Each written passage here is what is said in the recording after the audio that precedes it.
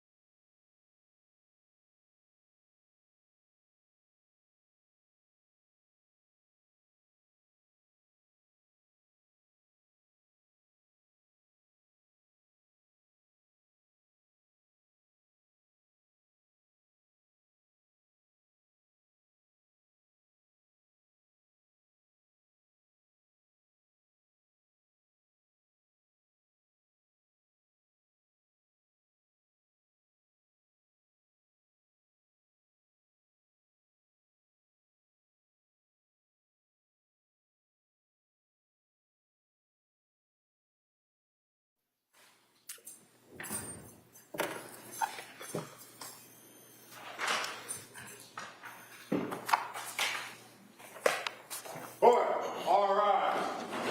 Jurors enter.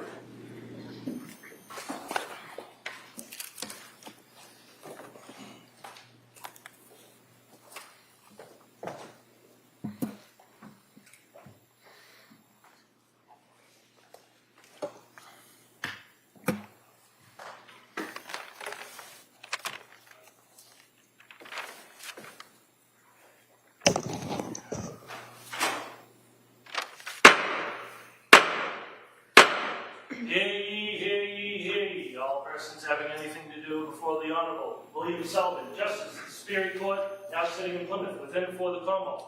Draw near, give your attendance, and you shall be heard. God save the Commonwealth of Massachusetts. This court is now in session. Please be seated. Good morning, Your Honor. May I proceed? Yes, please. Your Honor, before the court today, we have the continuation of the jury trial in the matter of Commonwealth versus Lindsay Clancy. Ms. Clancy is present.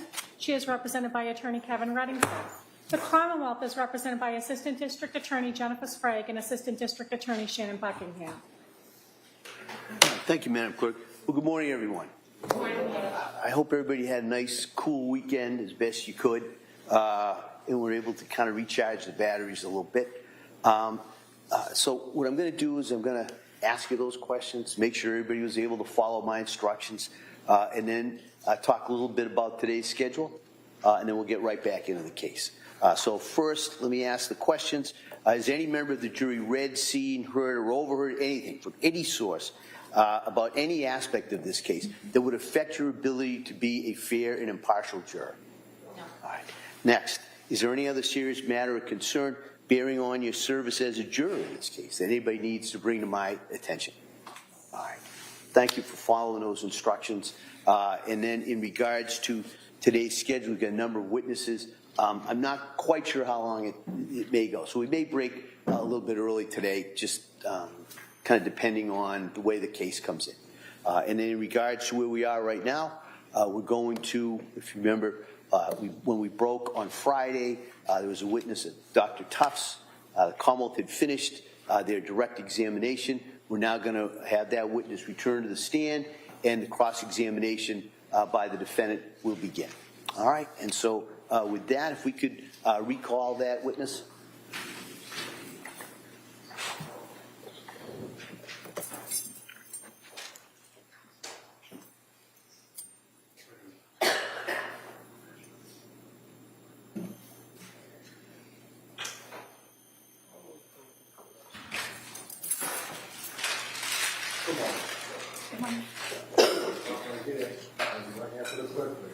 Good morning. Do solemnly swear that the testimony of the you should get to the court, the jury, and that now claim between the Commonwealth and the prosecutors will be Thank you. You can have a seat. Just watch yourself, please. All right, good morning, Doctor. Good morning. All right. Ms. Reddington? Thank you. Good morning, Doctor. Good morning.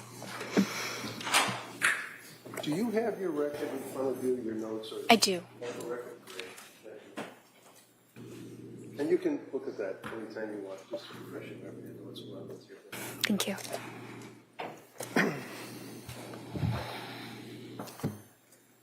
Dr. Tufts, you are presently a psychiatrist, correct?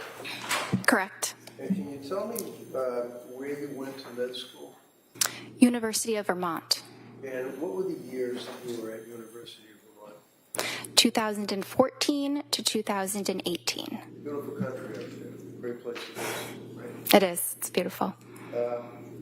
And when you graduated from med school, you then did your residency? Correct. And where was the residency? Boston Medical Center.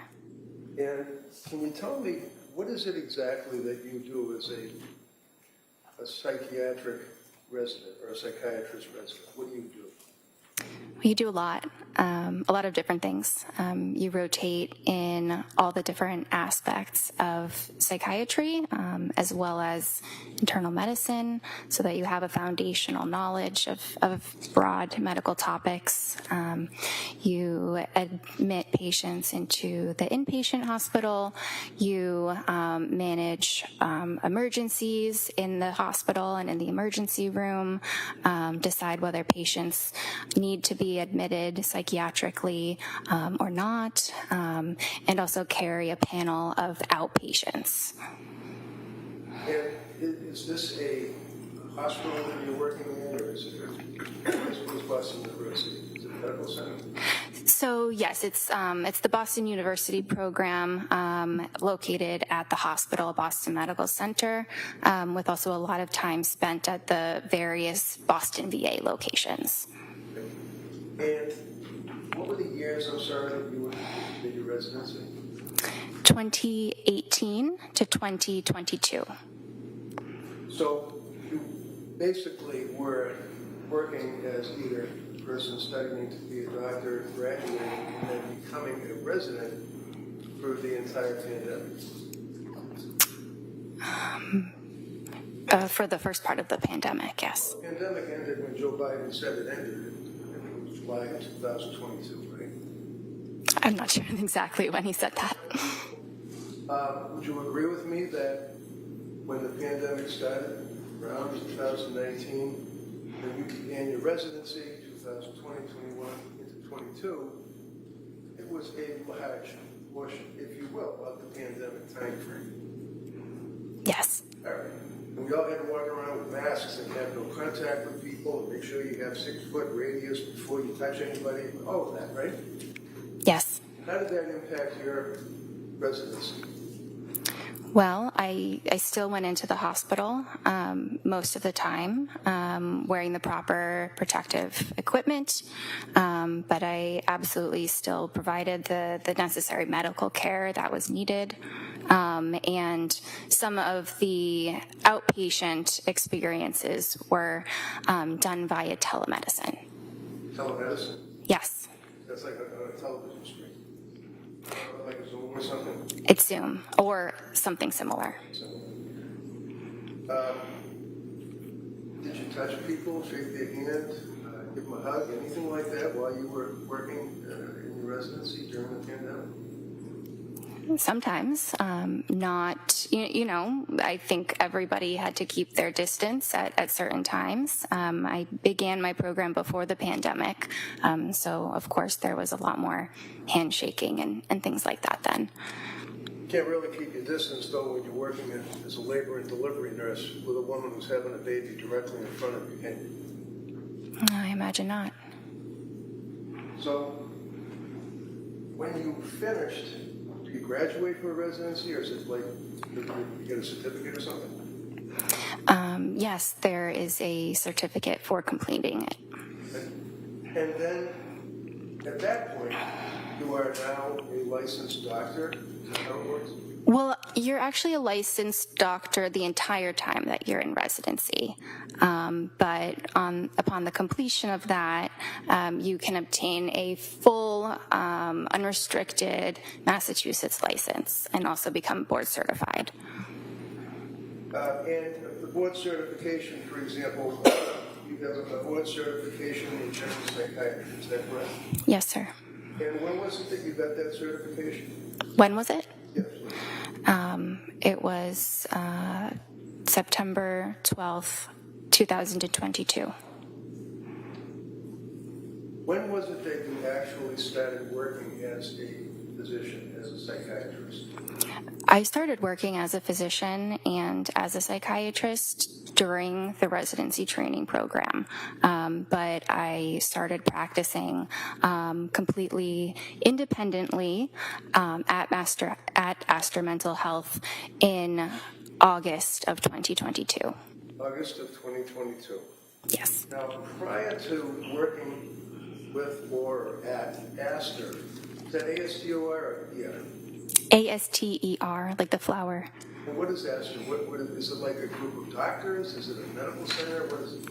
It is a outpatient practice that is owned by a psychiatrist. It has a number of psychiatrists as well as therapists. And where is it located? Is it a brick and mortar type place where you have offices? Yes, the original offices were in Braintree, Massachusetts, and now there's an office in Peabody as well. Your office, where do you work? So at the time I saw the patient, I was working in the Braintree office. I currently work in Peabody. Where, I'm sorry? Currently in Peabody, Massachusetts. So when you start working at Astor, obviously like anybody else, you submit a resume, an application, you perhaps and then they hire you, right?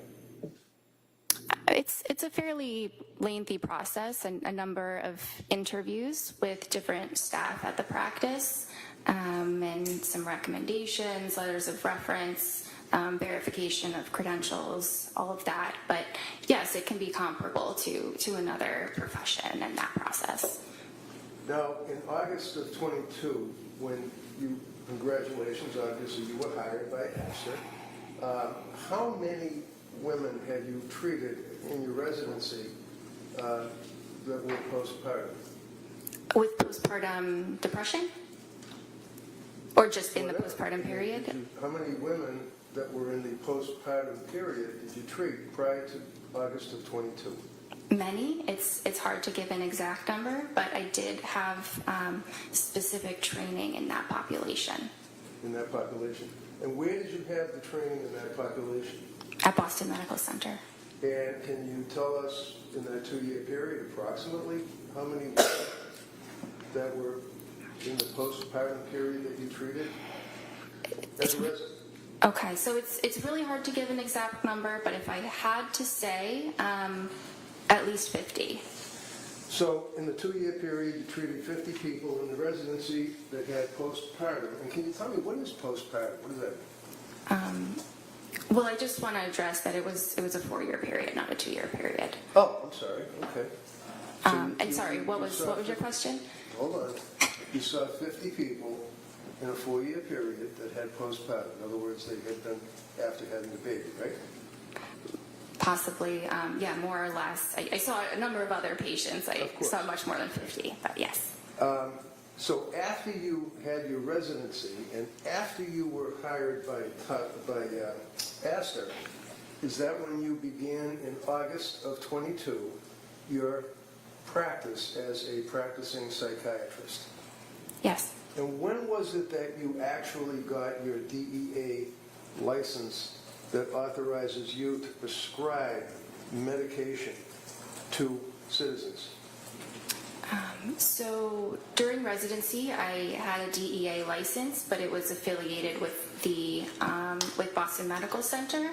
And then when I started at Astor, I had my own DEA number. I don't know exactly when, maybe sometime around August. So August of 22, you start working at Astor. August of 22, you got your DEA license individually that authorized you to prescribe medication, correct? Yes. And it was when that you saw Lindsay Clancy? I believe our first visit was September 15th Of? 2022. So you were practicing as a psychiatrist for a little more than a month. I was practicing independently with my full credentials for about a month, but the training is just immense that goes on before that. Absolutely, it must be. But that's a residency that you're talking about, right? Yes. And you know, in a residency, I mean, all I know is Grey's Anatomy, but I mean, working under a doctor, the doctors are supervising you and they tell you what to do and then you report to them, correct? They don't really tell you what to do. They're there as a resource if you need additional support. But I followed many of my own patients. I was the only person in the room with them. And, my notes were signed off by an attending physician, and that attending was available for any support I needed. So in August of 22, when you started working at Astor, you actually filled out a form for your advertising. Is that correct? I believe that was handled by other people at the practice. And who would that be? Well, we have non-clinical staff that handle the administrative matters. Okay, but you're a doctor and you're out there to the public. You're advertising yourself and your services to the public. Is that fair? I believe yes. I'm not directing the marketing of our office, but yes. Okay, never mind your office. I'm talking about you.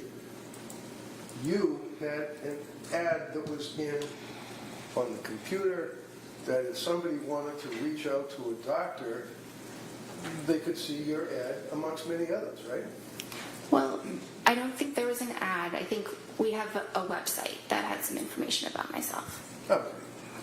Now, in August of 22, up until when you saw Lindsay, how many patients in that month or so had you treated for postpartum psychosis? How many patients in a month? Up until that month? I'm asking you about when you started working in August of 22 for Astor, and you are now on your own as an employee. how many patients had you treated before you saw Lindsay Clancy for postpartum psychosis? Well, in the span of 1 month, I would say none because it's a very rare disorder. Okay. But it exists, doesn't it? Absolutely. And one of the things would be the voices that people hear, right? That is a symptom of psychosis, absolutely. And that's legitimate, isn't it? It is a legitimate diagnosis, absolutely. It's not the diagnosis. People that have postpartum psychosis hear voices, do they not? Many do. The disorder can manifest differently in different people, but yes, many people do hear voices. How about postpartum depression? How many people in that month or so before you met Lindsay did you treat for postpartum depression? In the span of 1 month, it's really hard to pinpoint that. Maybe a couple. Maybe a couple? And do you recall how long you treated them for? Again, it's hard to really pin down the individuals in a short span of time. Can you tell the jury what you put in your ad or in the Aster website that you indicated that described you? I don't recall. Well, one of the things you did is that you said that you basically were a specialist in postpartum, people that have postpartum psychiatry. You indicated that on your website, didn't you? Are you able to read the actual document? I don't remember exactly the wording. Well, you've been working now for how many years now? 3 since you saw Lindsay? Or more? Almost 4, yes. You haven't changed your ad on the website, have you? I have not personally, no. And you've read it probably a bunch of times, right? I've read it a couple times, but I don't spend a lot of time on my website. Okay. Do you recall that you indicated that you were specializing in any particular aspect of psychiatry? Yes. It probably includes a special interest in women's health, in perinatal psychiatry, in trauma-related disorders, anxiety, and there may be some other things that were mentioned. Yeah, like women that have babies and they're suffering from postpartum depression. Right? Absolutely. You advertise that after a month in working for Aster, right? That's listed as one of my interests, definitely. And again, forgive me, how many women did you treat for postpartum depression in that month and a half before you met Lindsay? I don't know, maybe a couple. But I've treated many of them in the residency, which was just immediately before. So when a person needs to see a psychiatrist, generally they're not well. Is that fair? Some are not well. It really can vary. So when someone comes to see a psychiatrist like you, it's because they need help, right? Yes. And when they come to you because they need help, for example, with Lindsay Clancy, she came to you because of your ad, right? Or your website for Aster, what you said about yourself. I don't know exactly how she found us. Well, do you know why she came to see you? I'm not sure exactly. Friday, we spent a long period of time going through your initial or the initial intake that she had to fill out. Is that correct? You recall that? Yes, we did. And the district attorney kept asking you, and this is in September, is it September 12th? Is that when that form was filled out? I believe she completed the form on the 12th. The appointment was on the 15th. So what does a person do? Do they call you or do they talk to somebody in administration? How do you get the form to fill out? Yes, our administration handles that. And what do they do? How does that happen? They send them the documents, probably by email, and the patient fills them out. Actually, it might be all within the portal that we use. Within the portal? The patient portal, yes. Okay, and that means that you go online and you can access Astor Mental Health, and then all these little drop-down boxes would come up? Something like that. Are you aware, is it something like that, or are you aware of what it does? So because I don't handle the scheduling and the sending of forms, I don't know exactly what it looks like. Well, this is the form that you're giving a person that needs help because they're possibly mentally ill, is that right?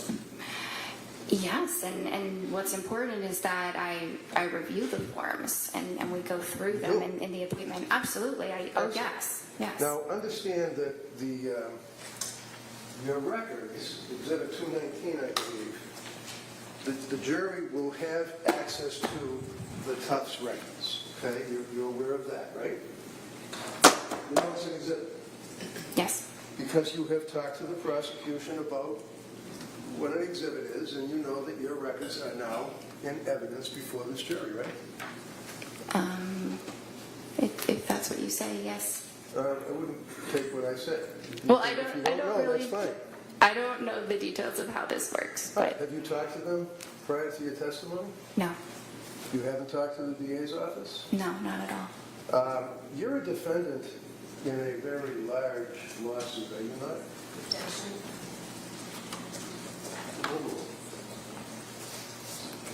Yes. You wouldn't happen to be represented by an attorney, would you? I am. And the fact that you have an attorney is your right under the Constitution. It doesn't mean that you're guilty of anything, right? Right. Okay. And you know that the outcome of this case is very, very major to the outcome of your lawsuit. Is that right? Oh. I don't actually know that. So you understand that if, in fact, it's determined that you advertised as an expert in postpartum and in postpartum psychiatry, and you've had a month experience plus a residency, would you consider that to be negligent or misrepresentation? I do not believe that I have been negligent. Do you understand what misrepresentation means? Yes. With a month under your belt plus your residency, do you really want this jury to believe that you were an expert? Can you advertise that? I don't think that's exactly the wording that I used. I think I said that it was an interest of mine. You were what? The answer. No, go ahead. Good, answer. I just think the wording was that it's an interest of mine. I don't believe I called myself an expert. Are you an expert in postpartum? I may be. I don't know. I think it depends on what you define an expert as. Well, when a patient comes to you and they fill out the form, you agree with me that your records reflect that form that she filled out on September 12th of 2022, right? Yes. And the form that the district attorney went through painstakingly with you is basically, it looks something like this, right? That's one of the forms that you have people fill out, right? Right? Yes.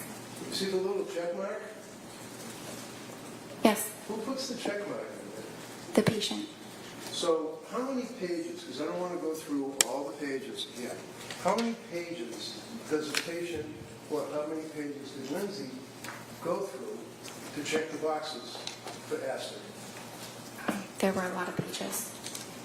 It was a lot, 10, 20? Yeah, maybe between 10 and 20. Okay. And basically, they're all little checks in boxes, correct? Not just checks. No? So does the person then answer questions by typing in an answer such as, do you have any pending legal problems? No. Have you ever been arrested? No. Things of that nature, right? Those are some of the questions. And the questions also, do they ask the patient what medications they were on Yes. before seeing you? Yes. And Lindsay told you that she was on SSRIs in the past, right? Yes. And SSRI means what? Selective serotonin reuptake inhibitor. And that's pretty powerful stuff, isn't it? It's an effective treatment for depression and anxiety. Well, it affects the serotonin levels in the brain, doesn't it? Yes. It rewires the brain, doesn't it? It doesn't rewire the brain. It increases the serotonin, and many individuals with depression have low levels of serotonin. So Lindsay told you that she had been prescribed an SSRI when she was in nursing school. Is that right? Yes. What was the SSRI? Prozac. And how long was she on the Prozac? I'm not sure. Never asked. I probably asked. Probably asked. Isn't it true? Don't you guys have a saying that if it's not written, it didn't happen? You take copious notes, do you not? It's impossible to write down every single thing that's said, so I write down what is clinically relevant, clinically necessary, but there's a lot that is discussed over an hour that is not able to be written down. Such as the fact that a person was on an SSRI when they were in nursing school is not an important fact to find out. Oh, no, that's important. Sorry.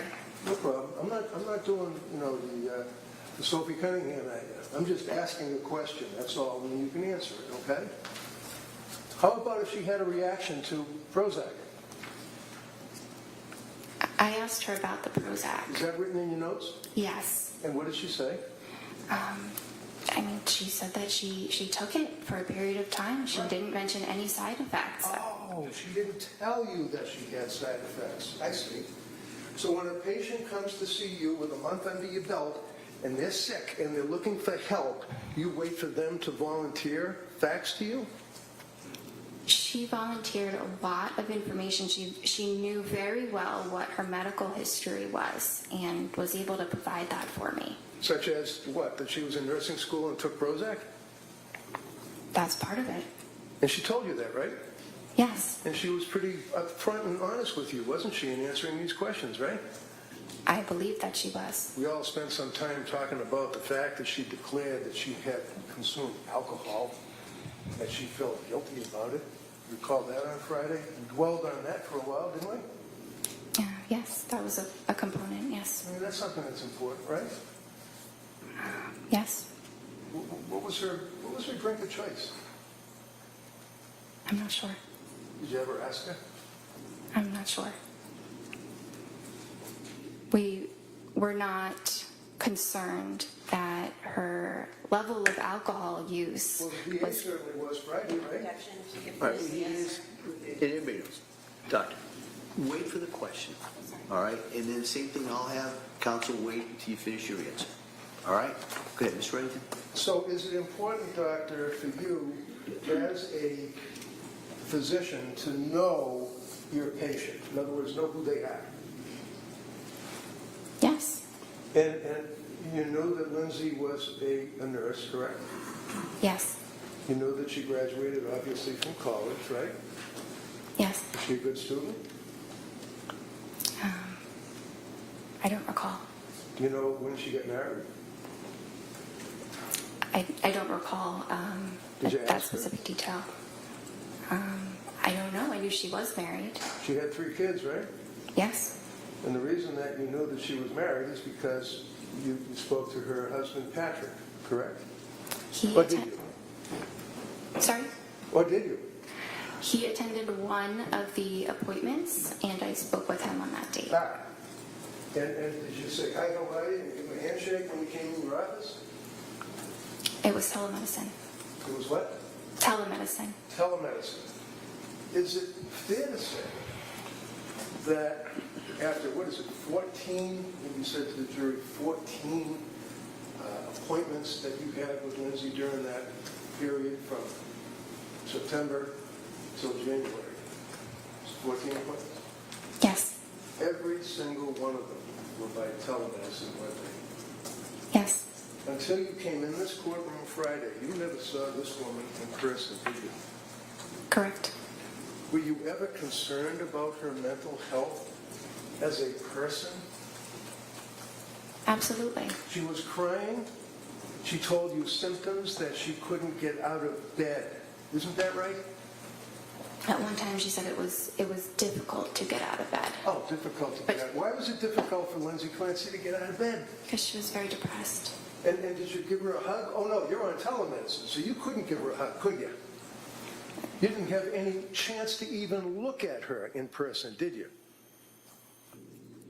I could look at her. It was always a video appointment. I couldn't give her a hug, but that's not actually something that psychiatrists typically do with patients. I imagine. Now, I'm looking at you, and you've got the witness stand cutting you off in half, right? So I can't see from your waist down, your legs, your feet, your hands, anything. That's the same view that you have on the telemedicine, right? Yes. Isn't it fair to say that you've studied and that you've learned that there are objective manifestations that patients may have that would be a tell, like if you're playing poker, you have a tell, that would be an indicia of the fact that they're stressed or emotionally disturbed, right? Yes. Like hand wringing, right? Yes. Were you able to see the hands wringing when you were on telemedicine? I don't recall seeing her hands. Do you recall, you know how people sit there and they do this with their leg and the leg bounces because they're going through some type of emotional stress? You couldn't even see her legs, could you? I couldn't see her legs, but I knew that she was under stress. So when she came to you, September 15th, I believe, is the first time that you all actually discussed her condition, correct? Yes. And looking at the medical records, which the jury will be able to look at, it says, visit date, September 15th, 2022, and you can look along with me if you wish, indicates why she came to see you, right? Yes. Right? Yes? Yes. Okay. Why did she come to see you? According, not guessing and speculating, never mind the TV. You just look at your notes. Tell me what brought Lindsay Clancy to your office. Postpartum anxiety. Is that it? Is that what you noted in the records? Well, those were her words when asked, what are the problems for which you are seeking help? I see. Postpartum anxiety. Now, as a psychiatrist, meeting with this young woman, after a month or so of working as a psychiatrist for Astor, there are tests that you administer to a woman who's in postpartum to find out what type of anxiety they have, right? Well, there are some screening tests, but the most important thing is what the patient tells you and what my assessment is in the session. I see. And that would carry through the Tufts evaluations for all 14 of those meetings, is what the patient tells you, right? Yes, and what I observe in the session Through the television. through the computer. What, if you can tell me, is the Edinburgh test? It is a scale that looks at symptoms of postpartum depression. And when you administer, that's a major test, isn't it, for a doctor to evaluate a patient for PPD? I wouldn't say it's a major test. It's a pretty big one, though, isn't it? It's the only one that measures the postpartum depression, right? It's a common one. So what? Commonly used. Commonly. All right, so when you used it on Lindsay, when was that administered to her? I did not use it on Lindsay. Why? We used the PHQ-9, which What is is PHQ-9? it's a depression screening form. That's like generalized anxiety disorder, general depression. It's got nothing to do with a woman suffering from postpartum depression, does it? I disagree. Well, do you agree that people perhaps that may know a little more than you determined that the Edinburgh scale is the appropriate scale to administer to a pregnant or postpartum woman? Sustained as a form. You're familiar with the Edinburgh scale, right? I've heard of it. And can you explain to me how it's graded? No, I cannot. There are 30 questions in it, are there not? I don't use this scale, so I don't know how many questions there are. So the Edinburgh scale, do you even know that the cutoff for someone that is depressed in their condition of postpartum would be 15? Anything over that, they're in severe depression? Okay. Do you know that her first Edinburgh test that was administered to her put her at a 23? Objection. No rule. Severe depression? I was not aware of this test. I was not aware that this had been administered to her. Well, you know that except for the Prozac that she had when she was a nurse, what, 23, 24, 23 years old, she hadn't, other than seeing her own doctor for having a baby, she hadn't seen any doctors. You knew that, right? I didn't know exactly which doctor she sees. I think we ask about your primary care doctor, but she did not report any other medical issues that she was under treatment for. So is it important for Dr. Jennifer Tufts to know whether or not a patient who is coming to you for help has a prior medical history other than what they might tell you? Well, when patients are able to advocate for themselves and share their medical history, we rely on what they tell us. Was she able to advocate for herself, in your opinion, when she came to see you, when you evaluated her in September? Absolutely. How about October? Yes. How about November? Yes. How about December? Yes. And your medical records, you would agree, show that during that period of time that she was deteriorating, was a word that was used on Friday. Isn't that right? So No, so. You used the word deteriorating on Friday, did you not? she was a little bit worse at certain appointments, and the deteriorating word, which is not my word choice, is what is in the note because I had to select that. Because why? You have some kind of a program that you have to check the box and you have to bring down the drop box? You can't take a pen and write something down about a patient? There are certain parts of the note where I can write whatever I feel is necessary, but that specific aspect of the note is a button where you have to click one of three choices. So when the jury's going through your medical records, one of the things that they're going to see is that when you meet with a patient, you have a form that you fill out where it says, if you feel like you're going to harm yourself or somebody else, make sure you go to the emergency room, right? Yes. If you have any urges to harm yourself or others, go to the nearest emergency room. That's in every single time that you meet with a patient, right? Yes. And it indicates that if there's any, call the Suicide Prevention and Crisis Hotline. If you feel that you're in crisis, you may text home to a particular number anytime. What's a suicide hotline? It's a phone number that patients in crisis can call and speak to a trained counselor. Now, a psychiatrist, you'd agree with me, is not a counselor, that's for sure, right? Well, a psychiatrist has training in therapy as well as in medicine. Did you give Lindsay Clancy any therapy? There was some therapy incorporated in our sessions, Like but what? we did. Like what? Sorry. Providing emotional support, listening to her. Hold on, no, She can please. finish her answer. No, she can't. Hold on, everybody. Sorry, Judge. She can. You ask the question, I'm going to let her finish, and then you can follow up with any questions you want. Go ahead, Doc. Anything else you want to say? So her sessions were largely focused on the medication management, but there was an aspect of therapy including those items. Okay, and the sessions were for what, 17 minutes? No, How long were they?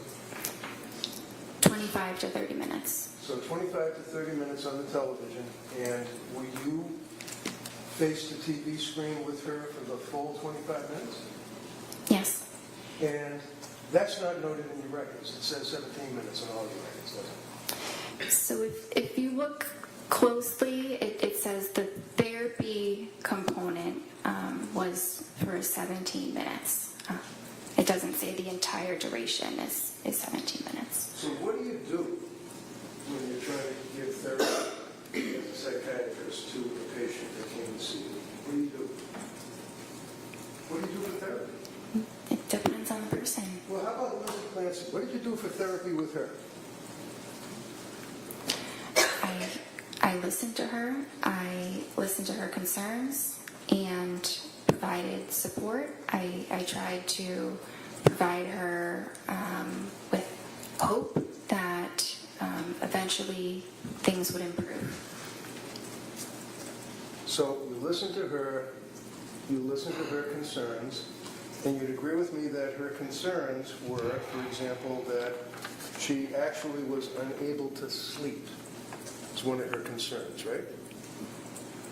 She was having a lot of difficulty with sleep. On the September 15th meeting, you indicate that her mood was okay, but her affect was anxious, and you called it incongruent. What does that mean?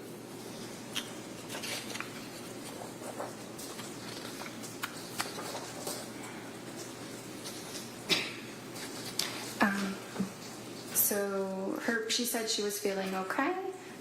She appeared anxious, and she also stated that she was anxious. So one of the things that you talked about Friday is when a patient presents with an incongruent something like that, I don't remember, appearance perhaps, that would mean that they're saying, I'm okay, but they don't look like they're okay, right? Well, it could. I don't think her affect and her mood were really that incongruent at that time. I think that she didn't appear terribly depressed. I didn't say she was terribly depressed in that initial visit, but she said she was anxious and she appeared anxious. That's pretty congruent. Okay. So did you put in the report that she was congruent or incongruent? So that is not an option for me to indicate in that section, but So- it was congruent. You're like a robot. You can't take a pen and write something down. You have to do the drop box and the X's on the computer. Well, if it's on the computer, I'm limited by the options that are up Why? there You're a doctor. Why are you limited? because of the technology. What technology? The fact that there's a form on a computer? You're trying to treat a human being who comes to you for help. And that's what's most important. What's most important was the treatment, not what is checked off on a box. Makes sense. So you were unable to make a note as to whether or not her affect and her mood appeared to be in conflict and that she would have been incongruent and that she had poor insight. You couldn't write that down. Is that right? Because the box doesn't let you. Correct. So basically she's telling you that I'm okay. Well, actually, when she came, do you know that she never saw, other than when she was in nursing school, would it surprise you, a psychiatrist? And that was only for like a week when she got the Prozac in nursing school because she was afraid of public speaking. Did you know that? I was aware that she did not have a significant past psychiatric history. I was aware of that. Okay, so you were the first psychiatrist that she had the pleasure of meeting. Is that correct?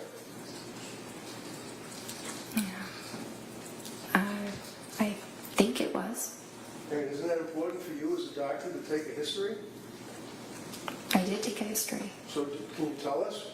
You're testifying here for the government. Tell us whether or not she had any past psychiatric history other than in nursing school for a week with the Prozac. She did not report any other past psychiatric history other than the Prozac and Wellbutrin. So when a patient comes to see you and you're treating to help that patient, if they don't report something to you, you don't know about it apparently, right? Well, I think it depends. There are certainly things I can assess, but if it's related to their history, I do need them to tell me. Well, you can't assess it unless you ask, right? Unless I ask or they volunteer it or they Of fill course, it we out in already talked forms. about the volunteering. How about you as a doctor, when you're evaluating a patient coming to you for help, do you ask them questions? Yes, You didn't ask her prior history. I did. What did she tell you? She said that her prior history was what we discussed about the Prozac in the nursing school. So, basically, other than hoping to give her hope, is what you said, for the therapy. How do you give someone hope for therapy? The other doctor. Try to encourage them and... What did you encourage her on September 15th? Sorry? What did you encourage her to give her hope on September 15th? What did I encourage her? Yeah. I don't remember exactly the words. It was Did you write almost it 4 down in years your ago. records? No, we don't write those details of Well, that's everything the that was therapy said. you're talking about, right? Yes? Yes. And you don't write down the therapy you give the patient in the records, right? Well, I write something about it. You write it I down, mentioned not- that. Excuse me. Hold on. So yes or no? Hold on. You gotta let her finish the question.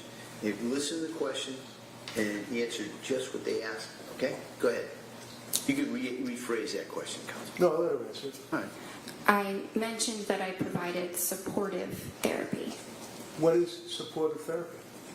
It's listening to the patient's concerns and providing emotional support and validation. So, emotional support and validation, all sounds good. Here's a young woman who is what, 29, 30 years old, came to see you? Yes. And came to see you for help, right? Yes. Told you she couldn't sleep and she was anxious, correct? Yes. You know that she was postpartum, correct?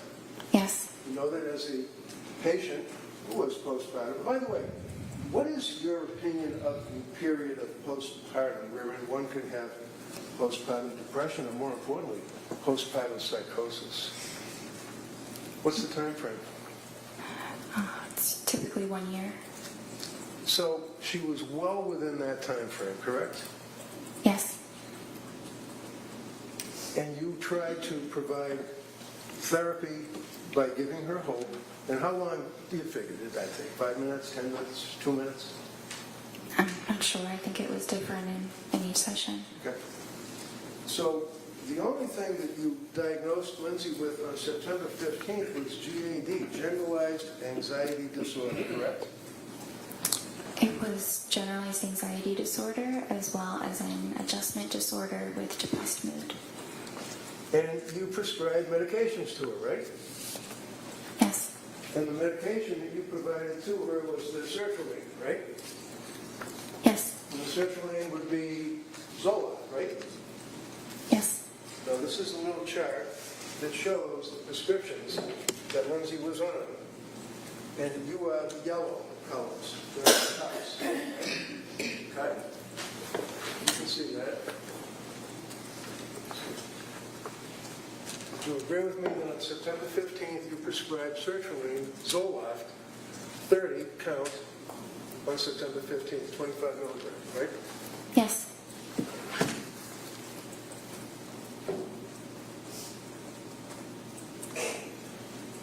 Have you ever read the website for sertraline? The website for sertraline? Yeah. Sertraline, Zoloft is a chemical that is marketed as a pharmaceutical, right? Yes. Right? It's a pill, right? Yes. And as we said, it's an SSRI pill, correct? Yes. Do you know that Zoloft is not indicated for generalized anxiety? Why'd you give her Zoloft? It is a very effective medication for generalized anxiety disorder. So you're familiar with the drug labeling for Zoloft, is that correct? Generally. Generally. Are you aware of what the manufacturer of Zoloft indicates it can be used for, to treat? I'm aware that it's used to treat various forms of anxiety disorders as well as major depression. So when Lindsay came to see you, you know that she had stopped breastfeeding her son, right? Not at the time of the first appointment. When did she stop breastfeeding, in October? Something around then. You know that she had little or no psychiatric history other than seeing you, correct? And the Prozac, yes. You know that, in fact, that she had stopped drinking whatever it was that she was drinking, because you never asked, right? I was not concerned about her level of drinking. Well, it's in your form, right? That was at the intake, but Wait, did you know that she wasn't drinking when you were meeting with her, correct? Yeah, that's what she told me. Okay, and you believe what she told you, right? Yes. So when she sees you, she's not on any psychiatric, antitropics, or whatever they're called, medications, correct? She wasn't on any medication. Correct. And she had stopped drinking anything, whatever it may have been, right? I'm not sure when she completely stopped drinking, but yes. You don't know when she started, when she stopped, what she drank, do you? Well, I was not concerned that she was an alcoholic. Answer yes or no. Did you have any idea? Because we spent a long time on Friday talking about her guilt and that she drank alcohol. You don't know what she drank, when she started, when she stopped, do you? I know some details about her alcohol use, but it was overall minimal. What were the details then? Tell me what the details were. There was that one little box that was checked off. What other details were there? That she drank 1 to 2 times a week, 1 to 2 servings 5 times a week. And you don't know what it was? You have no idea, right? I think she had mentioned at some point that it was calming. It was something that was what? I'm helpful. sorry. Calming. Calming. Okay, Calming. so it was numbing. It was like trying to numb something, I guess, right? That's one way of saying it. I mean, I imagine you've treated veterans that had post-traumatic stress disorder, right? Yes. And would you agree with me that many times when people have an anxiety disorder or PTSD, or whatever the case may be, they try to numb their feelings? Is that fair? Sometimes they do. And sometimes they use alcohol, right? Sometimes they do. But we don't know what alcohol. So we don't even know if it was a beer, do we? I didn't think that was relevant for her. So, with all of that, information, you then prescribed Zoloft to her, correct? Yes. You went over the side effects of Zoloft, sertraline, I imagine, with her, right? Yes. Did you tell her that one of the known side effects is suicidal thoughts and actions and ideation? Well, that's specifically in children, so I don't think I mentioned that because it wasn't relevant. Not really. Suicidal ideation and homicidal ideation. There's a black box warning on Zoloft, along with other SSRIs, right? Under Yes or no? for children and adults younger than Lindsay. I apologize. Can you just listen to my question and answer it yes or no? Is there a black box warning on Zoloft? Yes. All right. And a black box warning is required or prescribed by what? The FDA? Probably. Probably. And it basically warns that, especially with young people or young adults, that it may cause suicidal or, God forbid, homicidal ideation. Yes? Yes. And you're aware that, in fact, the FDA has determined that that goes up possibly to a 23, 24, 25-year-old. You know that, right? I think 24 is what they Yeah, said. I'll give you 24. It's possible, is it not, that the SSRIs that get into a person's brain affect a person that's 3 or 4 years older than the FDA cutoff with suicidal ideation or homicidal ideation? It's possible? There's a lot of development that happens in the brain between ages like up to 24 and closer to 30. The brain is fully matured at past age 24, and so it's less vulnerable than in a younger individual. So with 24, you're suggesting there's a cutoff. Are you suggesting to the jury that a drug that increases the risk of suicide in a 24-year-old patient cannot increase the risk of suicide in a 29 or a 30-year-old patient? Just a little bit. I don't believe there's evidence that it causes that at all in individuals over 24. So, as a psychiatrist who had the ability to issue these types of medications to patients and citizens, what research did you do on Zoloft and suicidal ideation, homicidal ideation? I was taught extensively about SSRIs and suicidal ideation in my training. Right? In Vermont, in Boston, yes. Okay, so in Vermont was when you got your medical degree, right? Yes, And in Boston would be when you were a resident, right? yes, And then you had board certification on general psychiatry, right? yes. You can have a certification on a subspecialty, right? There are certain subspecialties, yes. Right, and some of the subspecialties deal with postpartum or women that are pregnant and have babies and have psychiatric symptomology.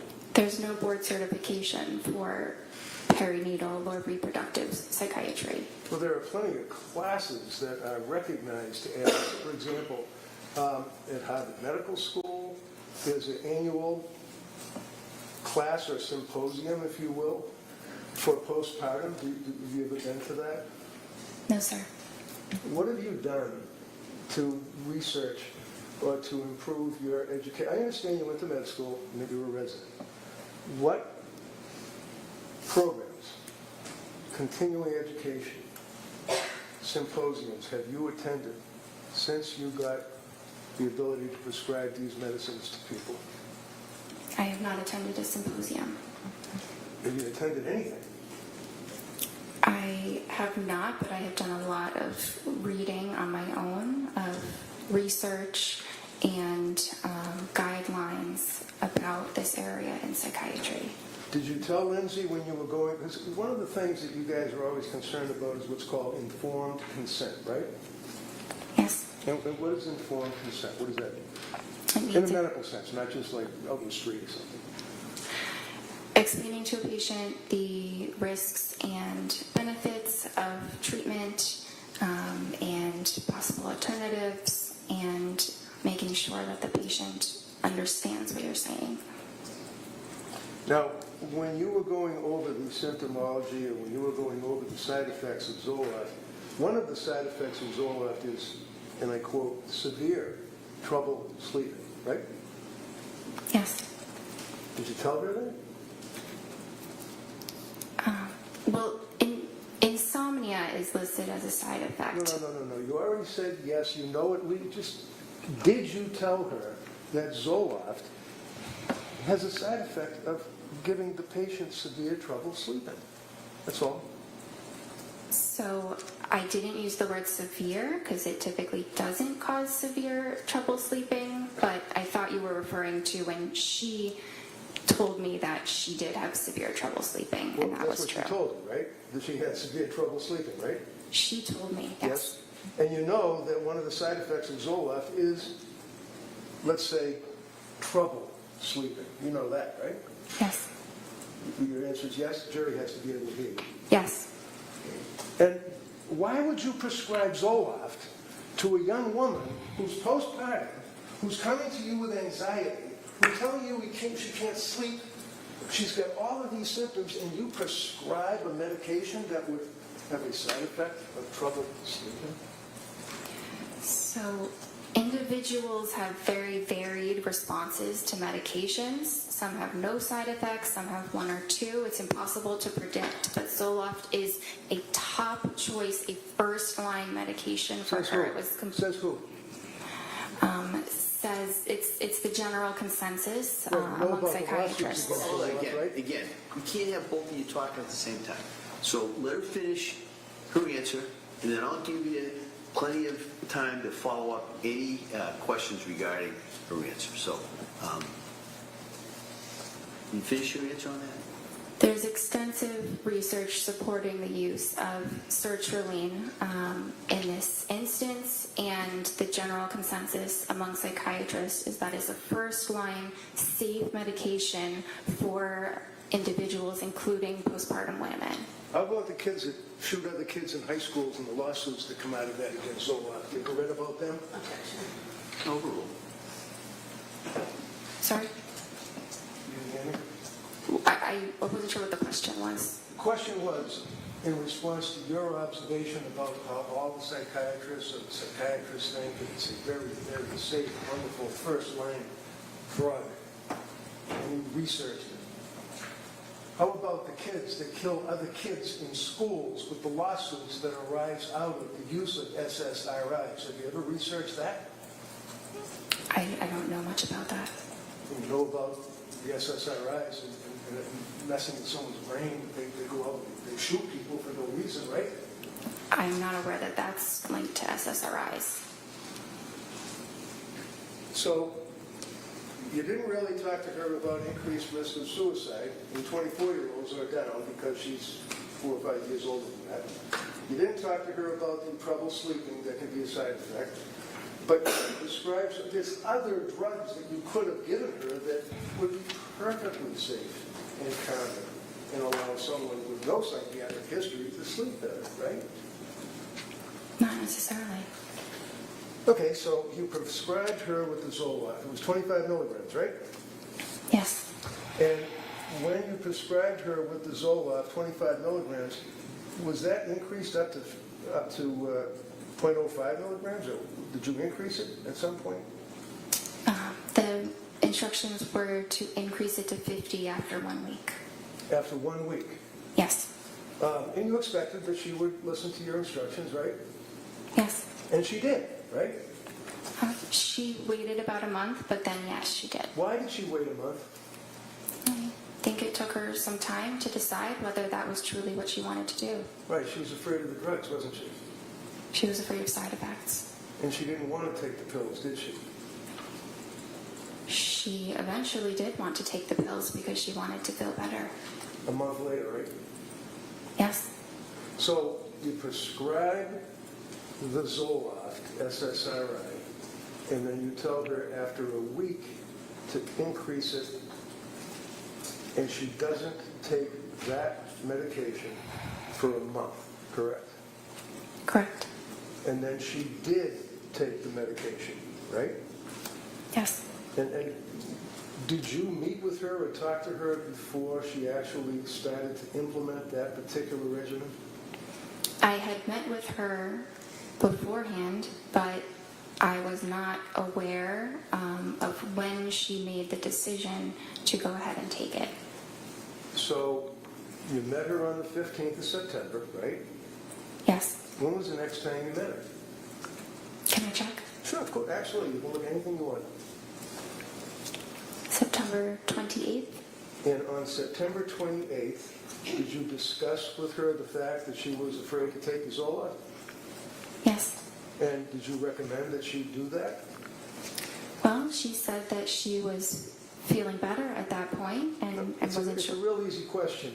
When you Sorry? talked with her, did you recommend that she increase or take the Zoloft? At that visit, I don't think that I did. Okay. So when did she actually take the Zoloft?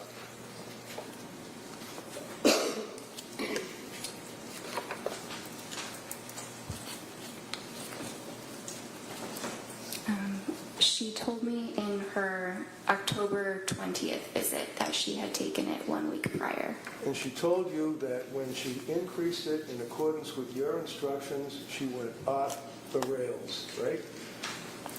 I don't think she used those words, but she had What words did side she use effects. for you as her doctor? She felt awful. Awful. Why did she feel awful? Did she have a stomach ache? Did she have a headache? Why did she feel awful? She did have some stomach aches. She had some diarrhea and had a difficult time eating. She also had increased anxiety. She had some more depressed feelings. She had more difficulty sleeping. And what was your advice to her as her doctor on the 28th of October, after she told you about the effect the Zoloft had on her? I told her to stop it. Stop the medication. Okay. Now, Zoloft being an SSRI, and a patient that is taking the Zoloft, and the 0.05, we spent Friday afternoon going over the drugs, and 0.05 milligrams is the lowest dose, and all that. That's the dose that is prescribed to people, invariably, correct? It goes up to 200, but that is a starting dose. For pretty much all of you psychiatrists would agree with that, right? 0.05, right? 50. 50, okay. And you then told her to stop. Yes. What does it mean to titrate something? To slowly increase the amount. What do you tell patients when they're on an SSRI as to weaning them off the SSRIs? Depends what the dose is. If it's a high dose, you need to slowly decrease the dose, so kind of the opposite of titration. But if it's a low dose to begin with, you can stop it. Are you supposed to tell a person that's on an SSRI to stop immediately or to slowly withdraw from it? At 50 milligrams, it is perfectly fine to stop it immediately. So you didn't have any concerns at all about telling her to immediately stop taking the Zoloft. And what did you do, put her on another drug? Not immediately. Okay. So did she relate to you on that October 28th meeting that you had? Was it the 28th or the 26th? I met with her the 21st and then the 26th. Okay. Now, on the 26th of October, what did she tell you her condition was? So she was feeling back to how she was before the Zoloft, which is not great still, and that she was considering a new medication. So she was considering it. Did she do research on medication as to what medication she wanted to take? Is that what you were telling this jury? She didn't specify exactly what medication she wanted to take, but that she wanted to try something else because she was still having significant anxiety. So when you say she wanted to try something else, I'm just asking, did you tell her what you recommended she try, or is that something that she decided she'd do on her own? No, I gave her my recommendation. Okay. The only reason why I ask that is that, a lot of times people might think that she's a psychopharmacologist, that she's a heart surgeon, that she's a vascular surgeon, that she knows everything about medicine. That's not true, is it? No.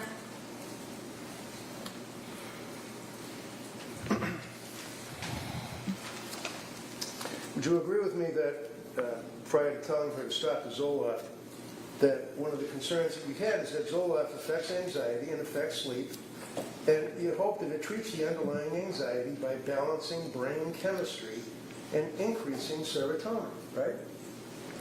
Yes. Is that fair? And you'd agree with me that it does, as a side effect, have an impact on a person's falling asleep or staying asleep as a common side effect, right? It can happen. It doesn't happen to everyone, but it's it certainly happens to some, but it is temporary. That's the important distinction, is that there are many side effects that disappear entirely, and then the medicine is quite helpful for those certain conditions. What's that? Yes. She had problems sleeping, didn't she? Yes. Even after the Zoloft, right? Yes. So you, not her, you recommended a particular drug that she should take, right? Yes. And again, as it relates to what one would expect a young woman who's a labor and delivery nurse to know about psychiatric medication. What is methadone? Do you know? I'm sorry? Methadone. I'm not sure. How about hermababate? B-A-T-E. H-E-R-M-A-B-A-T-E. How about that? You ever heard of that? I'm not familiar with that. That's what's used to administer to a woman who's going through birth. You don't have an obligation to know that, do you? No. You have an obligation to know about psychiatric medications, though, right? Yes. There's a difference between what's known as nescience, which is not knowing what you have no duty to know, and ignorance, which is you don't know what you should know. Is that fair? Yes. So, did you ever gauge Lindsay's knowledge or ability to judge what medication would be good for her? So that was my role. Right. I didn't expect her to know significantly the details about different psychiatric medications. Is it important to know that a woman that's coming to you because of postpartum issues, shall we say, had prior problems in prior deliveries? Yes. And you'd agree with me that you're on the front line of healthcare for pregnant women when someone comes to see you, either pregnant or after having a baby, right? They're usually referred by a therapist or an OB, but yes. Okay. So being on the front line and dealing with these people, and you advertise that you deal with pregnant people before they have babies, right? Yes. And after, correct? Yes. Did she have any prior issues with her prior babies? I knew that she had some anxiety symptoms with her prior, after her second child was born. And that would be Dawson? Yes. And when she saw you after having Callan, how old was Dawson? If you know? A few years old, maybe 2 or 3. Did she tell you what the side effects were after she had Dawson? She did. I did not list them because... Excuse me, that means you didn't write it down? Yes. So what is it, your memory? We'll go by that, right? Sorry? We'll go by your memory? Go by my memory about what? I don't recall exactly which side effects she said, but I recall that they were some of the very common ones, the ones that are temporary. Hold on. You're telling this jury that you don't recall what the side effects were that she told you, but your memory is that they were general, common? Is that what you're saying? Yes, because if they were anything else, I would have documented it. Well, how about she took Zoloft? Did she take Zoloft, SSRI, after having Dawson? I think she took it for about a week. You think? Or she did? She did. So isn't that something that would be indicative of the fact that there was some psychiatric issues after she had her second child? Yes, but she did not describe them as being severe. Well, as a psychiatrist, can you ask her whether or not they're severe, or do you just wait for them to tell you? Based on her description, they did not sound severe. Tell me about bipolar. What's bipolar? Bipolar is a mood disorder that has both depressive episodes as well as episodes of mania. And is it your understanding that if a person has a difficult birth and in fact has some psychiatric attributes as a result of that difficult birth, that you should not prescribe SSRIs to that person because they could be bipolar? Having a difficult birth does not, it's not a contraindication to an SSRI. So after she had her second child, she took Zoloft, and you did not detail any side effects, and you don't remember any side effects. Do you agree that Lindsay had, at this point, a history of mental problems during postpartum? She had a history of anxiety postpartum. Anxiety to the point that she was prescribed an SSRI? Yes. And she also had mental problems when she came to see you, right? Yes. So she had mental problems after she had the second child, mental problems after she had the third child, correct? Yes. And you'd agree with me that this is not easy stuff for somebody to be talking about. People get embarrassed in our society if they had mental problems, don't they? Some do. She did, didn't she? I'm not sure. So, not documenting any of the side effects, did you think it would be important to document the side effects of the drug before you prescribed Zoloft a second time? She's telling you that she had. You don't know, but she had side effects with Zoloft. Was it important for you to document the second time that you're giving her Zoloft? I did not feel that it was necessary to document the specific side effects. So if someone comes to you as a person who is in postpartum and is all the symptomology that she had related to you, that if she told you that she was on Zoloft after her second child and had side effects, you don't think it's important to document the side effects, number one, right? It depends what the side effects are. Which we don't know because you didn't write them down, you don't remember it. I would have written them down if No, they not were... what you would have done. What did you do? No, go ahead. I would have written them down if What did you do? I wrote that she had side effects. What are they? I'm not sure. And then you prescribed Zoloft again, didn't you, in 2022? Yes. Do you recall in the period of September of 22, October of 22 into November of 22 that she used the word overwhelmed, told you that she was overwhelmed? Is that correct? Sorry, which visit are we looking at? Well, the period of time, September, October, November, she used the terminology that she was overwhelmed. Yes. Okay. And when you were treating her, you didn't think that she was just merely overwhelmed with 3 children. You knew she was really struggling, didn't you? I did. And it was at that point that you diagnosed her with a psychiatric condition, and you prescribed psychiatric meds. Isn't that right? I prescribed psychiatric medications, yes. So when you prescribed the Zoloft and told her to increase it, she told you that she was having all these difficulties. You told her to stop. Did you give her therapy when you saw her? Yes. What did you do? I think that I No, provided again, I reassurance. apologize, but not what you think. I want to know what you did. And that's why you write stuff down.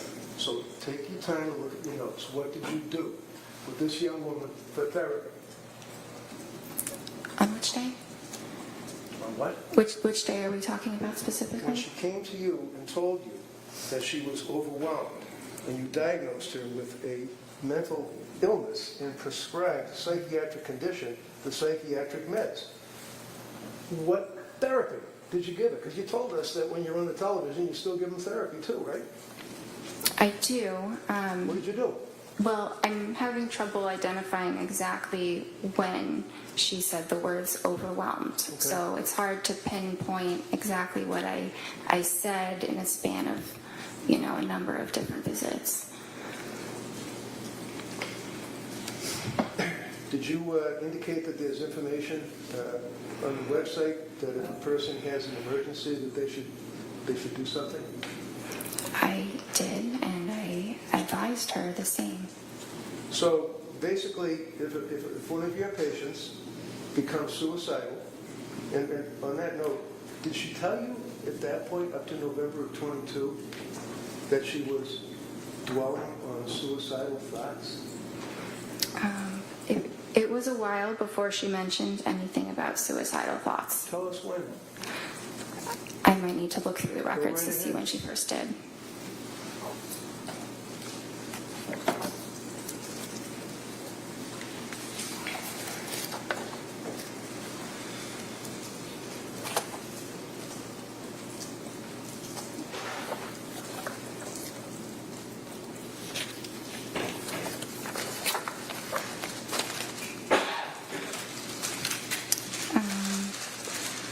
December 1st. So on December 1st, what did she tell you? That she denied feeling suicidal, but that she was close to feeling suicidal.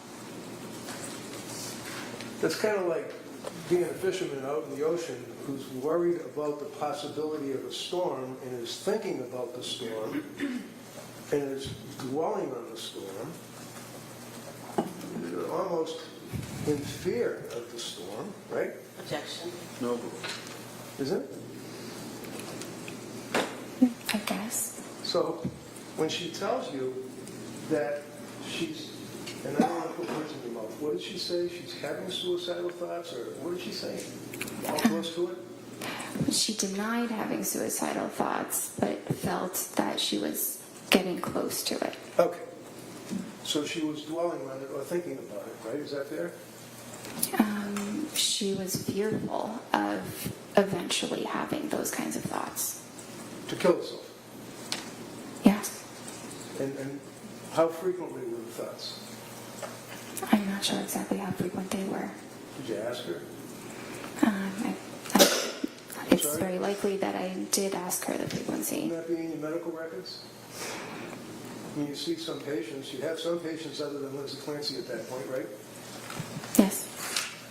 And you document when a patient, my God, when a patient comes in and tells you that she's in postpartum distress and she's close to having suicide thoughts to kill herself, that's important, isn't it? It's important that I am aware that she is having these thoughts, What thoughts? that she is fearful she could become suicidal. And she told you, I imagine, or you asked, how frequently these thoughts were. I don't have it documented how frequently they were, but that is a question that I usually ask when we're talking about suicidal When we're thoughts. usually testifying in a murder case, we usually have facts that we can tell the jury, not speculation. Objection. Yeah. Sustained. Did she tell you when you asked about suicidal thoughts? Yes. What did she tell you? If you don't know, tell us. No, I know, sorry, but it's what I said before, that she denied having them, and she wasn't having them, we were meeting, but she felt close to it, close to having those thoughts. Okay. So would you agree with me that many times patients, especially psychiatric patients, may minimize their symptomology? Patients sometimes do. And sometimes when a woman has just had a child and has other little kids at home, that they're worried about the government taking kids away from them, because you're a mandated reporter, aren't you? Objection. You're a mandated reporter, aren't you? I am. And if she told you, I'm having suicidal Dawson close to it, and homicidal thoughts, you'd report that, wouldn't you? Not necessarily. I think it really depends on the context, but having suicidal thoughts alone is not a reportable condition. All right, so basically, we know that she was close to having suicidal thoughts to kill herself, whatever that means. We don't know how frequently she was having them. Yeah? Today, I don't know how frequently, but at that point, I believe I did know how frequently they were. Oh, okay. So as a result of that, you then gave her therapy, I imagine, right? Through the television. Yes, And what therapy did you give her in November of 22? I gave her supportive psychotherapy. And what does that mean? It sounds great. What do you do? It's listening to the patient and providing. Sorry? Listening to the patient, like when they say they're having... Hold on. Good. Sustain. Next question. So, She could finish the answer. Right. Next question. thank you, Dan. Listening to the patient, that would be when, for example, one of your patients tells you, after all the treatment that you had provided prior to that, all the symptomology that she had, insomnia, anxiety, and all of that she's close to having suicidal thoughts. That would, I imagine, impact on you. Yes. So what did you do with this psychotherapy? So I provided emotional support and validation and What does that mean? Validation? encouragement. What does that mean? Something like, I understand this is a very difficult time. It really, it varies on the individual. Sure. How about Lindsay? I don't remember the exact therapeutic words that I used. Okay. How long did you give the therapy? Validation and all that stuff? I don't remember exactly the duration. Be about 10 minutes? Maybe. Through the television, right? Through the computer. So, as we pointed out, you tell the people that come to see you, when I say you, I mean collectively Astor Medical, that you would expect that if a person is in crisis, as you guys say, or is suicidal, that they would have to go to a computer or their cell phone, right? They would have to punch in your office, right? Look up the number. We advise them to call 911 or go to the emergency room as quickly as possible. How about suicide hotlines? Do you give them advice to call them? That's an option as well, yes. Sure. Did she call suicide hotlines? I was not aware that she did. Did you ever ask her? I don't think I specifically asked that How about question. not specifically? Did you ask her anything? Did you beat around the bush maybe? You ask her anything about suicide hotlines? I don't think I asked her about suicide hotlines. Would it surprise you to know that she called suicide hotline in that time frame, not once, but twice, and was turned away? You guys were in the front line of this, aren't you? No, overall. It does surprise me, yes. It does what? It surprises me that she called them twice. And you never asked her if she had ever called the suicide hotline, did you? I don't think that I did. Yeah, I understand. You're a doctor. You were trying to do the right thing. You obviously, this is just horrible, isn't it? Yes. She continued on with her treatment with you, correct? Yes.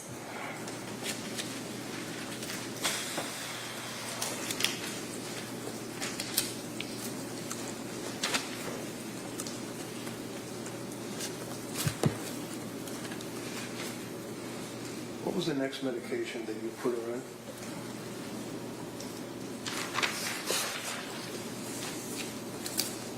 Let's say we're up to, I guess it would be the October 26th date? Is that right? October 26th. Is that when you prescribed Ativan?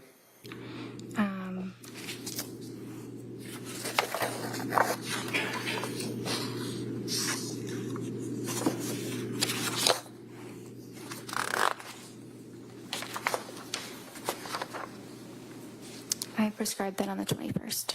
Sorry? I prescribed the Ativan on the 21st. All right, did you prescribe anything on the October 26th appointment? Yes, And what was that? buspirone.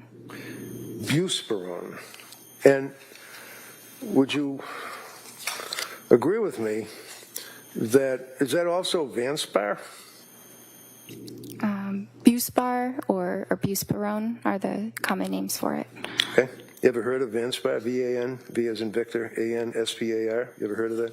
No, I haven't. Okay. And would you agree with me that there are a number of side effects of buspirone? Every medication has side effects, but Okay, so my question is pretty simple. Buspirone, you mentioned it, I'm asking, any side effects? yes, What are the side effects? they could be tiredness or dizziness or rarely some upset stomach, but it's generally a very, very well tolerated mild medicine. And do you recall, was she taking any other medication at that point, if you know? Yeah, she was taking some of the Ativan. Some Ativan, right? Did you prescribe that to her? Yes, When did you prescribe the Ativan to her? the 21st. And she was compliant with your recommendations, right? Yes.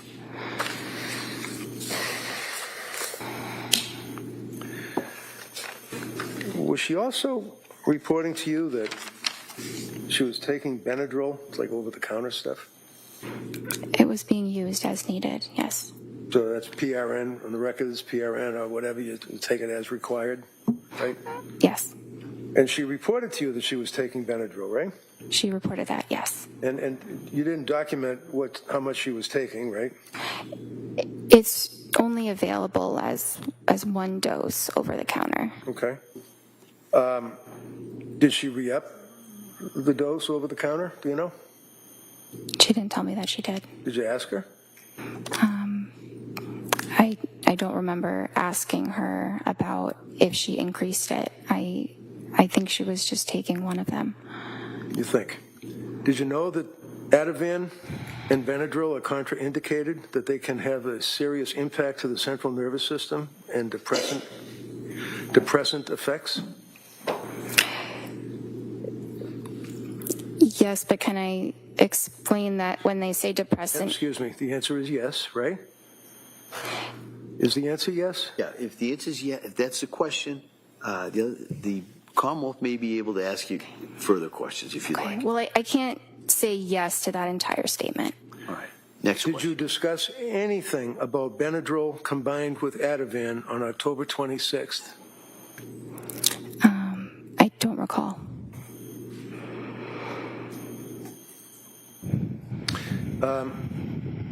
On October 26th, was she still worried about suicidal thoughts? She denied that. And on October 26th, how did she deny that? Do you have that noted in your record? I do. And what does it say? Patient denies suicidal ideation. Okay. So there's a huge difference between suicidal ideation and somebody having thoughts of suicide or being close to it, right? Not exactly. Well, you knew that the last time you spoke to the woman, she told you that she was close to having thoughts of killing herself, right? Yes. And you're her doctor, right? Yes. So what do? You just say, do you have, and check the box, and say, do you have any suicidal ideation? And she says no, and you check the box? No, it's not that simple. Do you ask her, like, well, gee, the last time I spoke to you, you told me that you were close to having suicidal thoughts of killing yourself. Did you pursue that on the 26th of October? Yes. And what did she say? That she wasn't.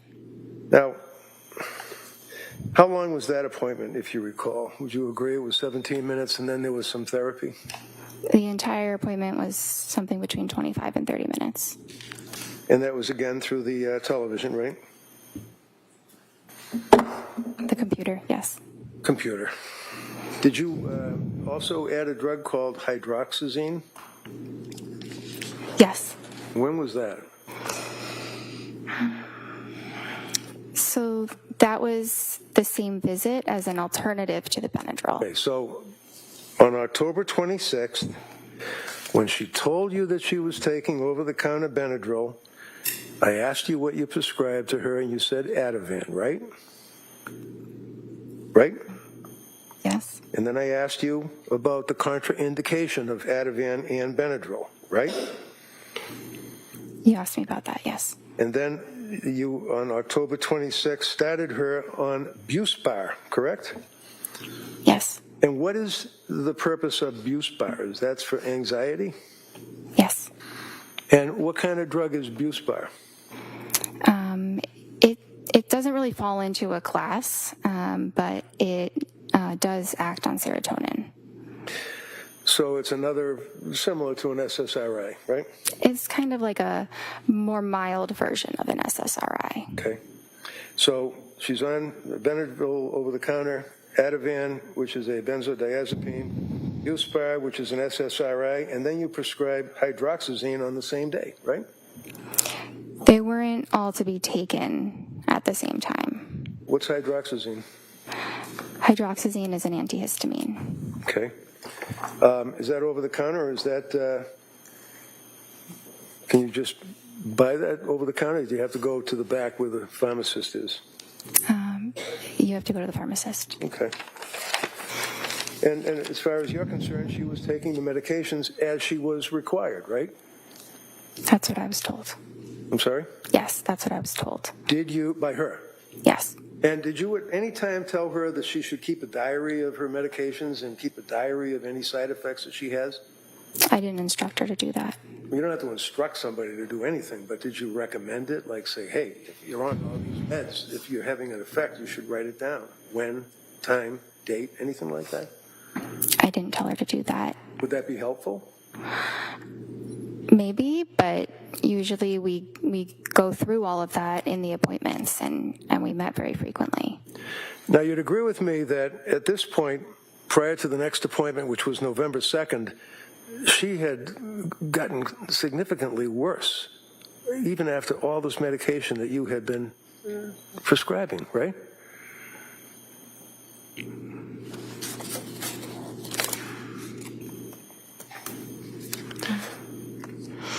Did you make a note that she was telling you that she had depression and that she was crying, had more anxiety, insomnia had increased, brain fog, and worrying about suicide?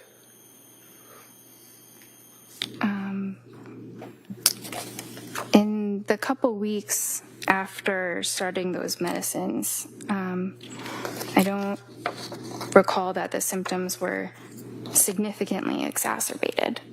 Okay. Friday afternoon, you answered the DA and you said that you recall that she used the word brain fog, right? She used that at some point. I don't recall when. Okay. What is brain fog? It's a very subjective feeling that someone might have where maybe it's, hard to think of a word that you're trying to think of, or maybe it feels like, maybe you're thinking of things a little bit more slowly than you normally would. And how often was she dwelling on suicide? At what point? At the point she told you that she had anxiety, insomnia, brain fog, crying inconsolably. Objection, if we could have a date. I think he's going to get to that. Go ahead. October 26th, heading into November 2nd. Do you recall, I'll rephrase it, do you recall going into the November month, meeting with her, and she told you that she had brain fog?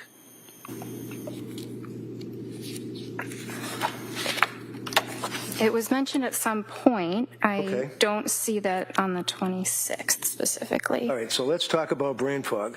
Did you ask her what that meant? Because when you say subjective, that means that's her interpretation. That's in her head. She's telling you, right? Yes. as opposed to objective, which would be what people in general would think, right? Yes. So when she's telling you, in addition to the anxiety, in addition to the crying, in addition to the stress that she was undergoing, she was worrying about suicide, she talked about brain fog. So you must have asked her, what does that mean? Subjectively, what does that mean?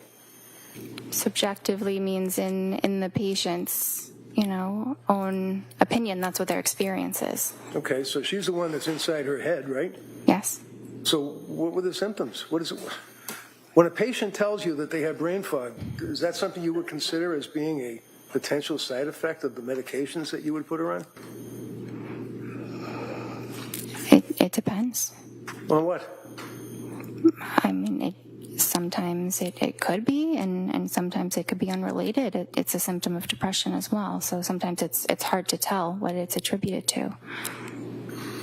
So at this point, heading into November, your answer was to prescribe more medication, 3 more drugs, right? You prescribed Ativan, or increased the Ativan.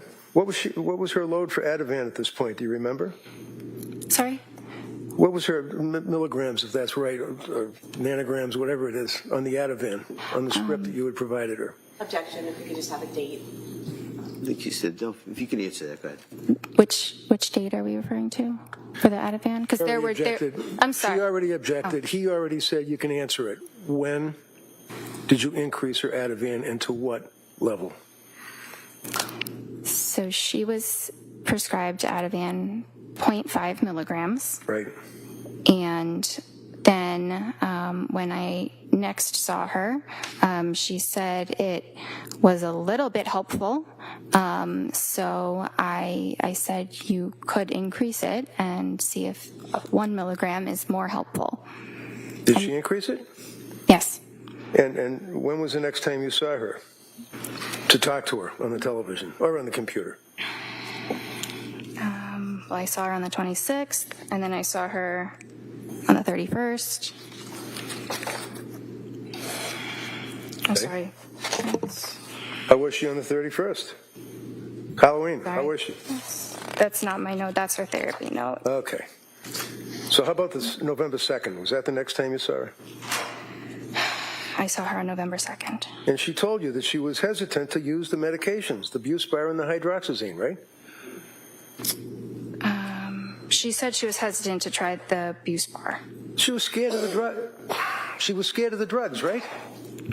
She was afraid to take a medication. She wasn't doctor shopping and asking you to give her drugs so she could get high. She was asking you for help. Isn't that right? Yes. And she was afraid to take the drugs and told you that she was afraid to take the drugs, right? She told me she was afraid to take the Buspirone. Did you advise her or counsel her or give her therapy about that? Validations? Yes. And what did you tell her? Well, I advised her of, the risks. What were the risks? Well, the risks of medicine, like we had said, sedation or dizziness. Okay. How about interfering with sleep? Buspirone doesn't usually interfere with sleep. Not usually? Did you ask her about any thoughts of suicide or being close to having thoughts of suicide? Yes. Did she indicate to you that she had any thoughts of suicide at all? Not at that date. Did she use those words, or is that a box that you checked off? I don't remember her exact words, but we talked about suicide or, thoughts of hurting yourself. Right. And there's a distinction between, in your records and the notation, between suicidal ideation and I quote, worrying about, thinking about suicide. Would you agree with that? Yes. And what did she mean when she told you, as her doctor, that she was worrying about, thinking about suicide? You mean in the prior appointment? I'm talking about a woman that's sitting in front of you on your television or your computer telling you that she was worried about thinking about suicide. Well, on the 2nd, she didn't say that. Okay. When was the next time that she told you that she was worried about or thinking about or suicidal ideation?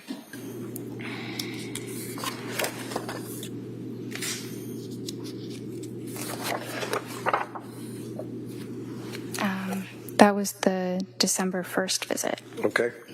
So go back to the November 2nd visit. Would you agree with me that she, after you talked with her for that period, however long it was, that you then brought up 4 medications to her, recommending that they might be safer, and I quote, safer alternatives? Would you agree with that? I see the word alternatives, not safer alternatives. Do you remember talking to her about Remeron? Yes. Did you recommend that she take Remeron? No. Did you ever prescribe Remeron? No. And is that mirtazapine, as far as its generic name? Yes. And Remeron is an antidepressant, isn't that right? Yes. And you did not feel that that would be an appropriate medication for her to take at that time? It was a very reasonable option, but we didn't decide to start it. So is this a collaboration? In other words, you and the patient, you would both make a decision as to when to start a drug? Or is it your decision and advice to the patient? Well, it's ultimately my decision, but the patient's thoughts about the matter are very important. At the end of the day, the patient has to go home and take it themselves. I'm not there to ensure that that is happening or not. So you had a November 22nd appointment, right?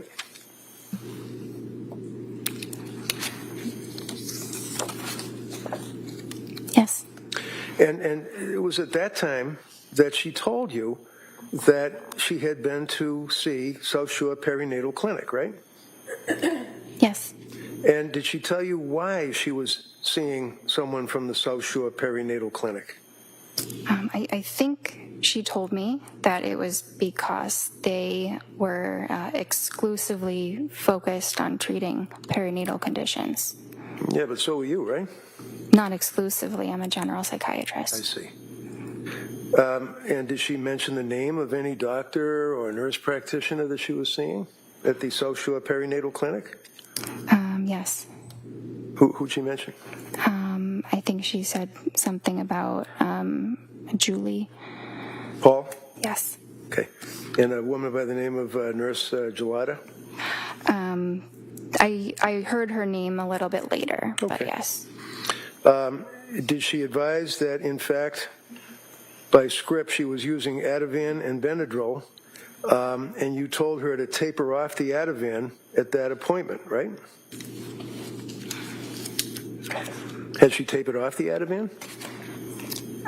I think I had told her I gave her a prescribed taper prior to that appointment. What does that mean?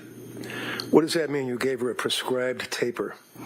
So I told her that she should reduce her dose by 0.25 milligrams every 2 weeks until the medication was stopped. Did she do that? I mean, I don't believe that she completely stopped it, no. No? You don't believe, or she didn't? Well, Trying to give the jury facts. Yeah, she said she was taking Ativan, so no, she didn't completely stop it. Had she tapered? I'm not sure how much she had reduced the dose because I wasn't prescribing it again. Right. So, did you know that she had been, or had she been, to any emergency wards between that period of time that you last saw her and when you were seeing her on this meeting? I know she went to the ER, but I think it was after that. Okay, which ER did she go to, do you know? I think she went to Mass General. Do you know why she went to the ER? Because of depression. So, was she treated at the ER? Did they make any, to your knowledge, as her doctor, make any recommendations? I'm not sure what they told her, but they ultimately Go ahead. discharged her. They didn't admit her. Go ahead. Sorry. That's all right. Was she put on any medication? Not from the ER.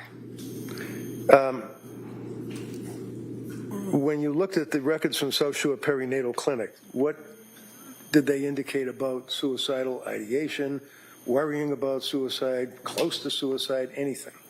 I didn't have access to those records. You're going to keep your voice up so everybody can hear you. You what? I did not have access to those records None. because we're a completely separate clinic. Seriously? Objection. She's visiting with you as a patient and you can't access her medical records? Is what you're telling this jury? I did not have access to them, no. Could she have signed a release, a HIPAA form? Yes, she could have. And you could have got the records, Yes. but you didn't. I did not feel like it was necessary because she provided all the relevant information about her treatment there. How do you know? She's got a mental disease and she's suing you and she's on all this cocktail of drugs. How do you know that she is an accurate historian at this point in her life? It felt very accurate when she was able to recall the names of the medicines, doses of the medicines, specific days. She provided a lot of incredibly detailed information. So it showed me she was capable of doing that. So when you talked to her husband, Pat, how many times did you talk to her husband, Pat? I think The guy was living with her. I think it was once. And he came to your office, right? No, he didn't. He got on the television or on the computer screen, right? Yes. And when was that?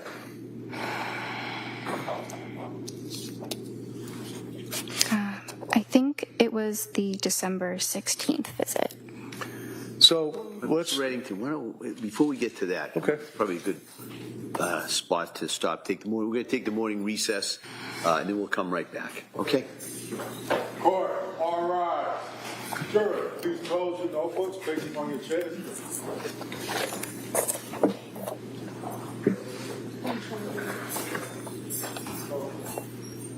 Wait, please.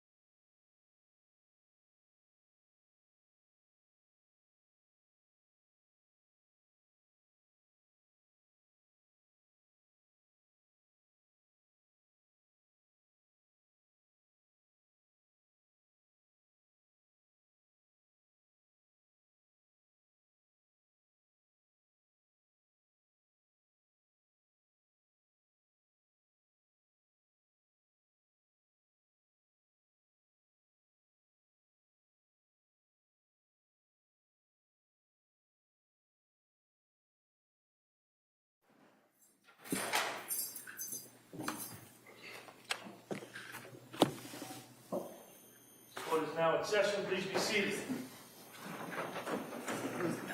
You all set for the jury? Yes.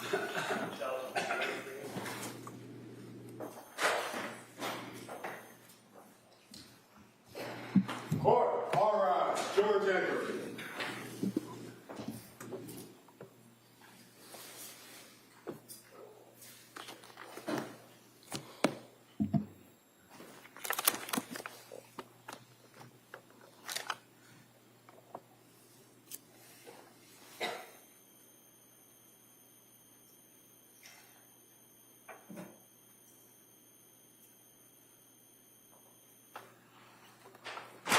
This court is now in session. Please be seated. Your Honor, for the purpose of the record, we return back to the trial of Commonwealth versus Lindsay Clancy. All parties are present, including the defendant and the 18 jurors. All right, thank you. Mr. Reddington.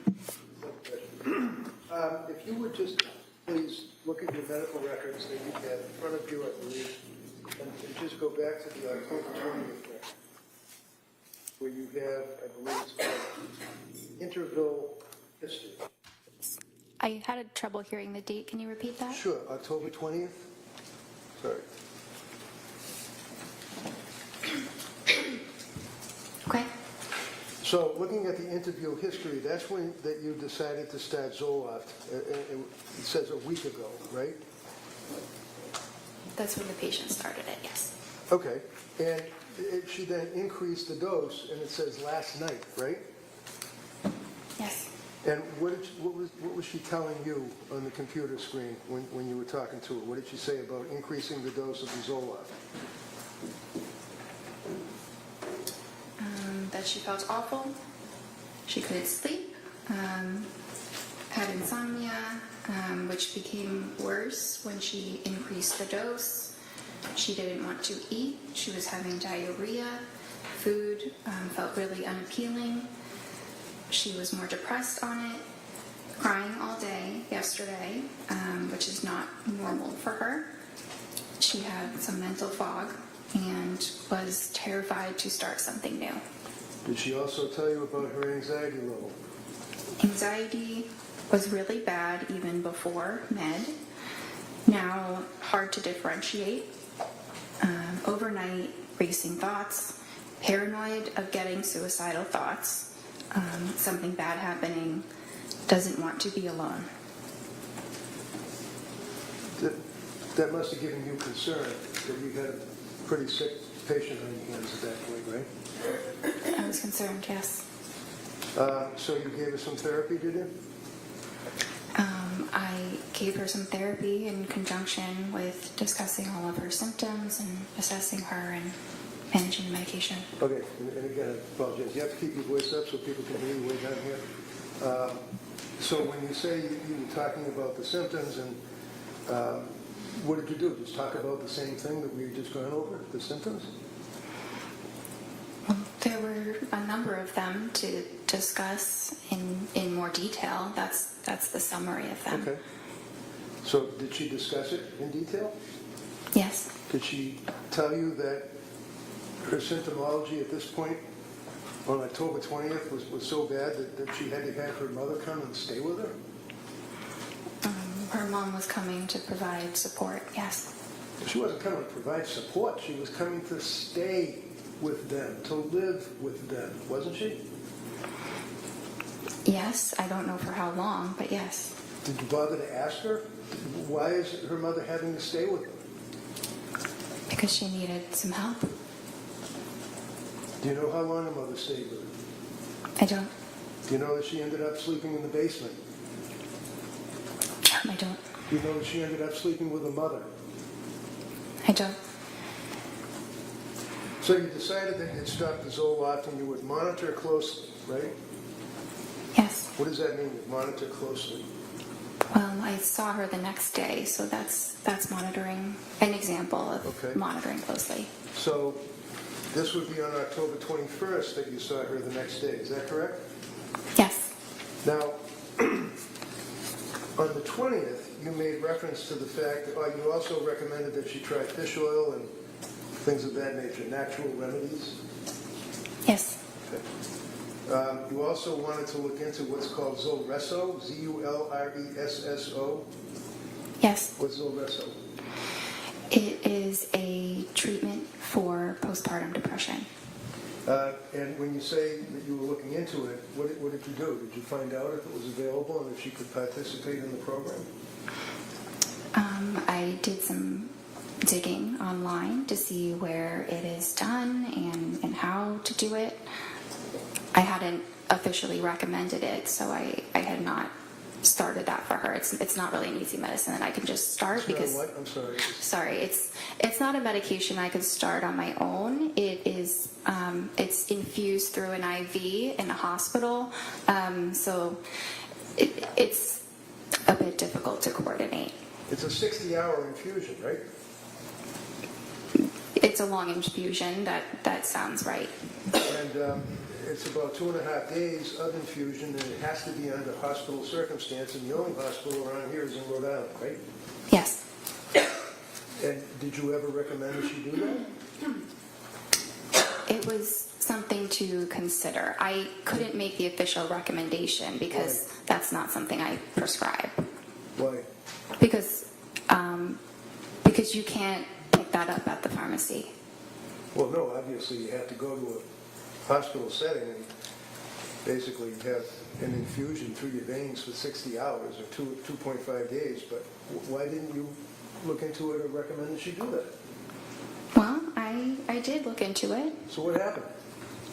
She ended up actually going to a partial hospitalization program at the hospital that does it. I don't believe the program was completed, but she went, and I advised her to discuss it with them because they have access to that medicine. I don't have access to it. Of course not. Is this Women and Infants Hospital in Rhode Island that you're talking about? Yes. So when you looked at the medical records for the Women and Infants Hospital, did they make reference to your inquiry for Zulresso? I never received records from Women and Infants. Did you ever look at them or even online? Online? Yeah, like online, like you do when you talk to patients. No, I never had access to them. Why? It's similar to South Shore. It's a completely separate hospital that I don't have access to. I don't work there. Well, of course you don't work there, but you're a doctor and you're treating a patient who's got medical records that you could access through a HIPAA release, right? Yes. Why didn't you do that? Well, she didn't ultimately end up having any treatment there, so it didn't seem necessary. She didn't end up having any treatment there, so it didn't seem necessary. You can't just walk into that place and say, hey, I'd like some Zulresso, can you? I don't exactly know how it works.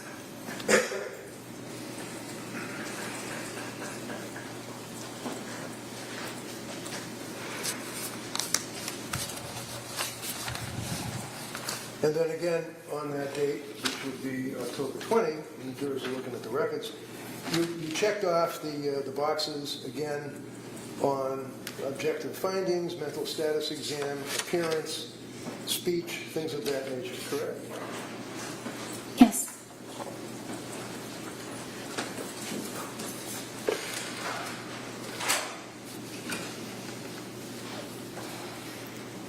Excuse me for 1 minute, Judge and jurors.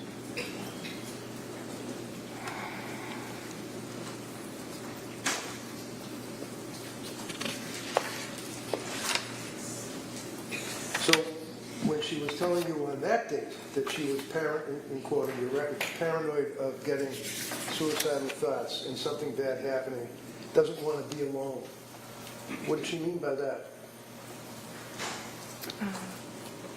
Well, those were a lot of her words. Right. Isn't that a concern? If your patient is telling you she doesn't want to be alone, why didn't she want to be alone? Because she was very anxious and had the feeling like something bad might happen. Okay. Did her mother ultimately and dad come to stay with them? Yes. How long did they stay with them? I don't know. Did you when you talked to the mother and the father, did you say to them, what is she doing? How does she appear? Is she in bed all day? What did they tell you? They never called my office, so I never spoke with them. They never called your office? They never called me or sent a message, so I did not have communication with them. So that's their fault, but they didn't call you, the doctor, I guess, right? Sustained. Next question. So, do you think maybe it would be reasonable if you're the doctor and you're investigating your patient's symptomology that you might, when you know that the parents are staying with her, that you would make a phone call yourself? It's not typical when you have an adult who is able to advocate for themselves to speak with their parents. So while she is telling you about her symptomology and tearfulness and crying and unable to get up and anxiety and the medications and the mental illness that she had, you felt that she could advocate for herself? Yes. Okay, on the television, on the computer. Yes. The next time you saw her was on October 26th, is that correct? And you can pull up your record.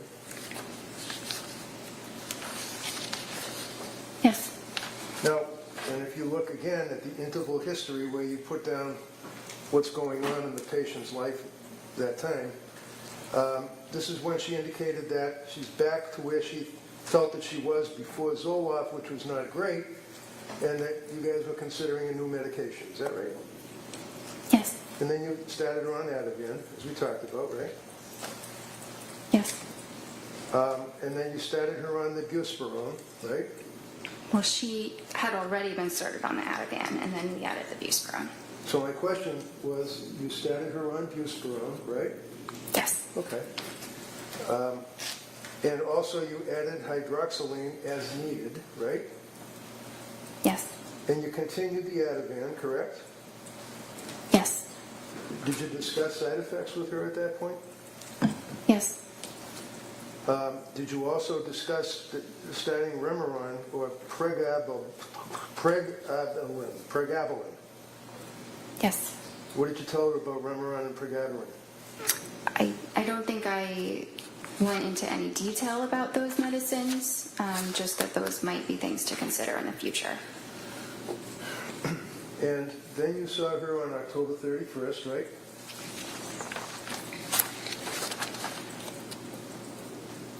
That was her. I think that was just a therapy appointment with a different provider. Would that be Jennifer McAllister? Yes. So it's a different provider in the sense that she works for Astor, right? Well, yes, it just wasn't myself. Right. So on October 31st, they did a suicide assessment, or she did, right, McAllister? I wasn't there. Well, I know you weren't there, but these are medical records that have been introduced into evidence that the jury's going to have in the jury room. Objection, is that a question? No, go ahead. Next question. McAllister did a suicide assessment, apparently, right?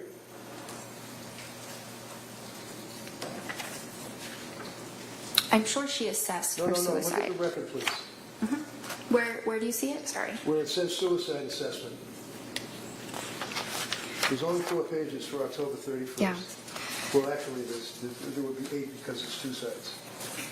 So that is the assessment that you go through. If somebody reports any thoughts of suicide, then you ask those questions, which go into a lot more detail about them. So here you have a patient who's already reported to you as a psychiatrist that she's got suicidal ideation, worried about suicide, worried about killing herself days before October 31st, and a suicide assessment was done by McAllister, right?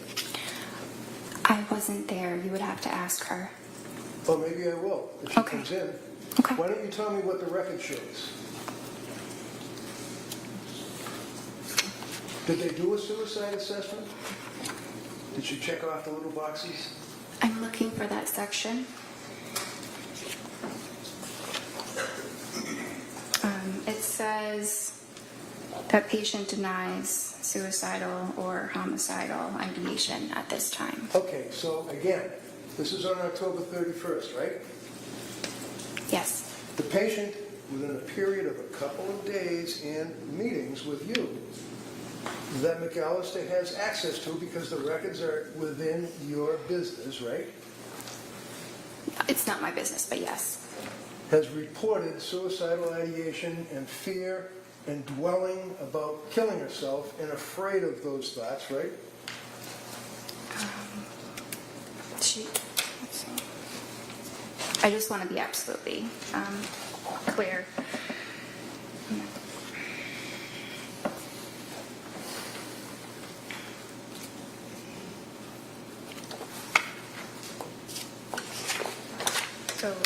So yes, a little Yes, the while answer is yes. earlier, she had voiced those concerns. Right. So as a result of voicing those concerns, is it your understanding that McAllister did not do any of the suicide assessment questions because Lindsay reported that she wasn't suicidal? It appears that she asked about Right, you already suicidality. told us that. I'm asking you about, excuse me. Hold on. Ask the next question. Go ahead. Thank you. I'm not asking you, you told us 3 times now that she said she was not suicidal when she spoke to McAllister. I'm asking you about the suicide assessment for the 3rd time. You see it in front of you? Yes. Okay. Can you tell me, did Lindsay answer any of the questions that were asked over the 2 pages, possibly 3, of the suicide assessment? Yeah, 3, done by McAllister. I don't see anything written here. So was there a suicide assessment? I don't know because I wasn't there. I don't know what the And you don't know conversation from looking was. at the records, right? From looking at the records, I don't see evidence of additional suicidal questions beyond asking if it was there or not. So, the suicidal assessment, doctor, is in the medical records. It consumes almost 4 pages, does it not? Yes? Yes. Okay. And all of the questions, like asking, have you felt life is not worth living? Is death something you thought about recently? Are you dwelling on that? What leads up to the thoughts? What are the thoughts? All those questions, right? For 4 pages, right? Yes. And there is not one notation indicating that that test was ever administered to her on October 31st, correct? Correct. But it looks like it was asked in other ways. Yeah, okay. November 2nd. Oh, it was asked in other ways? Is that what the little checkbox where it says denies suicidal ideation? Can I read something that she wrote in the You have note? indicated repeatedly that she denied suicidal ideation, right? Yes. Okay. The suicidal assessment was not administered, according to the record that's in front of you, by McAllister, yes? The additional suicidal assessment, yes. November 2nd. And by the way, as a psychiatrist, not a psychologist, you have the ability to prescribe medication, obviously, right? Yes. And that's what we talked about, the DEA number and all of that, correct, which you had for about a month, other than when you were a resident, right? Yes. So you're prescribing these SSRIs and antipsychotics and antitropics or whatever they are. And it's important as to the metabolism of your patient with those drugs, isn't it? Yes. Okay, keep your voice up. What does metabolism mean? The body breaking down the medication. So how is it that you can determine how the body of your patient is breaking down the medication that is in their brain and they're complaining about all of these symptoms? How, as a doctor, do you determine how the body's breaking it down? We don't typically have any specific testing that we do to understand that. How about a blood test? It's not done for that. It's not done for that, meaning the blood test is not done to determine the metabolism of your patient, of your medications? Are you referring to genetic testing? No, I'm asking about the metabolism. I'm not Okay. talking about genetics. I'm talking about the metabolism of the SSRIs in her body. Okay. You can tell that metabolism rate through blood testing, right? Not in the way that you're describing. Okay, what way would it be? There is genetic testing that can give information about metabolism. Like what? It can talk about different enzymes that a person might have to suggest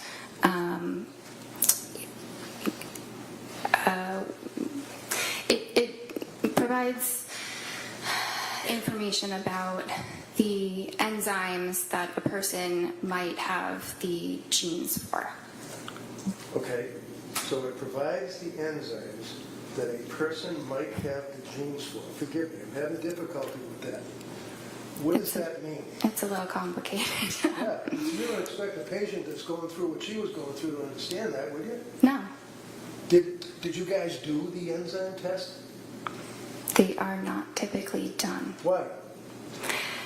Because, again, it's genetics Does and insurance cover it?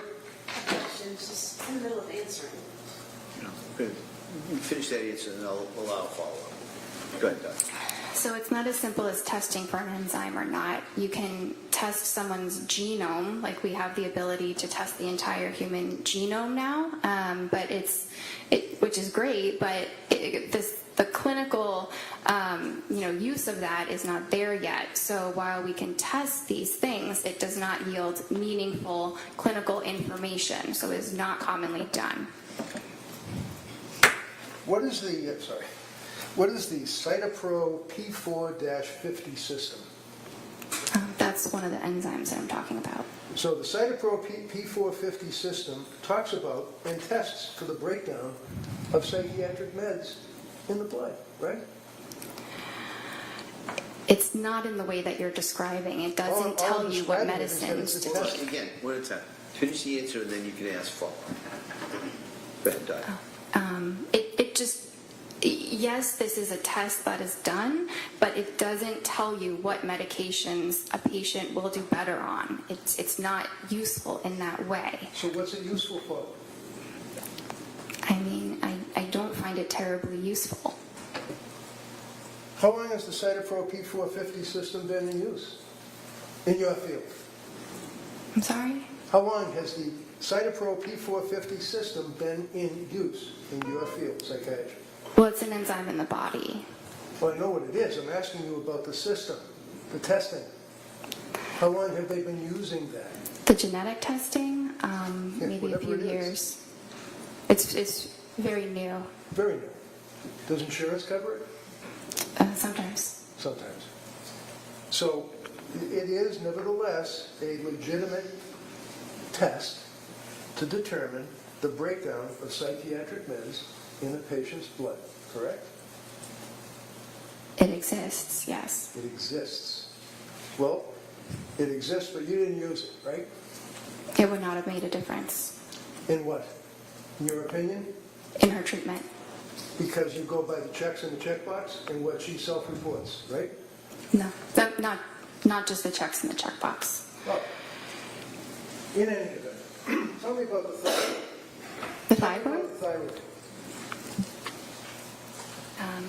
It's an organ in the human body that regulates hormones.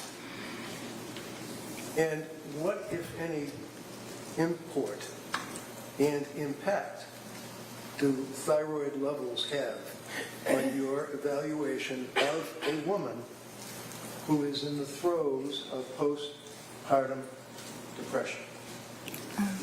They don't. What is the purpose of a test to determine the thyroid levels? Well, you can test something like the TSH, Well, I don't know what a TSH is, I'm sorry. What is a TSH? thyroid stimulating hormone. Okay, thank you. that's something that can be tested, typically by maybe a PCP, primary care, or endocrinologist if they have concerns about someone's thyroid function. Were you aware of a study that was a major study that was peer-reviewed? What does peer-reviewed mean in your business? That it was reviewed by other researchers in a similar field.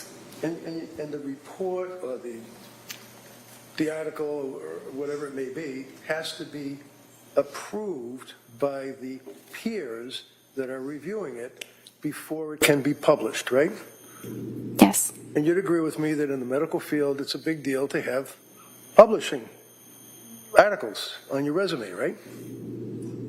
Yes. And how many articles have you published about postpartum depression, postpartum psychosis, anything? I have published something, but it's not a full article. It's just a small thing. Okay. Are you aware of the psychiatry magazine article dealing with, in 2021, thyroid function in postpartum psychosis, an exploratory study? Have you ever heard of anything about that, let alone read an article about it? No. Are you aware that there are studies that have compared thyroid function between psychosis with postpartum onset, PPO, psychosis without postpartum onset, PWPO, and normal postpartum? You aware of that? No. Well, you're supposed to be an expert, or you specialize, or you have an interest in treating women that have suffered from postpartum, correct? Yes. Have you written any articles at all about postpartum depression, anxiety, psychosis?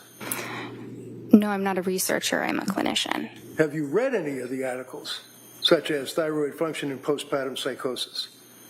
I've read many articles. There are thousands. I have not read that specific article. Thousands?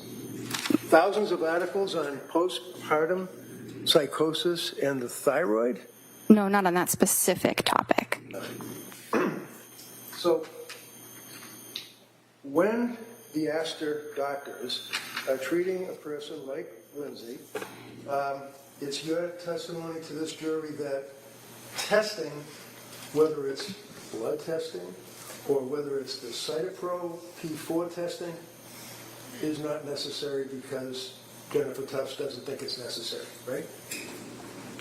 It does not yield information that would influence treatment. Really? So if there was elevation in the thyroid, that wouldn't impact on your treatment at all, your evaluation, your investigation?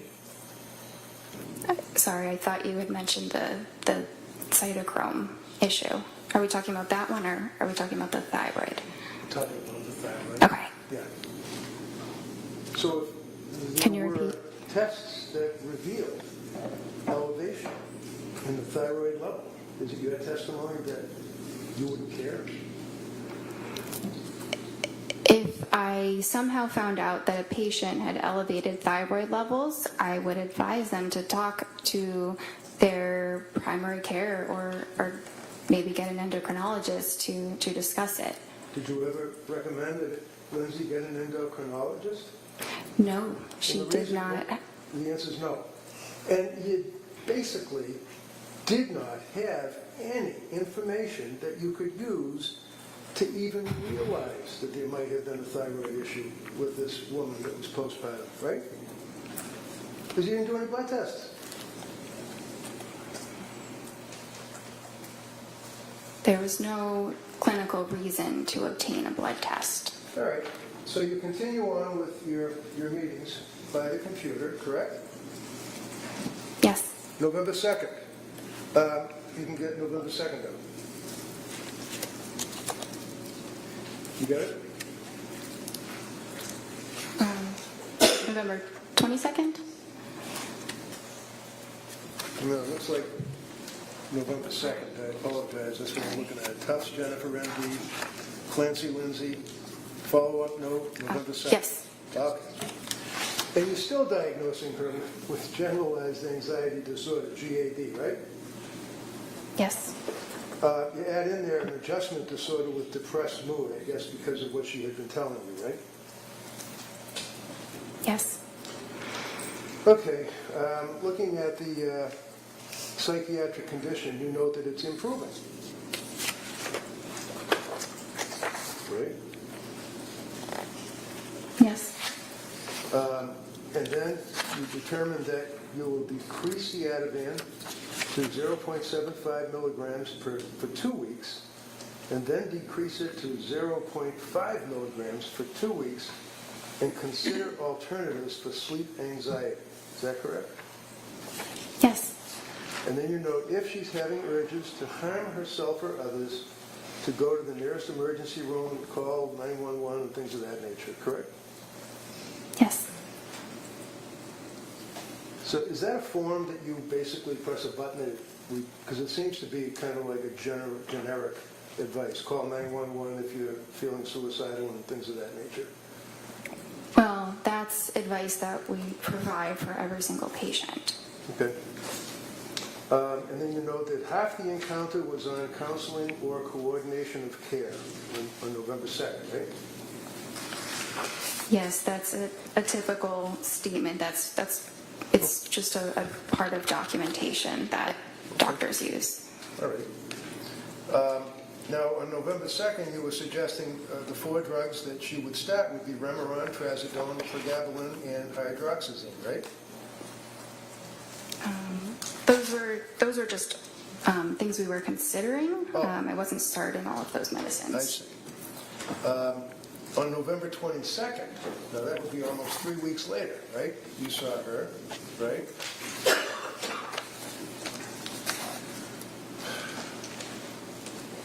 And did you ask her about whether or not she was still having suicidal thoughts or worrying about suicidal thoughts, for example? Did you ask her that?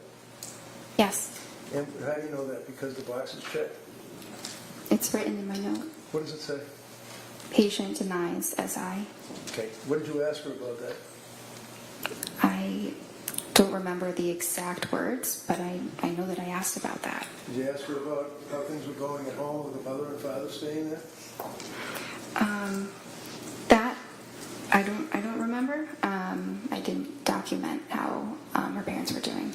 Okay. Well, I don't really care about how her parents were doing. I'm asking about whether or not you asked her how it was working out while her parents were there helping out.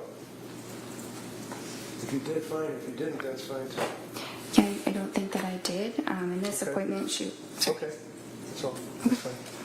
December 1st was the next appointment, correct? And you can look at the interval history. Yes. Now, on that December 1st appointment, this is after she had transferred to South Shore. Yes. She disclosed to you that she had been seeing South Shore, right? Yes. We already talked about the fact that you never got the records from South Shore, so you don't know, other than what Lindsay reported to you, what medications she was on, right? Right. I knew what she was telling me. Right, and she told you that she was doing the Ativan taper, right? Well, she said she had tried doing that, but that then she was having worse sleep. Having difficulty sleeping is what she indicated to you, right? Yes. And she tried other meds that you had suggested, but stated that she was having difficulty with those meds, including trazodone, right? Well, the trazodone she didn't have a problem with. It just didn't seem like it was particularly helpful. Right. Did you prescribe the trazodone or somebody else? This was somebody else. So, do you know what the milligrams were that she was on? It says she tried between 50 and 150 milligrams. All right.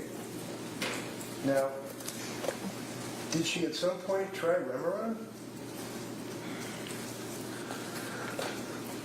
She said that she did. Did you suggest in your discussions that she tried Remeron? No, I did not. Did she indicate to you that she had rebound anxiety and intrusive thoughts, that she was going to die? Do you recall that? Well, she said worse depression and intrusive thoughts. Okay. Did she tell you what the intrusive thoughts were? It was the feeling like I'm going to die. Did she then have a script for Prozac, 10 milligrams? That's what she said. And she said that she couldn't sleep and had worse sleep, so that had to be stopped, right? Yes. Then she was on Klonopin, right? Yes. And what is Klonopin? It's a benzodiazepine.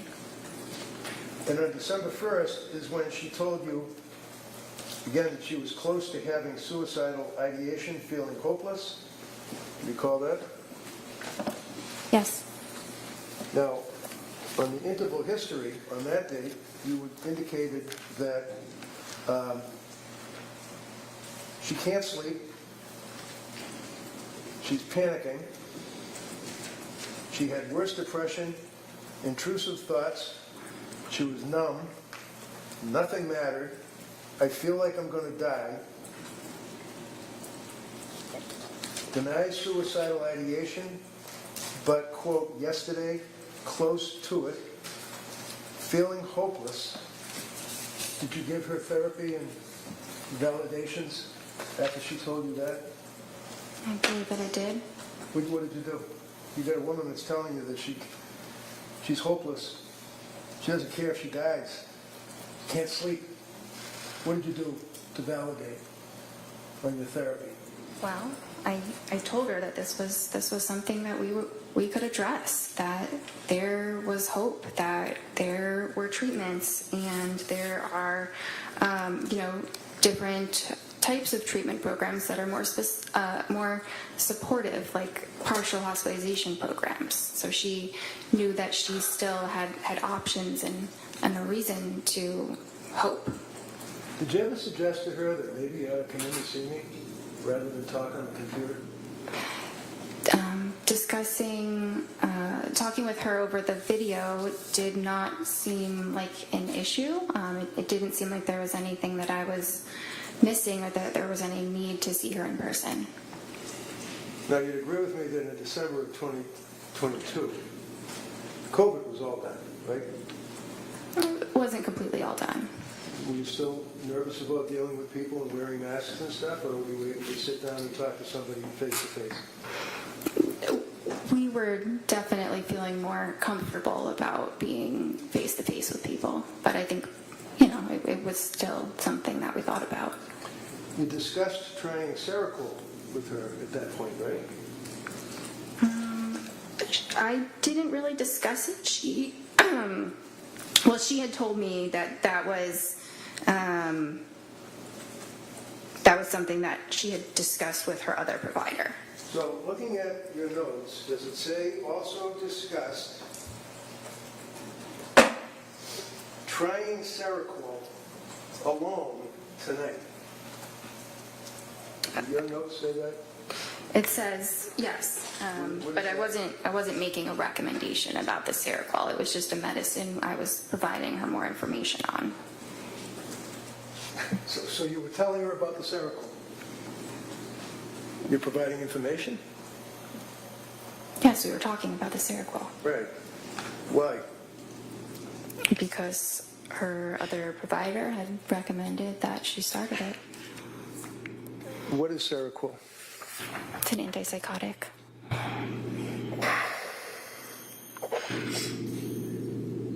You also discussed with her the possibility of undiagnosed bipolar disorder, did you not? It was discussed. And undiagnosed bipolar disorder was, in your opinion, as a result of, not a reaction, but extreme reaction to the SSRIs, right?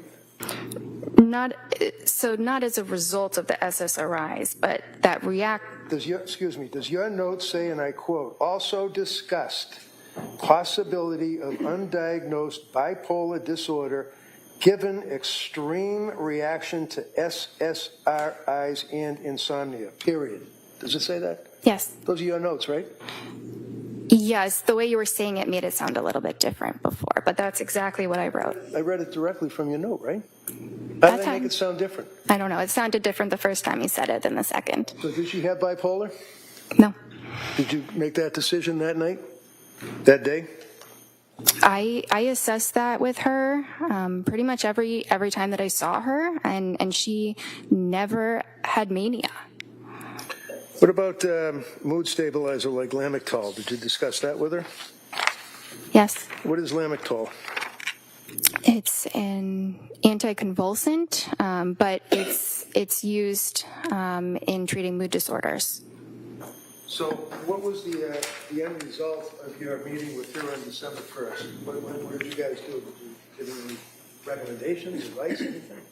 Yeah, well, so at this time, I was not prescribing her medications, but I was still concerned, not concerned enough that she was at imminent risk of hurting herself or anybody else, given what she said. But we had a plan for her to pursue a partial hospitalization program. And where was that? Well, the one that I had recommended was HRI. What is that, HRI? It's a hospital in Brookline. And did she ultimately go to another hospital? She ultimately went to the Women and Infants Hospital for one day. And those are the records that you didn't get, right? Correct. Okay. And you decided that she did not have bipolar disorder because, in your opinion, she did not meet, and I quote, the criteria, right? That would be the criteria in the DSM, right? Yes. And the DSM, of course, is the Diagnostic Statistical Manual, Roman numeral 5, meaning text revision, right? Yes. Is that what you were using back then? Would be this thing here, DSM-5, TR? This is the DSM, right? It's like a cookbook, right?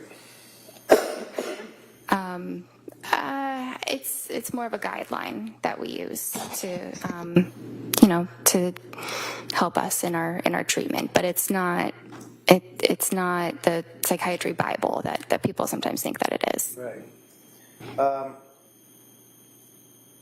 Hypomanic bipolar disorder.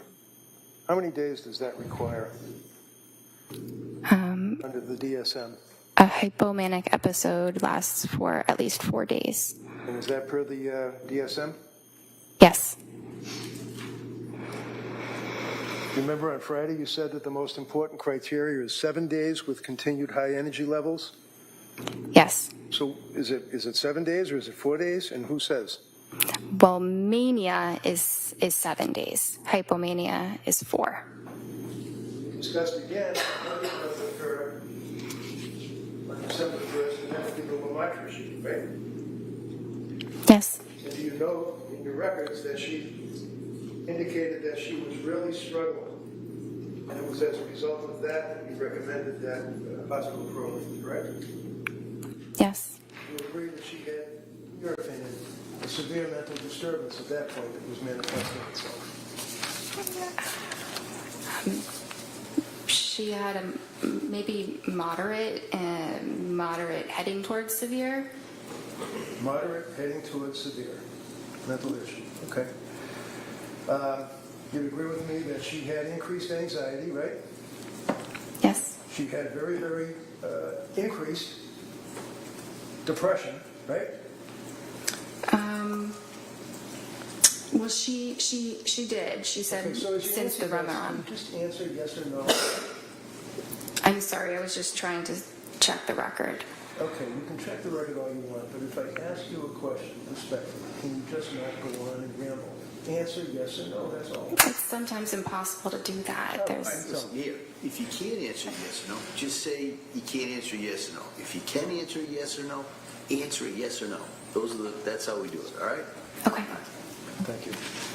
Now, mental issues like anxiety that was diagnosed, the depression that was diagnosed, and the fact that she indicated yet again that she was close to suicidal ideation, quote, worried about suicidal thoughts, but you indicated that she wasn't suffering from suicidal ideation on that day. Is that fair? She denied it. But she told you that she was worried about suicidal ideation and having suicidal thoughts, right?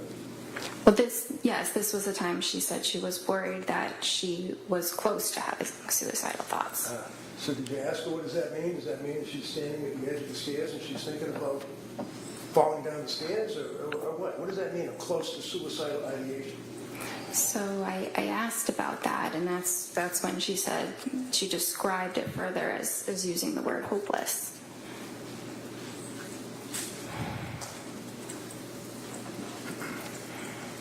So, did you prescribe the lamotrigine on that occasion or no? No.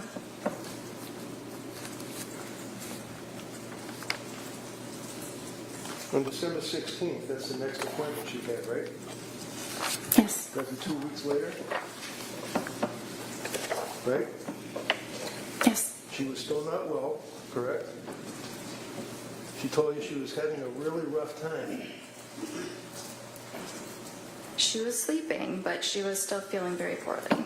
In your notes, does it say that she was having a really rough time? Yes. So when I asked you, if your notes reflected that she said she was having a really rough time, why do you feel compelled to say she was sleeping? Objection. Overruled. It's an important detail. Yeah, I guess. How about the rough time? What did that mean? What were the symptoms of having a really rough time for this kid? Do you want me to? Yeah, I'd like you to answer that.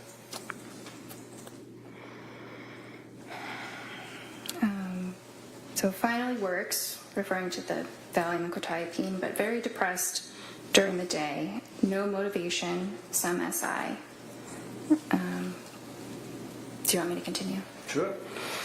Went to MGH emergency room for SI, declined inpatient, feeling hopeless, no intent or plan, and feels like depression related to Seroquel. Okay. Now that's the question on Friday that, well, strike that. So what was the SI, suicidal ideation? Yes. And can you read that back to me again? What did she say about SI? So that when she went to the hospital, she went because she had no motivation, some SI. Some SI meaning that she had some suicidal ideation, right? Yes, Yes? in her words, yes. Yeah, in her words. As opposed to thinking about having suicidal ideation or worrying about suicidal ideation. She actually indicated that she had suicidal ideation, right? I can't answer that as a yes or no. Well, it's in your notes that she said that, right? Yes? What is in my note? Do you understand my question? I'm a little bit confused right now. Can you repeat what your question is? Sure, of course. We spent some time talking about thinking about suicidal ideation, worrying about suicidal ideation. Now, saying she had suicidal ideation, right? She said it, yes. Yeah. Well, this is the only source of information that you're getting, apparently, is what she's telling you, right? Yes. So what suicidal ideation did she have? Was she thinking of cutting her throat? Was she thinking of throwing herself off a building, running out in front of a car? What? No. What was she thinking of? So I asked her those important follow-up questions, and Like that's, so what do you mean when you say I'm feeling suicidal? Okay. And that's when she said, it means I'm feeling hopeless. And then I asked you, do you have intention of hurting yourself? Do you have a plan for hurting yourself? And she denied those. And that's where you left it? I'm sure more was said, but that's the most important part of that clinical encounter. And did you give a therapy by the computer on that date too? Yes. What did you do for therapy about her suicidal ideation and saying she wanted to kill herself? Well, we explored what that meant, and what to do if you're feeling that way. To do what? Call 911? To go to the emergency room. Did you discuss prescribing Seroquel to her, or was she getting Seroquel? Did Seroquel enter into your discussion at all? We talked about it. I was not prescribing it for her. What is Seroquel? That's an antipsychotic.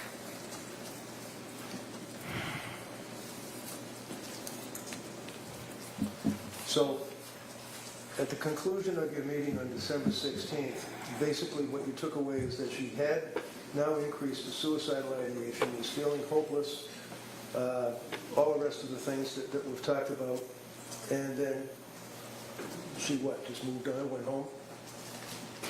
Well, she was assessed in the emergency room and was not admitted. And I assessed her on that day again. And while she was certainly struggling, she did not require hospitalization at that moment. So she was planning on going to the Women and Infants program, and I supported that.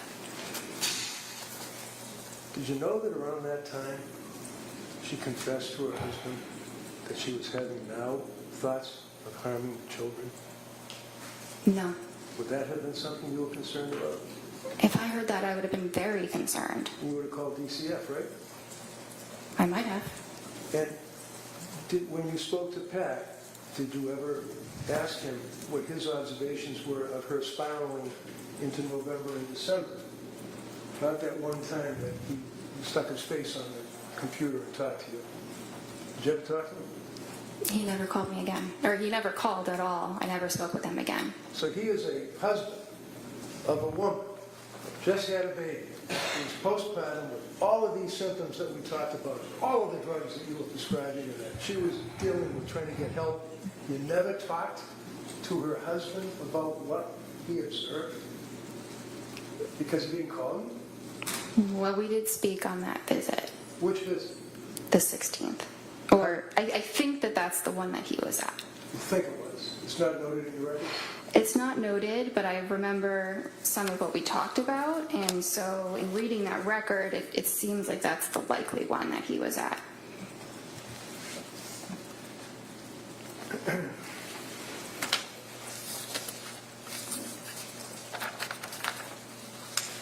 December 16th, on your objective findings, you note that her mood was depressed, right? Yes. And what does that mean? Did she just say, I'm depressed, or did she give you the symptoms?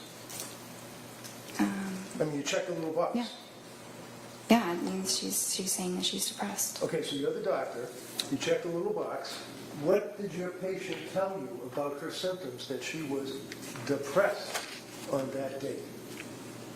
Was she crying? Was she able to get out of bed? Was she worshiping at the porcelain god? What was going on in her life? She said she was having a really tough time. Her affect was flat, right? Yes. And again, depressed. You check it off twice. One under mood and one under affect, right? Yes. And then at the next page it says recent lab work. That wouldn't be blood testing, would it?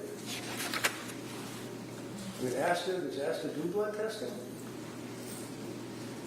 We don't have a phlebotomist or a lab, no.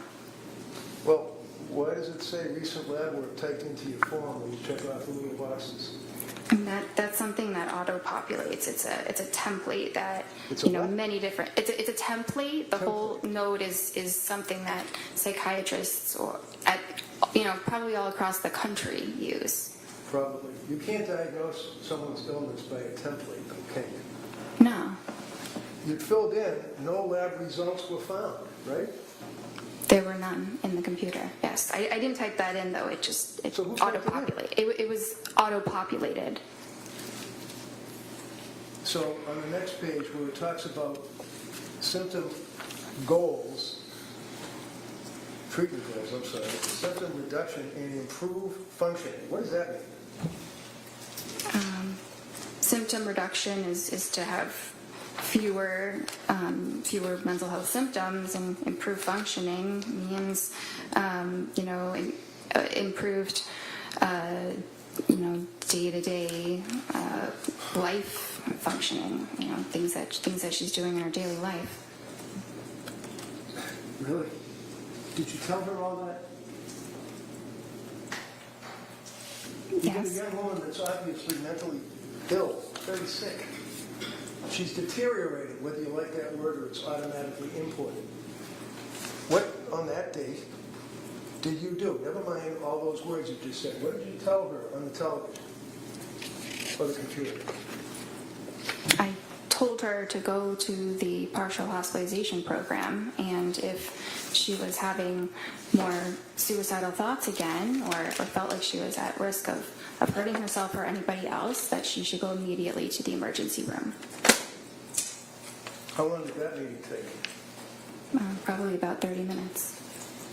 And was that the therapy that you provided, telling her to go to the emergency room? I mean, that was probably a component. So the plan, excuse me, on December 16th was to follow up with women and infants, right? Yes. Did she? Yes. Do you know when? I don't know exactly the day. Shortly after. Then you were considering a brexanolone infusion, right? That's the Zulresso. That's the same thing in Rhode Island. Yeah. Okay. And that didn't go anywhere, right? That's No. none of that. It says start Lamictal, 25 milligrams daily, right? Yes. Continue Seroquel, right? What was the milligram for the Seroquel up to at this point? Well, she had told me it was 200. Well, That was was it? that. I did not write that prescription, so that's what her provider had prescribed her. Okay, so you can ask somebody to show me the pill bottle. You can ask somebody to show me the CVS receipt. You can ask somebody who you can call to verify, right? I could. Yeah. But anyway, she said that she was on Seroquel 200 milligrams, right, and had stopped with the Valium, right? Yes. And then you go on with that form thing saying if you have urges to harm yourself or others, you got to call 911, crisis hotlines, and everything else, right? That's the next two paragraphs that are in that report, right? Yes. Was her mother and father still staying with her on December 16th, if you know, with Pat and the kids? I'm not sure. Did you ever ask anybody other than her how she was doing? I asked her husband when he was at the appointment. Yeah, that's the other appointment. How about now, we're talking December 16th into the month of December. Did you ever ask anyone how she was doing?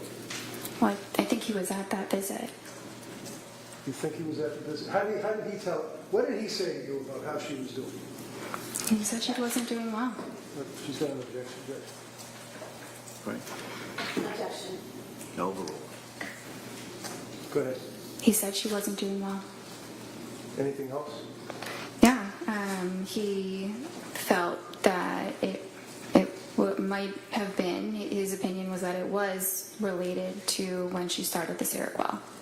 And he basically said you guys are turning her into a zombie. Objection. Those are words? Overruled. I don't have that written. He may have said that. Does that kind of hit you though? That you might remember that? You might have been, as some people worry about suicide, you might be thinking in your brain that he did say you're turning her into a zombie. Possible. It's very possible. Okay. Next meeting after the December 16th, was it? Is it Yes. December 16th? Is that what we were just on? Yes. Okay. The next meeting was January 6th? Yes. Okay. And how does this happen? Does the patient call? I know you don't set up these appointments. Somebody has to deal with somebody in administration or whatever. But do you, like on December 16th, say to Lindsay, call me or set up an appointment for January 6th, or do they have to do it themselves? So at the end of an appointment, I typically will schedule their next appointment. So did you schedule January 6th? I think that one she scheduled herself. Yeah, that was the day after she got out of McLean, right? Yeah, usually the hospital coordinates the discharge appointment. Well, if I tell you that, in fact, the hospital told her to set up the appointment, and that within an hour she set up the appointment. Is that in your notes? It's not in my notes, no. Do you remember that? That was a pretty big deal that she was in McLean locked wards for 4.5 days, right? Yes? I mean, she's your patient, and she's really gone downhill bad, right? No, she wasn't doing well. And she admitted herself to the locked wards at McLean, right? Yes. And what was the diagnosis at McLean? I believe they diagnosed her with major depression. Did they recommend any medication? They took her off of the Seroquel. They took her Off of it. off. Okay.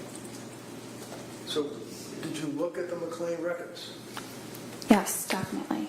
And those were imported easily because you're part of the same structure or whatever?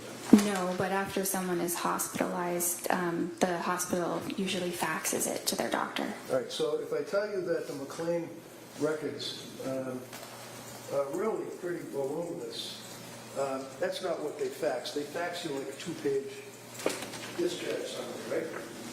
Yes. You didn't get that by fax, right? No. So what did McLean tell you? Look in your notes.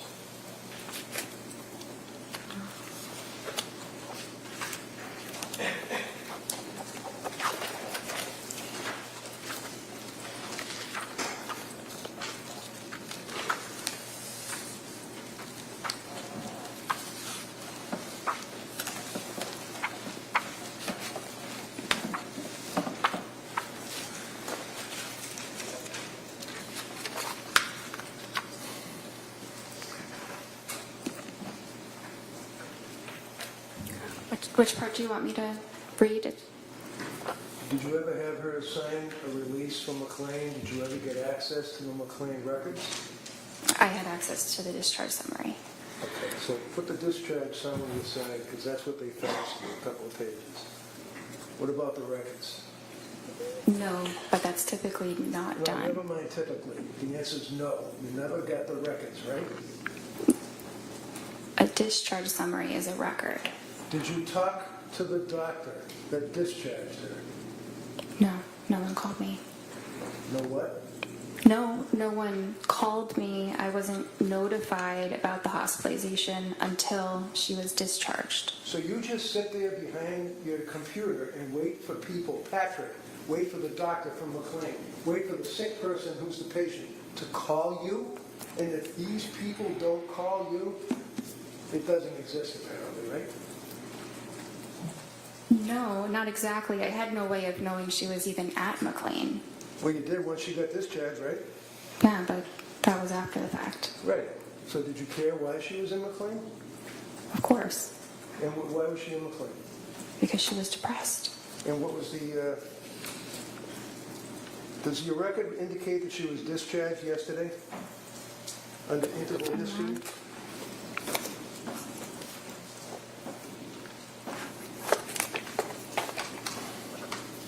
Yes. And discharged from where? Well, I said MGH. Is that Mass General Hospital? Yes. And she was currently on trazodone? Yes. And she indicated that the goal was to come off Seroquel? Yes. And she described herself as still being very numb? Yes. She couldn't sleep, right?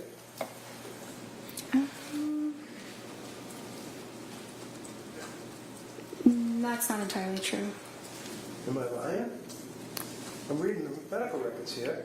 Sleep, taking Ativan and trazodone, slept 5 hours broken, wondering about increasing trazodone and switching to Valium. What does that mean?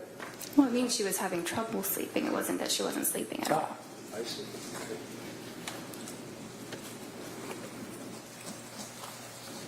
So was the trazodone increased at that point? Yes.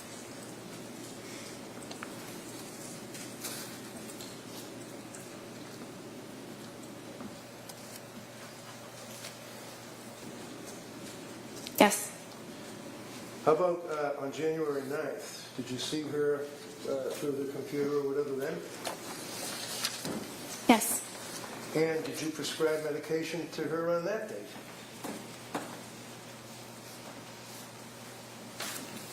Yes.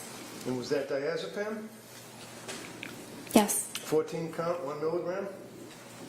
No, I'm sorry. 14 count, 5 milligram. That sounds right. Okay.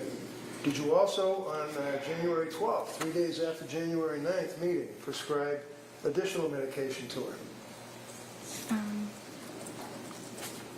I'm not sure. I don't have a record from January 12th. Do you recall on January 12th that, in fact, you prescribed trazodone 150 milligrams, 30 count? Yes. 3 days later, or a couple of days later, January 16th, do you recall prescribing amitriptyline? Yes. What is amitriptyline? It's a tricyclic antidepressant.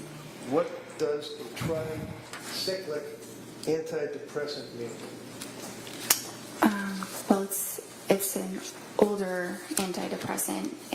It's called a tricyclic because it has 3 rings. If you look at the chemical itself, like a tricycle, but it's an older but efficacious medicine for depression and anxiety as well as insomnia. On January 16th, look at your interval history.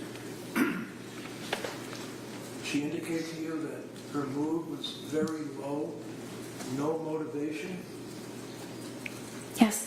numb, Yes.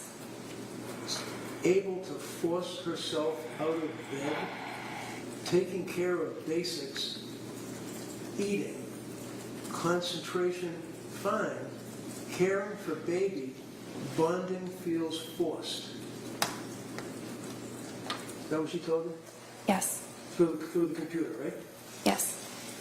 What did that tell you? Were you concerned about this woman postpartum well within a year from the CDC at that point with these symptoms that she's telling you about? I was concerned that she was depressed. And in all of the times that you spoke to her, you'd agree with me that she appeared to be honest and forthright, telling you what she felt, right? That's what I thought she was, yes. Do you have any reason to think that she was lying to you? No.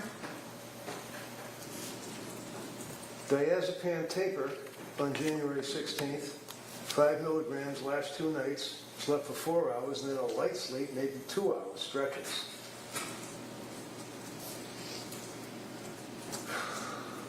Did she express that she was still having concerns about side effects from medications? Not at that point. So what does ROS mean under interval history that we're looking at? Review of symptoms. Okay. And then it says, patient denies SIHI, that'd be suicidal ideation, homicidal ideation, correct? Yes. Denies other questions or concerns, and you recommend a low dose of amitriptyline for depression, correct? Yes. Patient agrees with the treatment, and you guys were also going to explore ketamine treatment. Is that right? Esketamine. Yes. Now, did you know that she was on her computer looking up medication after medication after medication after medication, treatments, ketamine treatments, and all that? Did you know that? No.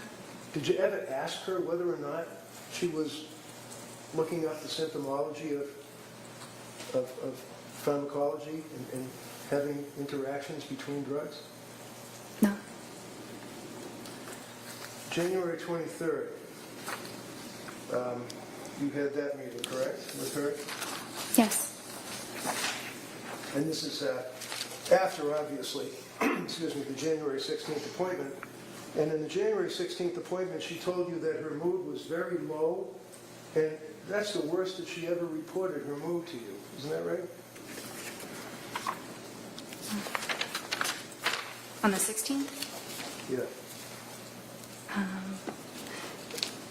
I don't know if that was the worst it was ever reported, but it was certainly bad. We didn't recommend that she have a hospital evaluation, did we? This is the day before she killed the kids, right? The 23rd? Yeah. It was the day before. You didn't recommend a hospital evaluation, did you? No, there were no, The answer is no? no? They'll ask you all the questions they want. Okay. Your answer is no. January 23rd, Friday, you testified that she said her mood was depressed, and you noted that her affect was depressed and flat, right?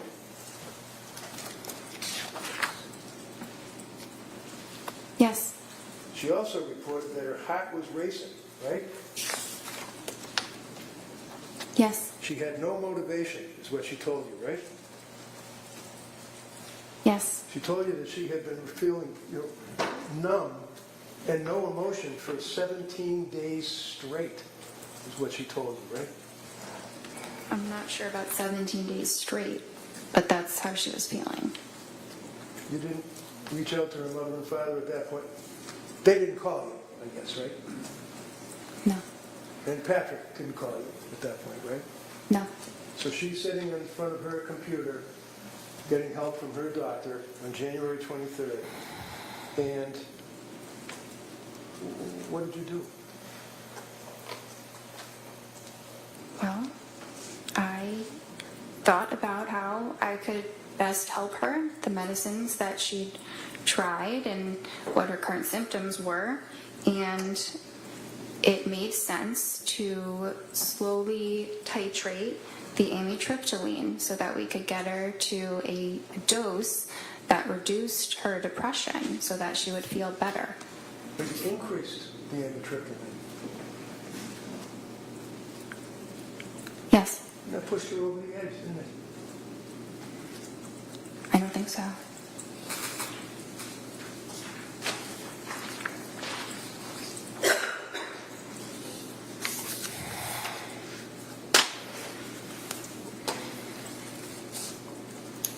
That's all I got.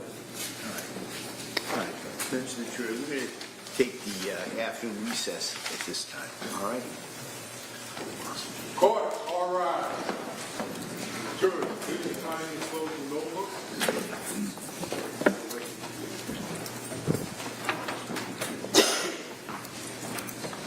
This way.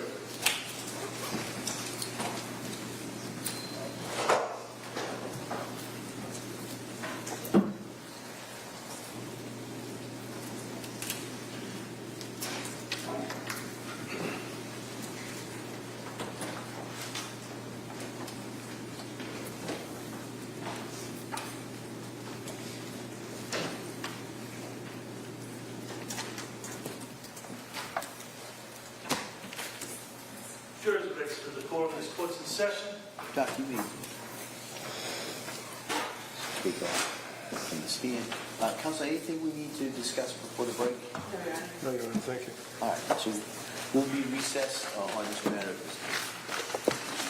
Well, all right.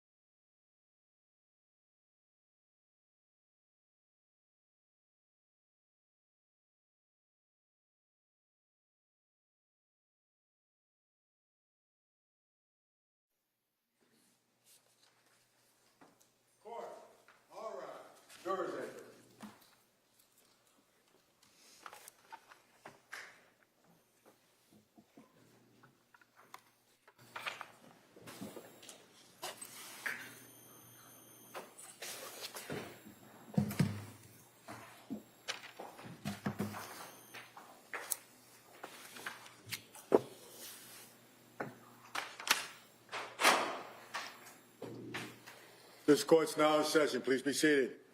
Your Honor, for the purpose of the record, we return back to the trial of Commonwealth versus Lindsay Clancy. All parties are present, including the defendant and including the 18 jurors. All right, thank you, Madam Clerk.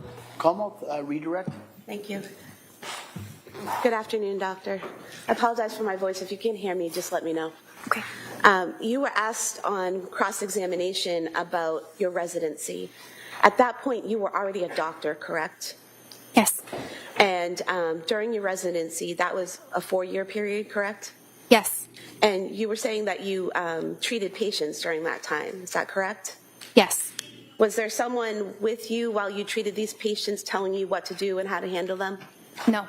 Were you alone responsible for the evaluation, diagnosis, and treatment of your patients? For the most part, but if I had questions or, needed to talk it through, I had help.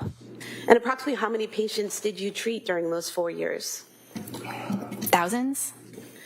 And those were all psychiatric patients, correct? Yes. You said approximately 50 of those patients were patients dealing with postpartum depression or some postpartum issues. Is that correct? Yes. You also said you had some specialized or specific training in that area. Can you describe that for us? Yes, I did a specialized elective with a specifically perinatal psychiatrist where I worked in an obstetrics clinic and I saw patients who were pregnant and postpartum. And how long was that clinic for? It was for about a year. And so for a year, you were evaluating and diagnosing and treating women with postpartum issues? Yes. And that's separate and apart from your residency? It's a part of the residency. It's an elective. So for 1 year out of the 4, that was specifically designated to postpartum issues? Yes. It wasn't every single day, but it was continuing the same patients for about a year. So you would follow those same patients throughout the year? Is that what you're saying? Yes. And you were asked about postpartum psychosis, and you said it was rare. How rare is it? I'm not sure of the statistic, but low. Well, have you dealt with patients in your 4 years of residency that had other types of psychosis? Yes, many. And psychosis, whether it's from postpartum or some other mental illness, does it present the same, or does it matter what the underlying illness is? I mean, it can present different based on the individual, but it's the same general disorder. And so what are the symptoms or signs that you look for to determine whether someone has psychosis?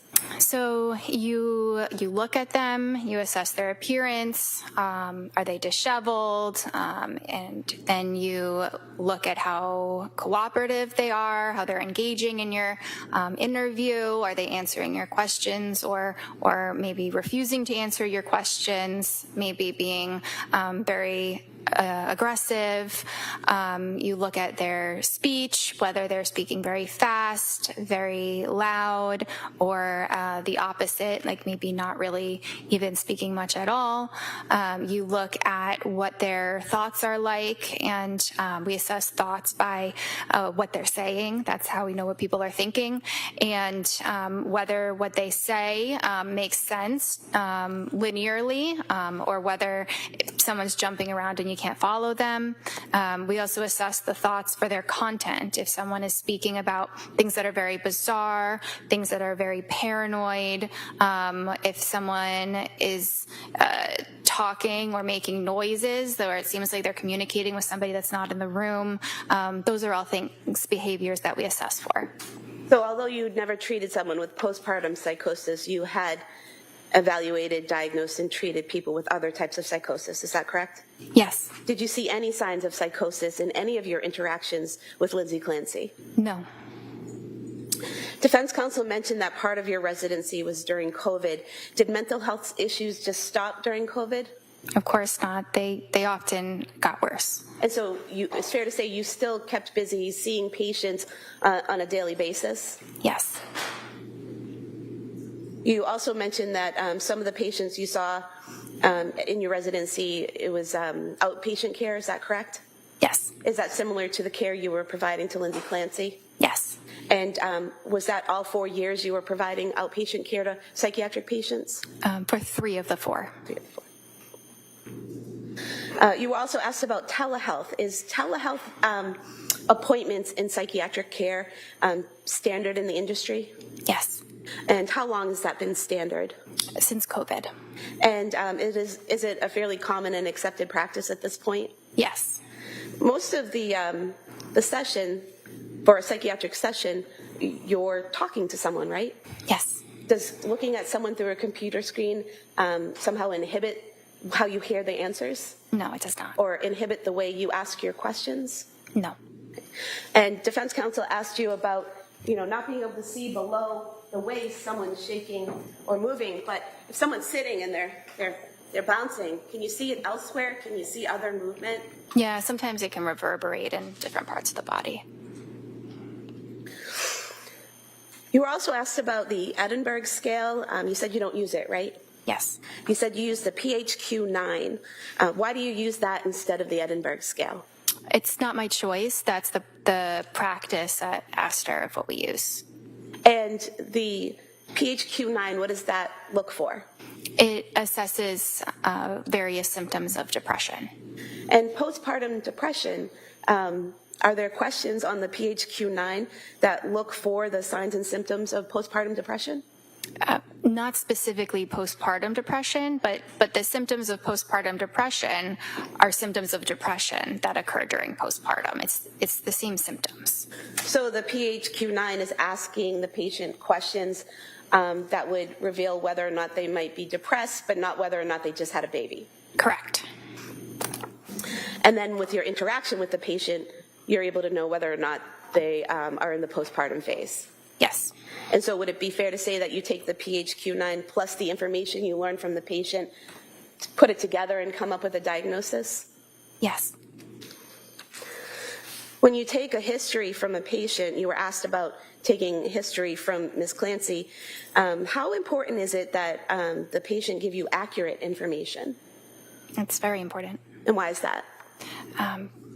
Well, that information is being used to make treatment decisions, and a lot of things can be assessed. The things that I described before. That's very helpful, but we can't see what someone else's thoughts exactly are. So the person does have to tell them to us. And would you agree that people in the medical field, such as nurses, are acutely aware of the necessity of an accurate medical history and symptom presentation? Yes. You mentioned that the defendant was able to advocate for herself. In what ways did she show you that? In scheduling her own appointments, in presenting herself to the emergency room when things were really not going well, in communicating her concerns to myself, and sharing about a lot of detailed information about all of the different medications, doses, times they were tried, what the reactions were, all of that information. If a patient is clearly advocating for themselves and can communicate in that way, would you typically reach out to family and friends to let them know, hi, I'm her psychiatrist and I'd like to talk to you about her treatment? No, in fact, we don't have HIPAA permission to do that. Now, you mentioned, or you were asked about therapy in your sessions. Do you keep a recording or a transcript of everything you say in your therapy sessions? No. Is your therapy conversation or what you say to a patient the same for every patient? No. Is it a script or a conversation? It's a conversation. So if I'm your patient and I'm telling you certain things, is your response dependent on what I'm telling you? Yes. And so when you're providing therapy to someone like Ms. Clancy, is that dependent on what she's telling you and then how she's responding to what you're saying, basically a conversation? Yes. Therapy is a lot of listening. Would you say it's more important in therapy for the psychiatrist or therapist to talk or listen? Listen. And why is that? Because that's how you really understand what a person is feeling. Now, is it accurate to state that in every one of your sessions with Ms. Clancy, you told her about individual therapy and encouraged her to attend individual therapy? That was the treatment recommendation each time. I'm not sure if I explicitly mentioned it each time, but I did many times.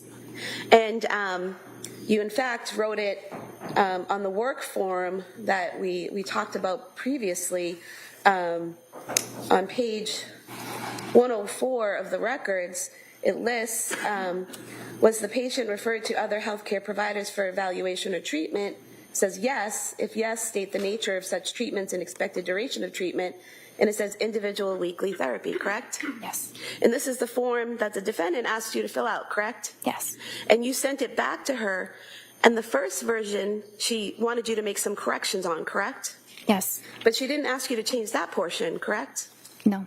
And in fact, on the second version, on page 107 of the record, it still says individual weekly therapy recommended, correct, for follow-up? Yes.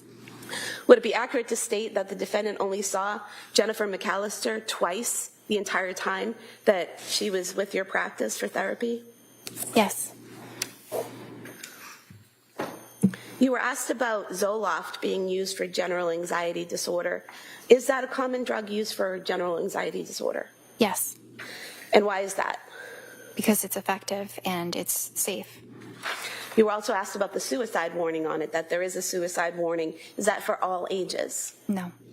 What ages or groups is that suicide warning for? It's really for children and adolescents. They do say up to 24 years, but it's really children and adolescents. Would it be accurate to state that the defendant was 32 years old when she saw you? That sounds right. Well, if you want to check the records, I can check. to be sure. Yes. Is that correct? Yes. Okay, so 32 years old is not 3 to 4 years older than 24, correct? No. Why didn't you have to titrate the 50 milligrams of Zoloft? You mean to stop it? Yes. Because it's still a very low dose, so it can be stopped right away. So it wasn't necessary? Not necessary. The defendant waited about a month after receiving the prescription before taking the medication, correct? Yes. And she only took the medication when she decided she was ready to take it, correct? Yes. So she was taking in the information you gave her, correct? Yes. She was making her own decisions, correct? Yes. She was not forced to, correct?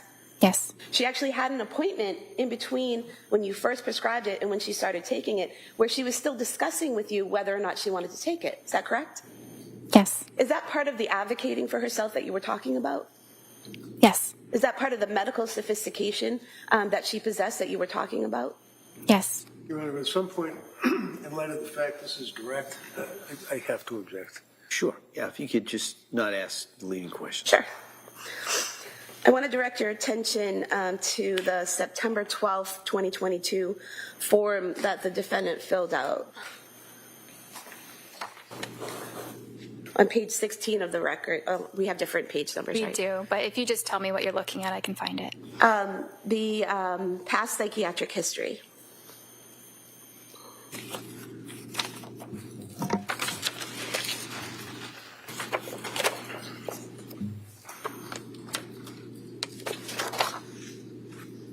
Okay. What did she tell you, Ms. Clancy, tell you about the, where it says, if yes, list the reason and dates? What did she tell you? She said anxiety, September 2013 to September 2014, postpartum anxiety, May 2020. And on the following page, under the past or current psychiatric medications, which ones did she list? Prozac, 50 milligrams, and Wellbutrin, 100 milligrams. Is there a column there that says effective yes or no? Yes. What was the defendant's answer with whether or not Prozac was effective? Yes. What was her answer as to whether or not Wellbutrin was effective? Yes. Is there another column there that said experienced side effects? Yes. Did she check off any side effects experienced for Prozac? No. Did she check off any side effects experienced for Wellbutrin? No. Going to the October 20th, 2022 appointment.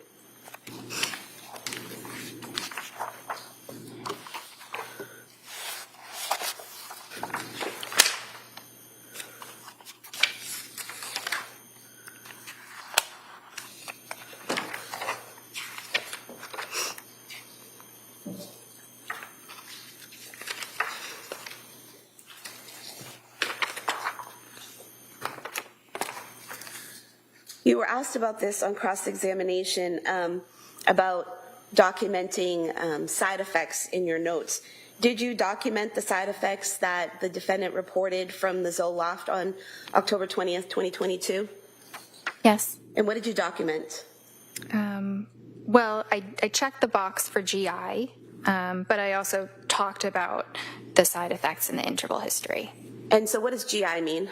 Gastrointestinal. So would that mean stomach issues? Yeah.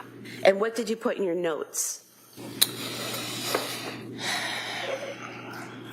Couldn't sleep, insomnia, worse on increased dose, doesn't want to eat, diarrhea, food really unappealing, was more depressed on it, crying all day, yesterday, not normal, mental fog, terrified to start something new. And so you did document the side effects that she reported to you, correct? Yes. You also documented in the interval history, paranoid of getting suicidal thoughts. Was that the defendant's phrasing? Yes. And is there a difference between someone being worried about having suicidal thoughts and someone actually having suicidal thoughts? Yes. And what's the difference in terms of how a psychiatrist sees it? So that's the difference between what a patient might answer and then what the psychiatrist actually assesses. So say a patient might say they're having suicidal thoughts, but when they describe them, they're not actual suicidal thoughts. They're fears of suicidal thoughts.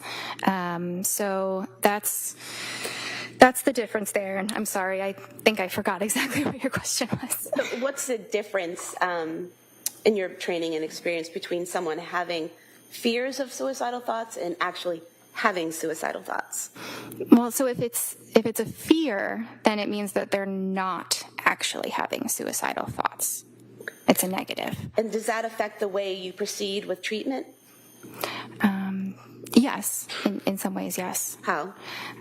Well, you still proceed with treatment. It's still concerning, but it is a level of concern that can be managed on an outpatient basis, not requiring hospitalization. And so, according to the defendant, she was not yet having suicidal thoughts at that time. Yes. So when defense counsel asked you repeatedly why you didn't document how many times she had those thoughts, she hadn't had those actual thoughts yet, correct? Correct. That was later in December, is that right? Yes. Now, she also told you that she was worried about that something bad might happen, so she arranged for her mother to stay. Is that correct? Well, she arranged for her mother to stay. I'm not sure if that was because she was afraid something bad was happening, or it just seemed like they needed more help. Okay. So you don't recall the two being together as a thought? Correct. And the fact that she was struggling and arranged to have her mother stay, got support, advocated for herself, would those be protective factors? Yes. How so? So if someone demonstrates that they can advocate for themselves, that they can seek help if symptoms worsen, then that shows that they have good judgment. They can be trusted to present for care if serious safety concerns were to arise. So based on your training and experience with Ms. Clancy, where she says she's worried about getting suicidal thoughts, and she has her mom come stay with her, do you see that as a positive decision? Yes. You were asked about not asking the defendant if she had called the suicide hotline. If a patient denies suicidal ideation, would you typically ask them if they had called a suicide hotline? No. And why not? Because I wouldn't think that they would have. If a patient were to call a suicide hotline, I would think that they would be telling me they're having suicidal thoughts as well.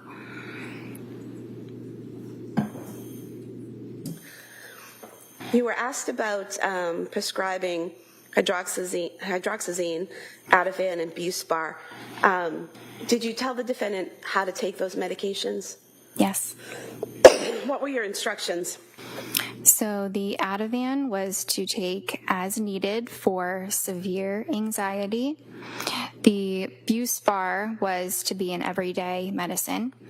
And the hydroxyzine, we had started that to see if she could use that as an alternative to the Ativan. So to take it instead of the Ativan. But if the if the hydroxyzine wasn't working, she still had the Ativan to use, it's stronger. So was there ever an instruction for her to take all three at the same time? No. And you were asked about the contraindications of Ativan and Benadryl. Do you recall that? Yes. Are there contraindications for taking the two together? It's not an absolute contraindication. You have to be careful that the person is not excessively sedated, meaning like they're so sleepy that it's hard for them to, engage in normal activities because they're so sleepy, or maybe they might feel a little bit dizzy. But it's not an absolute contraindication. You just have to monitor them. And is that one of the reasons that you prescribed the hydroxyzine? Sorry, is what one of the reasons? Is the fact that the two of them together, Ativan and Benadryl. Well, let me strike that question. Why did you prescribe the hydroxyzine? So she had been taking Benadryl, which is not a prescription medication. It's not classically within the scope of psychiatry, but it's very similar to hydroxyzine. So I thought that, hydroxyzine might be a better alternative than the Benadryl. Okay, and I'm just going to direct you to your November 2nd, 2022 interval history.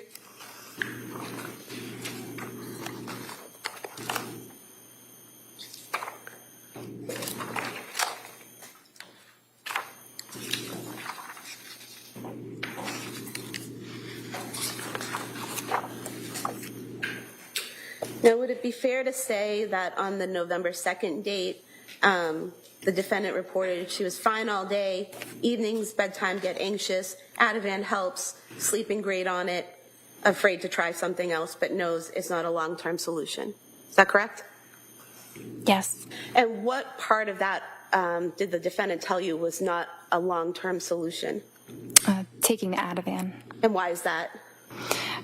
Because it was indicated for short-term use only. The people can struggle more with dependence if they're taking it for a very long period of time.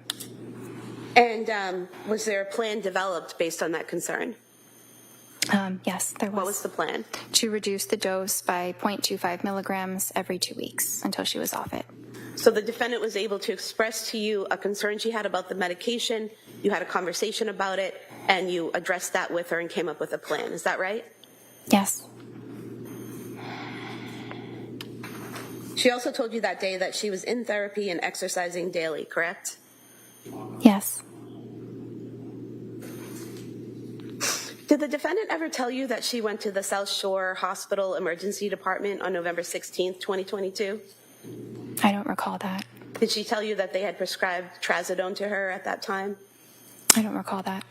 Did she ever tell you that she was trying some alternative methods like weed gummies? No. Do you have any way of knowing these things if the patient doesn't tell you? No.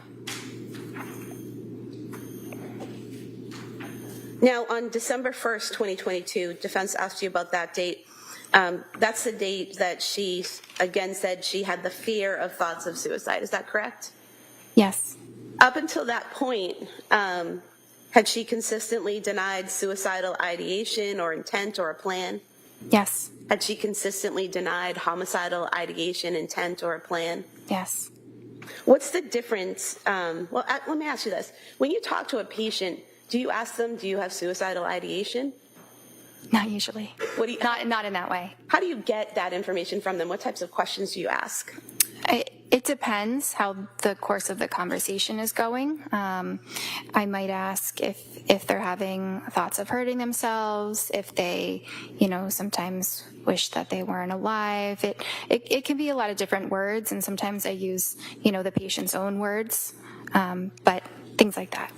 And is there a difference between having thoughts of suicide versus having the intent and a plan to do it? Yes. And are there different types of treatment or things that you would do if someone has intent or plan to do it? Yes, that would generally require hospitalization. And so if Ms. Clancy had told you she had thoughts of hurting herself, or actually, if she told you that she had a plan to hurt herself or a plan to hurt her children, would you have moved to commit her? Yes. Then that would be a Section 12? Yes.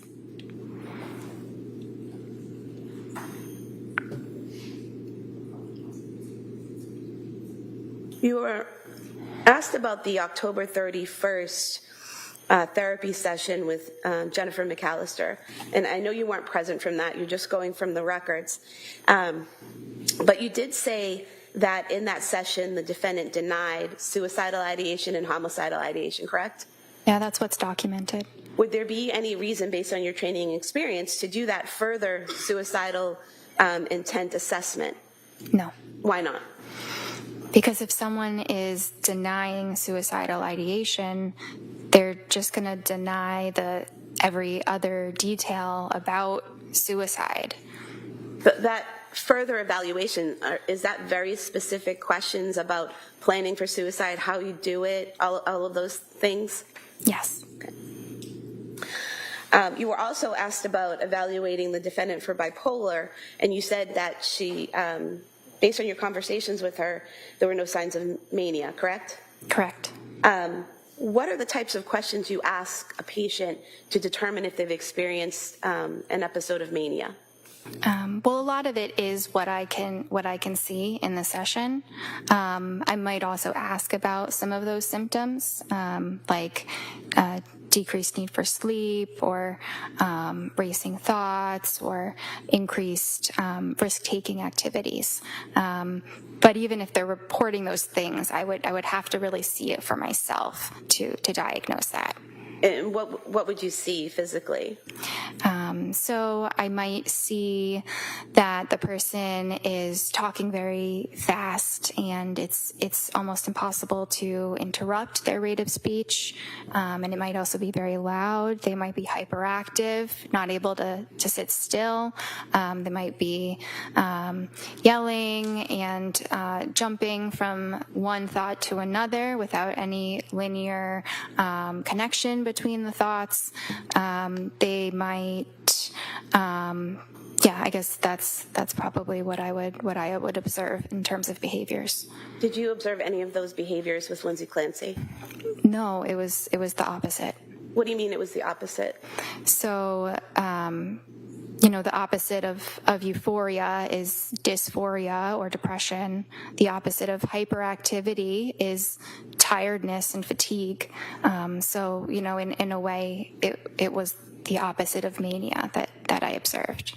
And in terms of the questions you asked about her past behavior, were any of the answers that she gave indicative of mania? No. You were asked about discussing Seroquel with the defendant, even though you weren't the prescriber. Why did you discuss that medication with her? Because the patient was asking about it, and her husband was also asking me about it. They really wanted my opinions about it. It wasn't necessarily that I was prompting this line of conversation. And what did you tell them about it? Well, I shared that it has very good evidence for treating depression, and I may have shared that Seroquel does does different things at different doses, right? So sometimes people are concerned that it is called an antipsychotic, but it actually doesn't function as an antipsychotic until you get up to really high doses, like 800 milligrams. So in low doses, it's more of a sleep medicine or an antidepressant. So I think that I explained that to them, and it's obviously a very important part of it. But they were also concerned about that causing the depression that she was experiencing. So we talked a bit about how you would tell. It kind of can be hard to tell whether a medicine is causing that or it's just occurring because of depression. What did you tell them in terms of how to tell? That it's really based on the timing. If you were to notice a significant decline after starting or increasing the medication. And prior to Ms. Clancy taking the Seroquel, had you noticed signs of depression in her? Yes. And after she was off of the Seroquel in January, did you see signs of depression in her? Yes. So that was completely off of Seroquel both before and after, still showing signs of depression? Yes. During January, the defendant told you she had trouble getting out of bed? Is there a specific visit? I think it was right after she got out of the hospital. Maybe your first or second visit with her.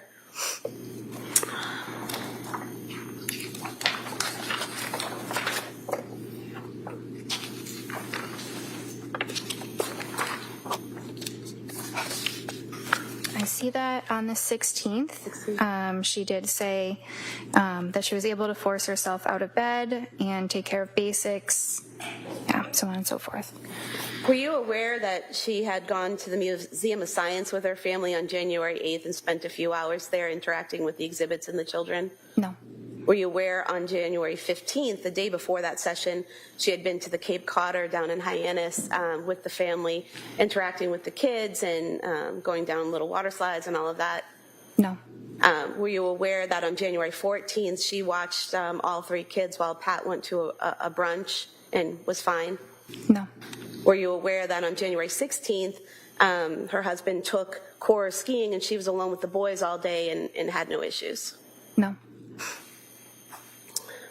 You were asked about the thyroid and how that can affect mental health and postpartum.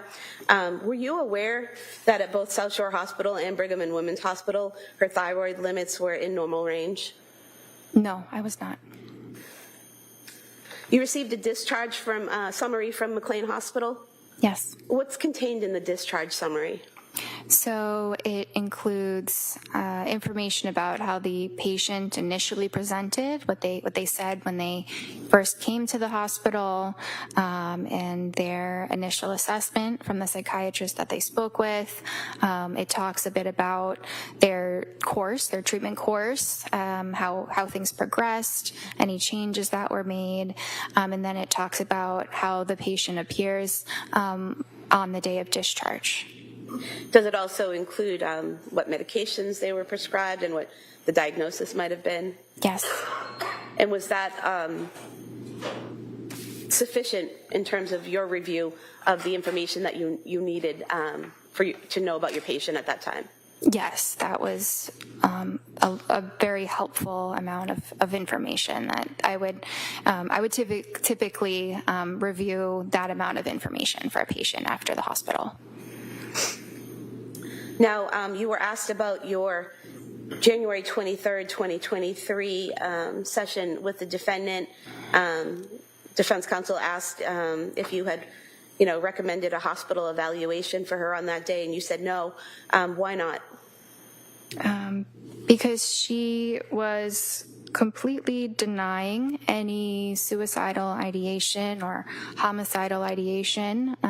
There were no signs of psychosis or mania, so there were no serious signs that her safety or that anyone else's safety was at risk.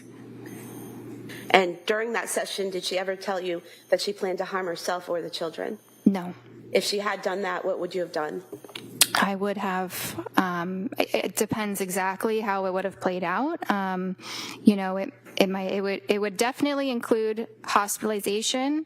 If the children were in immediate harm, it might include enlisting help from my staff so that they could call the police while I'm on the phone with her. I think it depends, but I would address it promptly.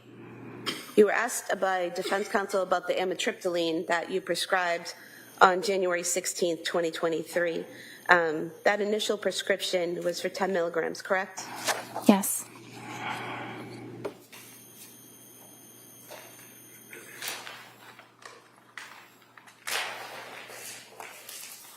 Pulling the bottle from exhibit 155 of amitriptyline.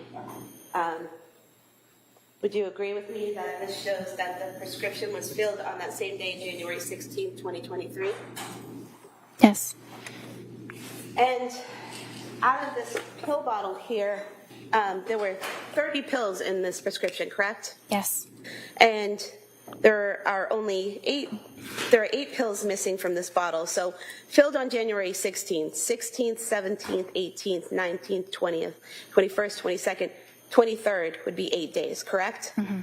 And on the 23rd is when you said she could raise it to 20 milligrams? Yes. So if there are only 8 pills missing, she never took that additional dose, correct? That's what I would think based on what you just said. So the amitriptyline, increasing it from 10 milligrams to 20 milligrams, wouldn't have pushed her over the edge, correct? Well, if she didn't take 20 milligrams, then that's correct.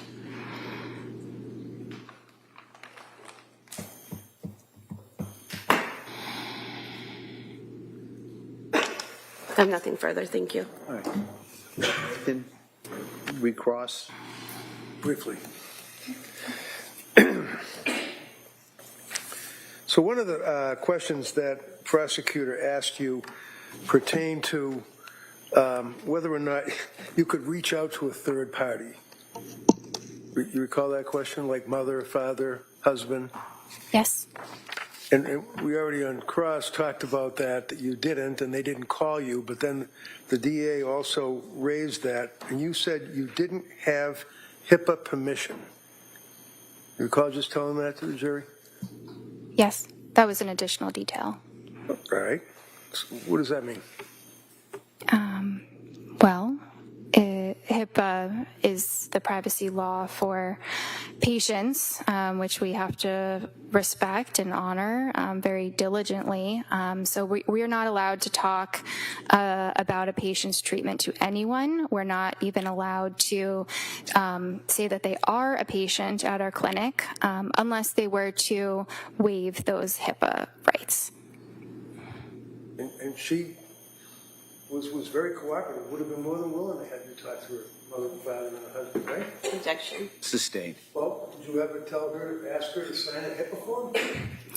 So that was not the main reason why it wasn't done. It wasn't. Ever asked her to sign a form? A release, you mean? Yeah. Yes. No, I did not ask her to sign a release. And if she did sign the release, even though her mother, her father, her husband didn't call you, you could have then reached out to them, right? I could have, but it is not typically something that is done when you have an adult patient who's able to speak for themselves. Yeah, what is that? It's not typically done when? When you have an adult patient who is able to speak for themselves. My God, you don't call the parents that she's living with because they're helping her or her husband? No. Because why? She's able to advocate for herself? Yes.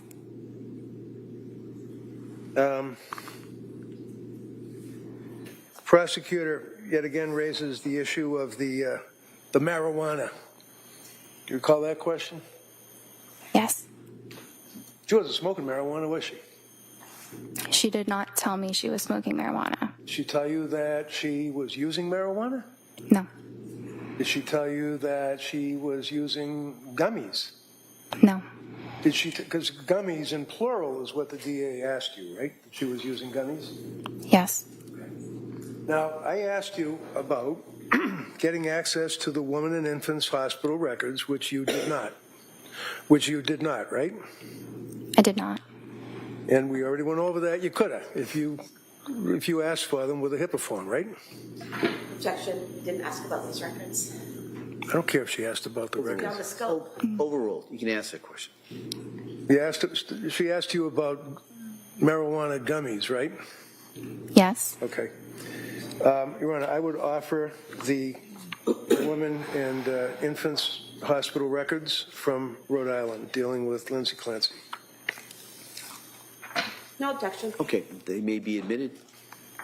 I just want to look at them at some point to make sure it's a clean copy. Sure, yeah. Before it goes to the jury, you can review it.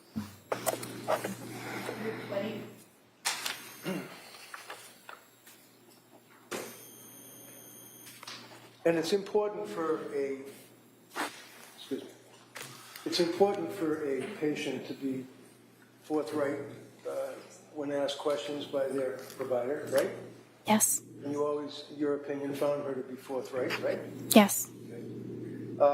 If I could approach you with Exhibit 220, excuse me, and see the second paragraph, it begins in the middle of November.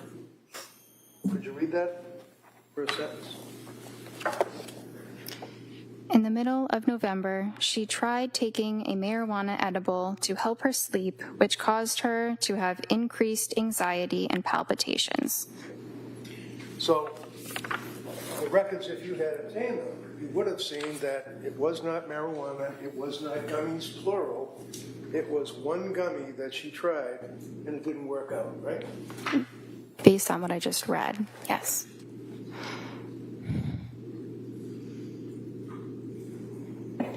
Then you told us that there's a difference between a thought of suicide versus a plan of suicide, one of which would result, in your words, were a commitment, right? Yes. What does that mean? Thought versus plan equals commit. A suicidal plan means that they are, they know exactly what they're going to do to end their life, what they're going to use, maybe when they're going to do it, they've researched it, and that presents an immediate threat, and that is something that would require hospitalization. District Attorney had asked you also about the thyroid levels, and you indicated, or she indicated that they were in the low range at Mass General Hospital, Reed. Is that correct? I thought she said they were normal. Oh, I thought she said low, but normal or low. MGH, Mass General Hospital, right? Sorry, what's the question? District Attorney asked you whether or not they were thyroid reads. Do you remember that question? She said her thyroid had been My tested. question now is, do you remember that question that she asked you that you answered with no problem? Yes. Okay. And your response was that, my memory, this is Jurors accounts, that it was low reads, MGH, and South Shore Hospital. Is that right? I thought she said that it was normal, or within normal limits. Almost fine. We'll go with normal.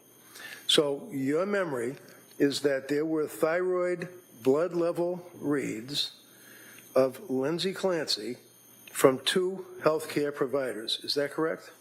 Yes. One would be Mass General Hospital, right? I don't remember exactly. I think she said yes. I think she said Mass General. Okay. Do you remember where the other hospital healthcare provider was? It might have been South Shore. Do you know what date those were? No. Those are old reads, weren't they? I don't know. One of the things that the district attorney asked you about on a number of occasions that seems to be important is if the person that you're treating has, I guess, what do they call it, pressured speech? Yes. And you told us repeatedly that you never detected that Lindsay had pressured speech, right? Correct. I'm sorry? Correct. Looking at the record from October 21st, would you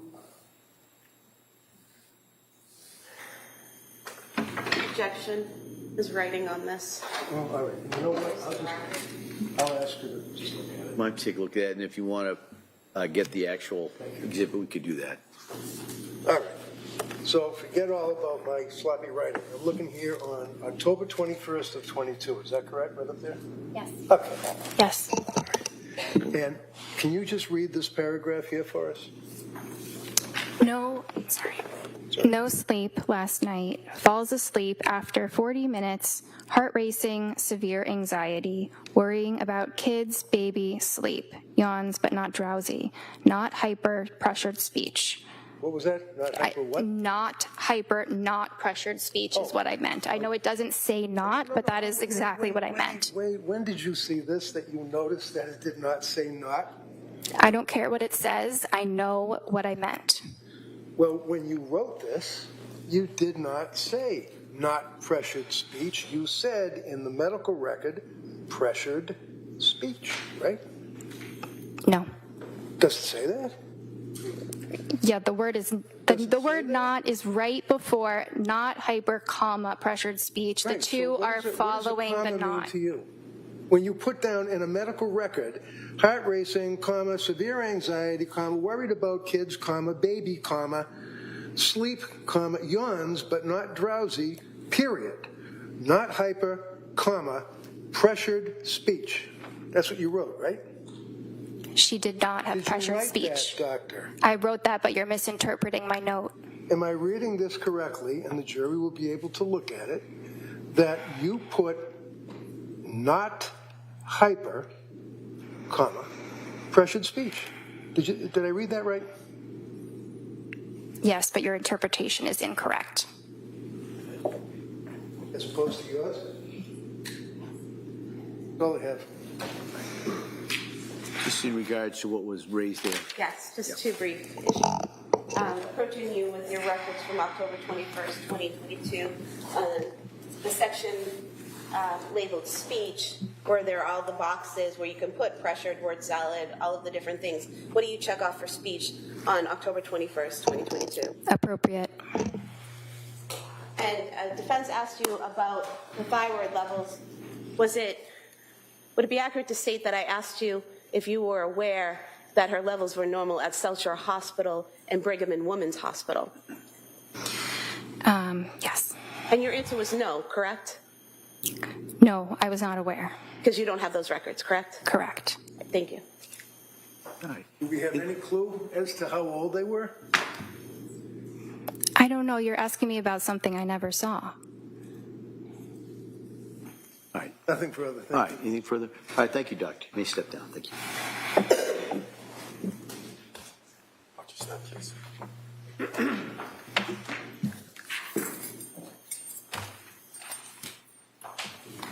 Your Honor, the Commonwealth would move to submit the certified copy of the Spalding rehabilitation records. No objection, that's by agreement. Okay. By agreement of counsel, the Spalding records will be introduced. 221.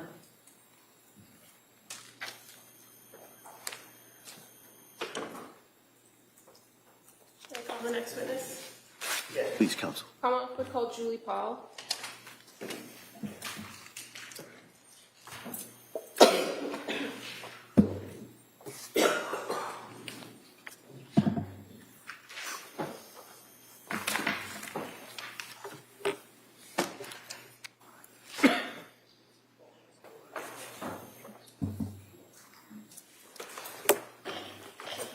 Good afternoon.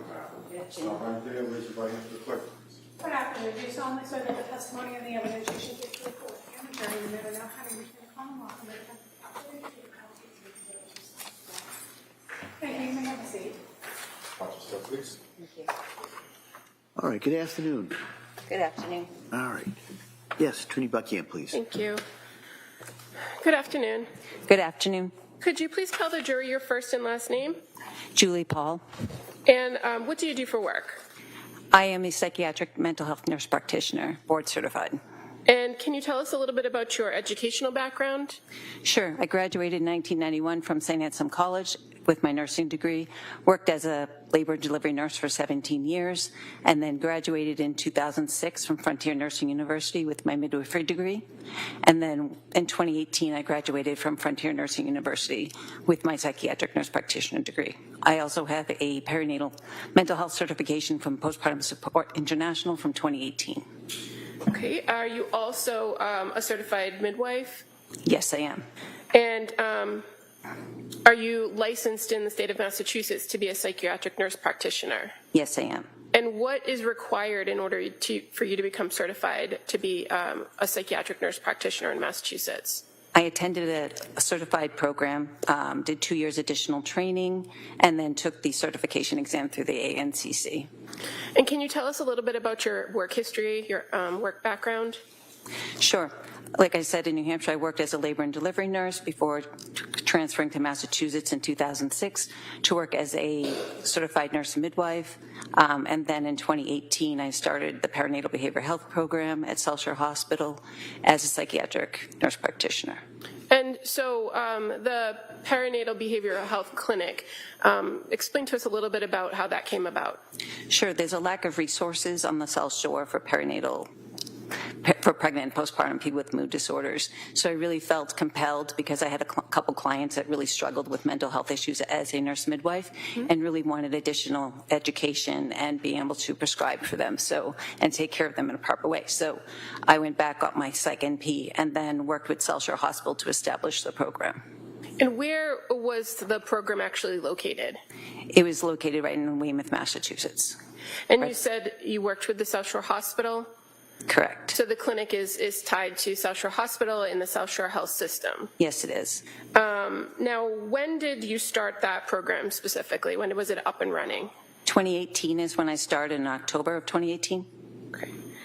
And what, did you do that by yourself, or did you have other practitioners that were doing that with you? Initially, it was just me. I started doing it 2 days a week and then grew the program gradually over the next year or two.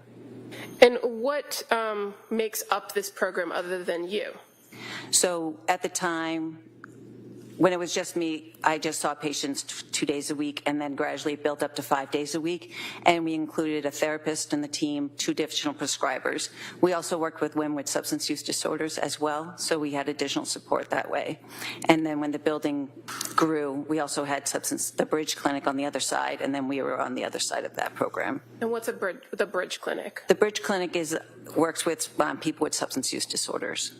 And all of this is kind of under that umbrella of what's classified as South Shore Behavioral Health, correct? That's correct. Now, as the clinic grew, did your role there change? I'm sorry, can you repeat that? As the clinic grew to what you described as having additional therapists and other prescribers on staff, did your role there change at all? I became the director of the program. And as director of the program, did you still see patients? Yes, I did. And was that at the same level as it had before, or did it decrease because of your administrative roles? It actually increased because I increased my hours to 5 days a week. I did have a little bit of administrative time. Okay. And can you tell us a little bit about how the clinic would work for a woman who is coming in either during the birth period or prior to birth and after birth? What kinds of things would they be offered at the clinic? So I'd receive a referral, and then the client would come in. We would do a 90-minute intake. When they left, when it was just me, I was using outside therapists, that sort of thing. But as the program grew, we had moms groups run by doulas. We had therapist that we brought in that was brought in from Aspire, but part of our program embedded within our program. And I brought in 2 additional prescribers as well as nursing staff. And when you talk about people as prescribers and your role as a psychiatric nurse practitioner who could prescribe, what were you offering to patients as part of this clinic as a prescriber? We were offering the proper medication for anxiety, depression, mood disorders, really any psychiatric disorder that came in, mostly for pregnant and postpartum people up to 2 years postpartum. We also offered therapy, focused on sleep hygiene, really looked at the whole person, not just medication management. And fair to say that the medication is one piece and the therapy is another piece, and this is part of a team approach that you had at the clinic. That's to correct. address all these resources for patients. That's correct. So while you, as the psychiatric nurse practitioner, might have been a prescriber, were you also engaged in the therapy or psychotherapy? I would do supportive therapy, but I'm not a therapist. I mainly am responsible for assessing, diagnosing, prescribing, but I also really understand the importance of sleep, nutrition, and exercise. And so, being that you had a history of working as a midwife and working as a nurse in labor and delivery, do you have a lot of experience with moms or women who are in that postpartum period? Yes. And how about your experiences with diagnosing and prescribing for women in that period? Do you have experience in that? In the labor and delivery realm, as a nurse midwife, yes, I diagnosed like labor and that sort of thing, and even depression, anxiety, not to the extent of higher acuity psychiatric conditions, but as a psychiatric nurse practitioner, I did. Okay. And as far as your role at the perinatal behavioral health clinic, fair to say that your primary patient base was all going to be women who are either pregnant or after birth? Correct. And a part of this team approach at the clinic, is it also to work on developing a treatment plan for patients when they come in? Correct. And so what encompasses a treatment plan generally?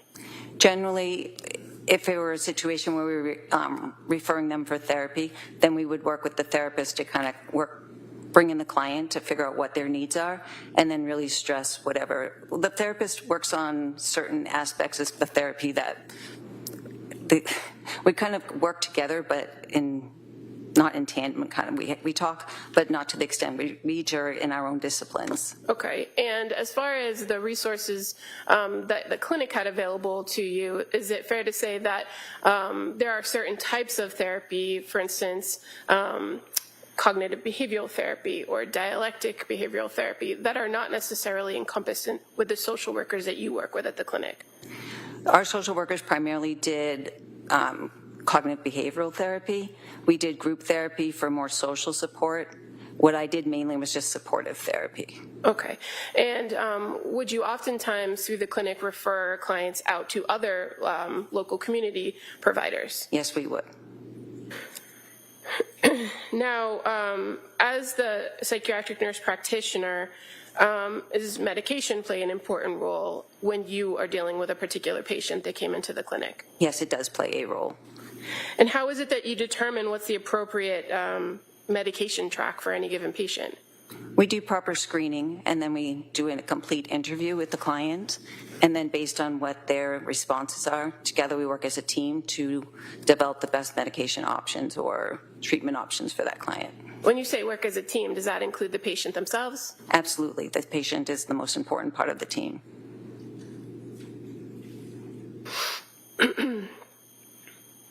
And in your training and experience working with postpartum women, what is the acceptable period to determine postpartum? Anywhere within the first year. Did you know a nurse, or do you know a nurse named Susan Clancy? I do. How do you know her? I worked with her off and on throughout my years as a nurse midwife. And what's the nature of your relationship with her, other than the working with her? Essentially, we just worked together. When we did births together, we worked well as a team. Okay. And do you know where she worked? She worked at Telshire Hospital. On November 20th of 2022, did you have a conversation, or did you get a call from Sue Clancy? I did. She was referred to me through Nanette Landry, another midwife that I work with. Okay. And so as a result of the phone call that you had with her, did you get in contact with a woman by the name of Lindsay Clancy? Yes, I did. Was that the same day or a different day? It was the same day. And your contact with Lindsay Clancy, was it by phone or virtual or in person? It was by phone. And so what was the purpose of calling Lindsay Clancy? I just wanted to get her side of what had been going on with her history. Sue had alluded that she was struggling in the postpartum period, so I wanted to know exactly what she was struggling with to see if she'd be a good candidate for our program. So did you initiate the call to Lindsay Clancy? With the permission, I asked Sue Clancy if Lindsay had given permission. She said she had. Okay. And in the conversation that you had with her, do you know approximately how long that phone conversation lasted? I don't recall. Okay. But were you able to get all the pertinent information from her during that phone call? I got enough data to determine that she would be a good candidate for the program. So she would have met criteria for a referral from any other resource? Correct. Now, is it fair to say that in this conversation, in order to determine whether she qualified, you had to ask her some background questions? I did. And so were you able to identify whether she was in that postpartum period? Yes, I asked when the birth of Callan was, and she said it was May 26th, 2022.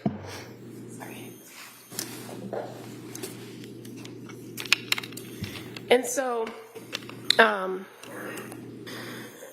after determining that she was in fact postpartum with a baby at home, did you ask her any questions or did you learn any information about how the experience was earlier in the postpartum, right after birth?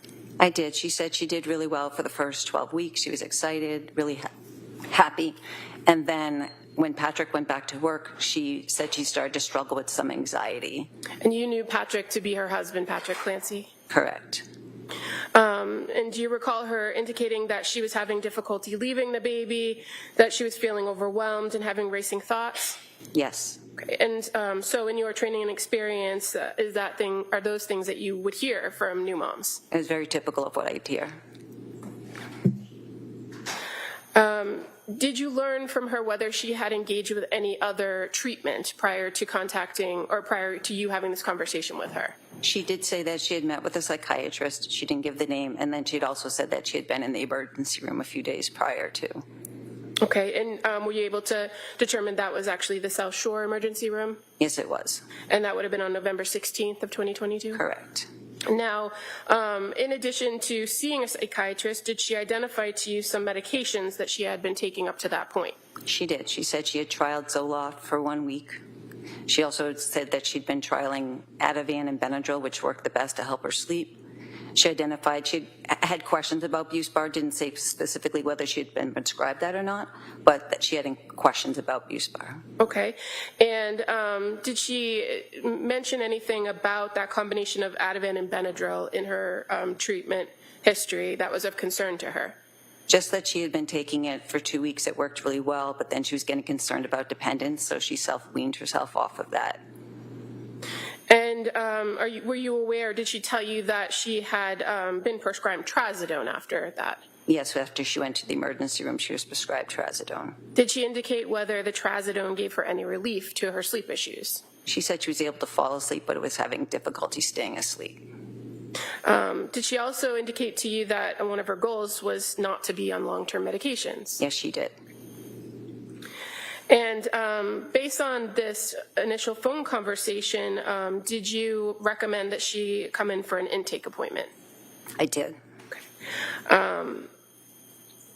How about the immediate need for sleep? Did you address that with her in the phone I just encouraged her to take the medication that she already had on hand, that if the Benadryl and the Ativan were working, she should take that to help her sleep that night. And we talked the next morning about different options. And also in this initial phone call, did you have a conversation with her about options and risks of various types of SSRIs or continued use of benzodiazepines? Yes, we reviewed that being on SSRI most of the time is preferable than being on benzodiazepines for long periods of time, especially to address her concern about addiction or dependency on the medication. Okay. And is this kind of a normal conversation you would have with somebody to screen them and determine whether the clinic, the South Shore Perinatal Clinic, was an appropriate fit? Yes, it's more to establish rapport and get a basic understanding and make sure that she was safe. Okay. And she did indicate that she was safe. And so that's kind of my follow-up to that. So in the course of that phone call, you were able to communicate with her, correct? Correct. And what she was telling you about her reported history, did that seem to make sense to you? Yes, it did. And did you identify, or were you addressing or assessing during the whole course of this conversation whether there was any immediate safety risk or need for her? Yes, I was. And did you find that there was any? There was no immediate need. Now, as a result of this conversation, did you determine whether she was having any suicidal ideations? Yes, I asked her specifically if she felt like she wanted to harm herself or her children, and she said no. And how about asking her about homicidal ideations? Yes. And did she indicate whether she had any? She did not. Did you also ask her whether she had experienced any auditory hallucinations? I did. And did she experience any? Not at the time, no. And did she indicate to you whether she'd ever experienced any? No. How about visual hallucinations? Did you ask her about those? I did. And did she indicate that she had experienced any? No. And delusions, did you ask her whether she had any delusions? I didn't ask specifically about delusions, I believe. Okay, and in the course of talking with an individual, do you kind of constantly keep that in mind with what they're telling you, whether they're having any ideas of delusion? Yes, I do. In the conversation you had with her on November 20th, did you identify, based on your conversation with her, whether she was experiencing delusions? No, I did not. And fair to say, a standard set of questions that you also ask have to do with drug use or tobacco or alcohol. Did you ask those questions as well? I don't recall.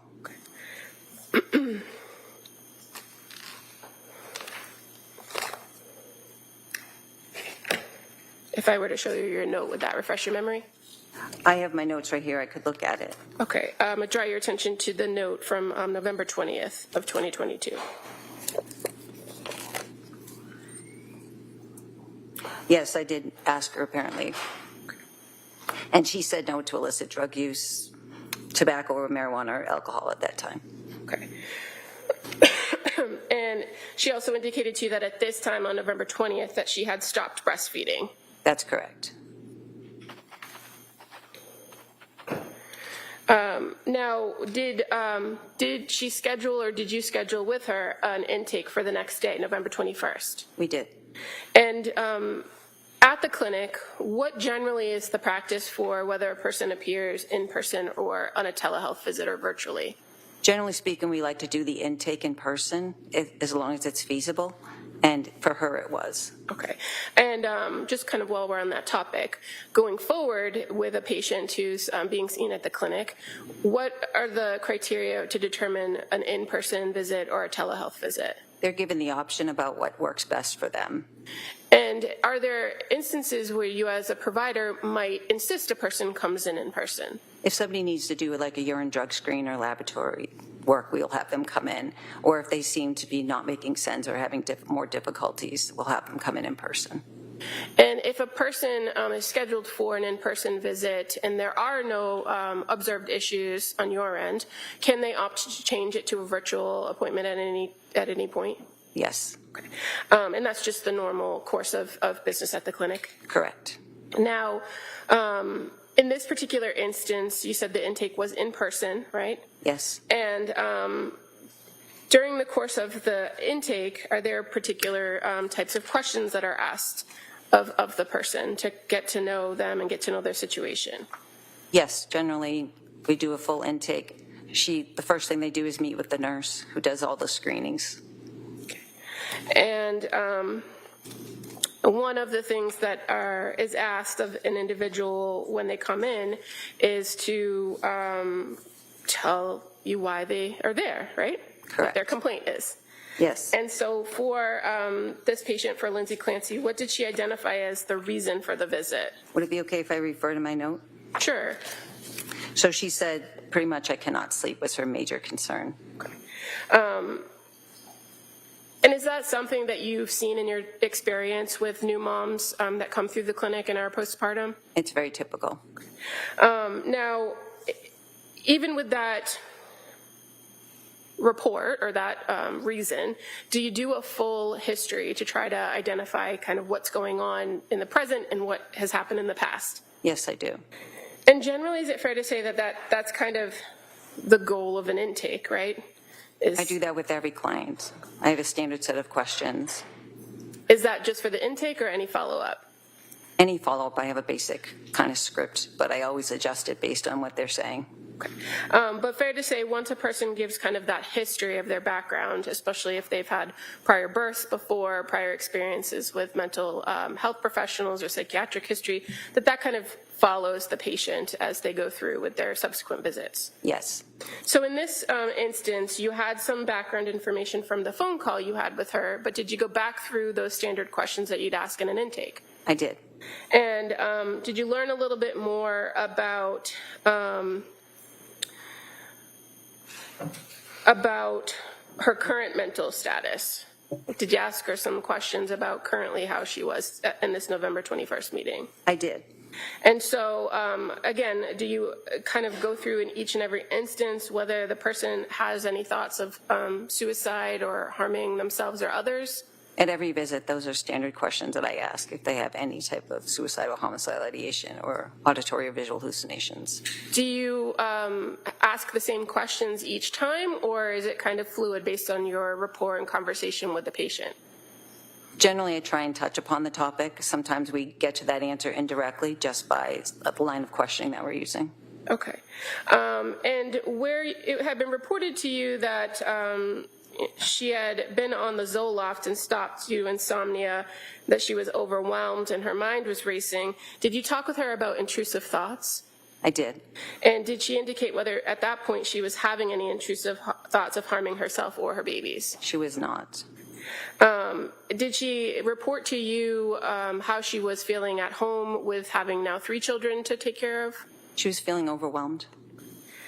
And that, again, reiterating that around 12 weeks when Patrick went back to work, that she was having increased anxiety. Correct.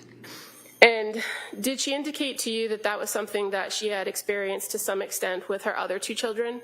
At least with her second pregnancy. And was she able to manage that with her second pregnancy without medication? As far as what I was told, yes. And fair to say she indicated that she would use breathing, meditation, and yoga to work through it. Correct. And so on this November 21st intake date, you again ask about drug use, right? Correct. And at this point, she had told you that she did trial one CBD gummy at some point, but that did not help. Correct. And you also learn about any prior psychiatric medication she had been on? Yes, she had been on the Zoloft, the Ativan. She had been prescribed Buspar, but she didn't indicate whether she had taken that or not. Okay, and so that was her report of her most recent course of treatment, but did she talk about having anxiety issues yes. further back in her history? Yes, in college she had trialed Prozac, propranolol, and Wellbutrin. And fair to say she indicated that to you that she did well on those medications in nursing school? Correct, with the only side effect being sexual side effects.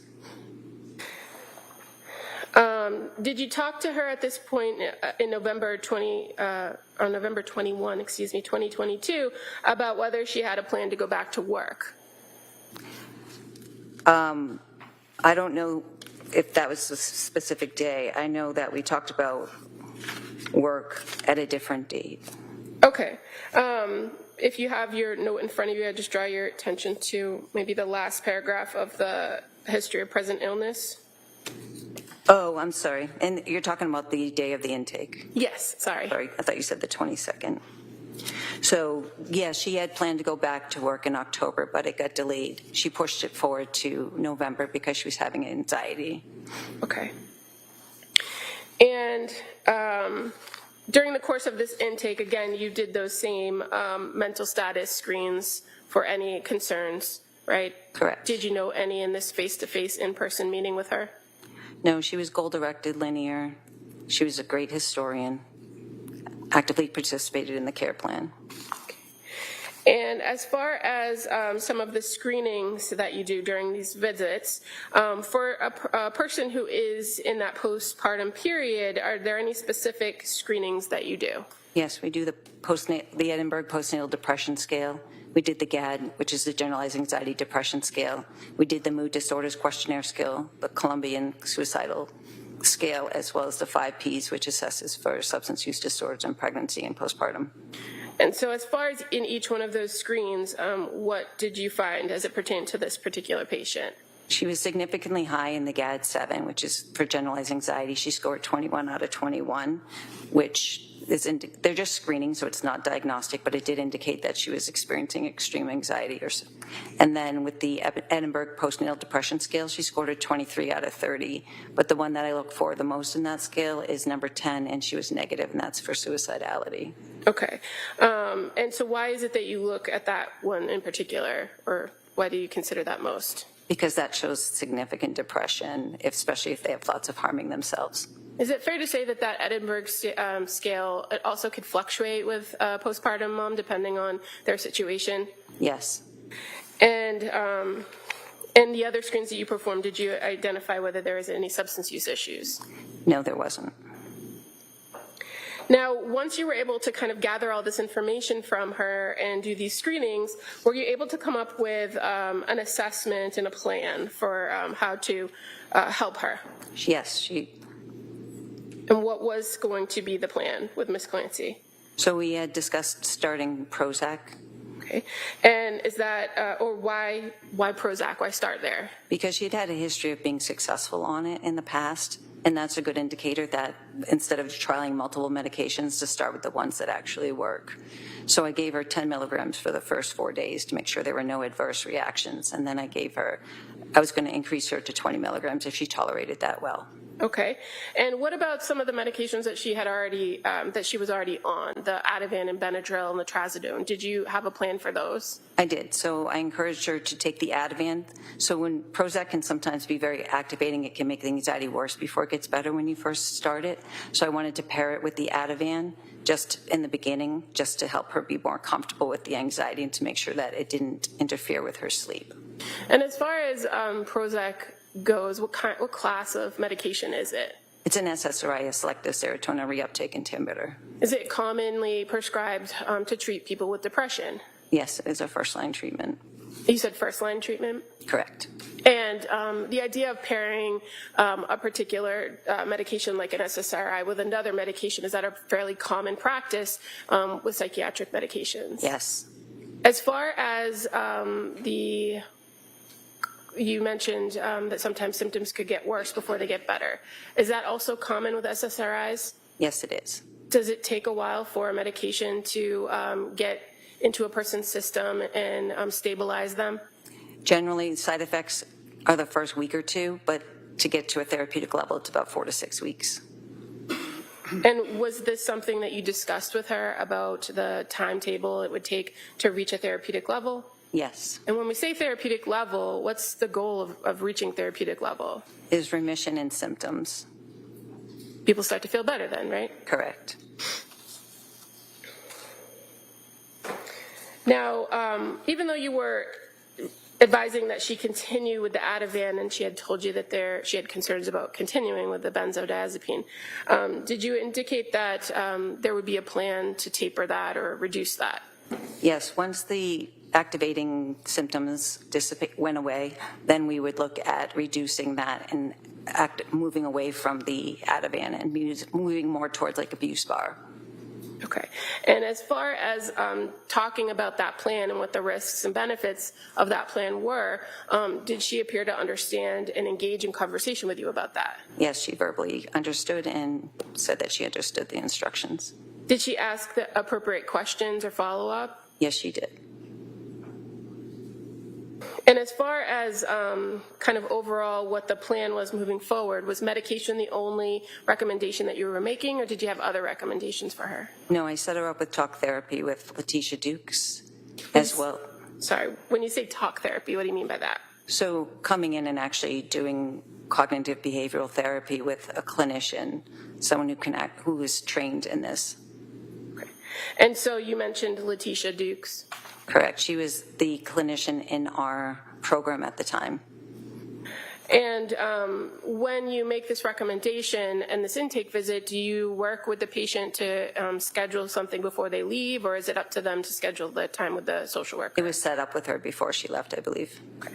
And you're aware that the first scheduled appointment with Letitia was for December 2nd?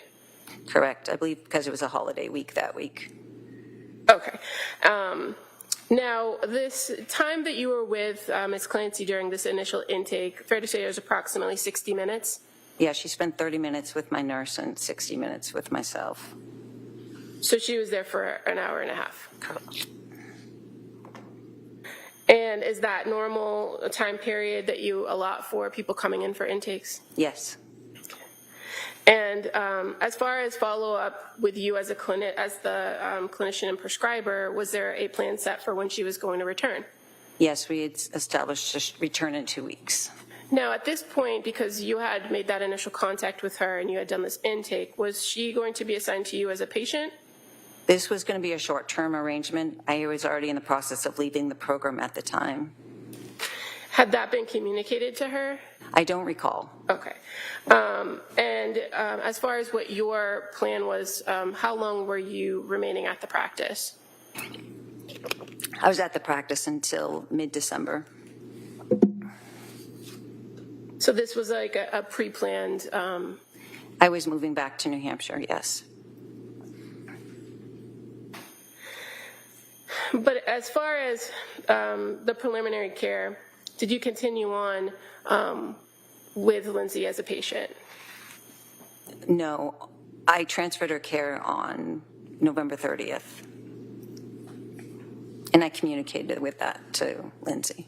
Okay. So as far as after the intake, she was provided with that December 2nd intake or meeting with Letitia Dukes, the social worker.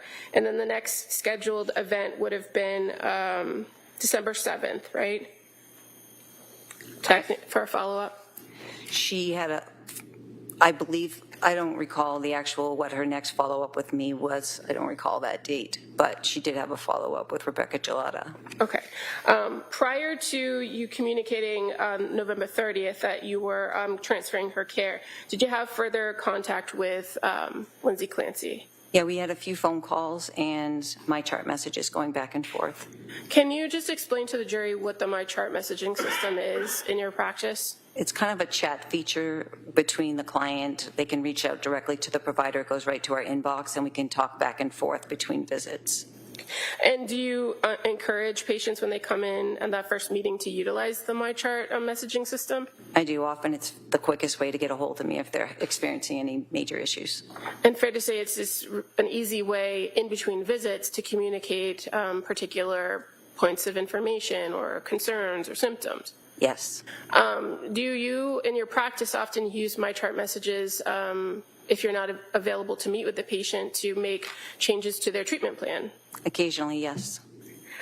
Now, prior to your first MyChart message with Lindsay Clancy, did you get a text message from her on your personal phone? I don't recall. Do you recall whether Sue Clancy provided your number to Lindsay? I know I did. So she had my number because I called her from my personal phone call because it was on a Sunday when I reached out to her initially. So that November 20th phone conversation was a communication between you and her on your personal phone? Correct. And so do you recall on November 22nd getting a message from her saying, "Hi, Julie, this is Lindsay Clancy. I'm sorry to contact you like this, but when you have a minute, can you please call?" I can't recall whether that was a MyChart message or if that was on my personal phone. I apologize. That's okay.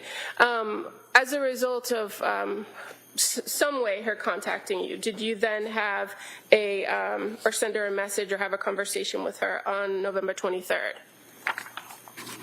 I know we communicated on the 22nd. I sent a message saying that was the day she was getting nervous about starting the Prozac, so we encouraged her to go ahead and start the Prozac. I know we communicated on the 23rd, either by phone or by MyChart message, that indicated that she had taken the medication. She had started it on the 22nd. Okay. And were you aware at this time period that she was currently already a patient in the South Shore Health System Network with a primary care physician named Margaret Anastasia? Yes. And she's a nurse practitioner, right? Correct. Now, as far as these concerns that she relayed to you about starting the Prozac, do you know whether she did start the Prozac? Yes, she stated that she started the Prozac on the 22nd of November. Okay. And by November 25th of 2022, did you start having some MyChart communications with Lindsay Clancy? I did. And so just referring first to November 25th of 2022, fair to say that you gave her or sent her a MyChart message encouraging to kind of stick with the plan, right? Correct, prior to that, yes. At that point, had you prescribed her something to help her sleep outside what you had previously provided or outside what she had? Before November 25th, I did not. Okay, so on November 25th, did you prescribe her some additional medications? I did. So she wasn't tolerating the Prozac, so we had a conversation about stopping the Prozac. I gave her, she was really having a hard time sleeping, so I gave her a one-time dose of Ambien. And then I also prescribed mirtazapine, which is another antidepressant, but it works really good for sedation and anxiety. So started that at 7.5 milligrams, told her to stop the Prozac. And I also paired it with Klonopin, but I told her explicitly not to take the Ativan, just to take the Klonopin to help. It's longer acting benzodiazepine to help her with the sleep and longer acting anxiety support while we got this new medication up and running. And so in your conversations with her about her concerns about the Prozac, fair to say she reported to you that she was feeling disconnected, out of it, a little bit spacey. Does that sound right? Yes, that's correct. And so you said your recommendation at that point was to discontinue the Prozac. Correct. And as far as the Prozac went, she hadn't taken it for very long, had she? She took it for 3 days. 3 days? Correct. And again, you had that conversation with her about kind of waiting it out for the 4 to 6 weeks. But based on what she was reporting to you, did you have any concerns about her stopping the Prozac after only 3 days? When a client doesn't have buy-in to the medication, it's awful. It doesn't work as well. So I was working with Lindsay to try and find a medication that would make her feel more comfortable. She was feeling very uncomfortable, very anxious, and the Prozac, she just wasn't tolerating the activation from the Prozac. So mirtazapine is a little bit more calming, which I thought she would resonate with better. Okay. And so, again, this is not one of those follow-up visits on a telehealth or a face-to-face. So were you relying heavily on what she was reporting to you? Yes. And again, in that MyChart message, you did indicate to stop the Prozac, Benadryl, and Ativan, and don't take while taking Klonopin, right? Correct. And in your practice as a psychiatric nurse practitioner who prescribes medication, is it common that you have to kind of trial different medications to find the right one to work for any given patient? Yes, it's pretty common practice in psychiatry. And fair to say, there's no way to anticipate how a particular patient is going to respond to any particular treatment, medication treatment. Correct. So after prescribing the Klonopin, the mirtazapine, and giving her that single dose of Ambien, did you do anything or set anything up to follow up with her after changing those prescriptions? I just told her she can MyChart message me over the weekend. It was the holiday weekend. So I made sure she knew I was available to answer her questions.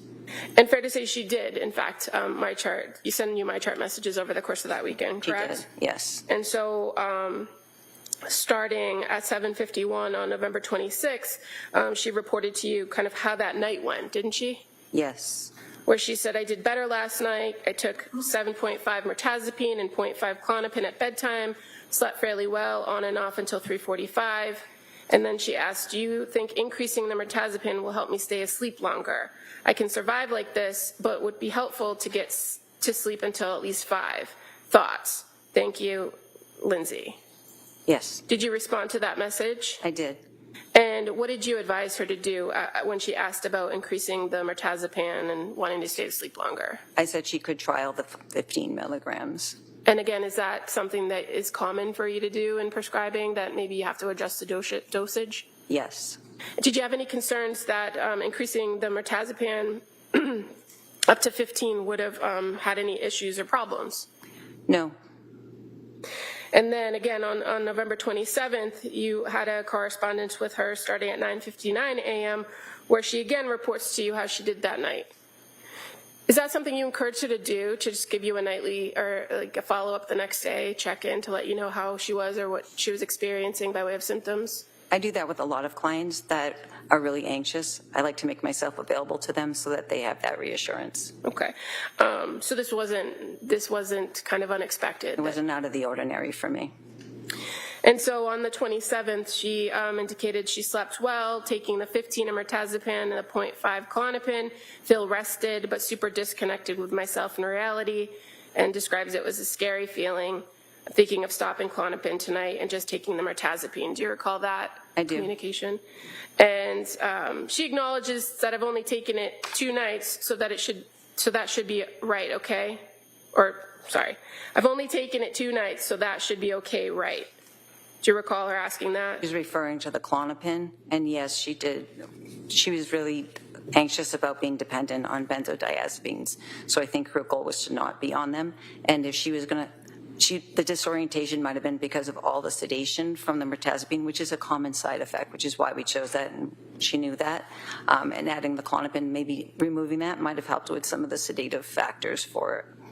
So did you find there to be any issues with stopping the Klonopin or her deciding not to take it after 2 days? No, I did not. And in fact, you indicated and told her that should help with the disorientation, right? Yes, it might. Okay. And so that was on November 27th. And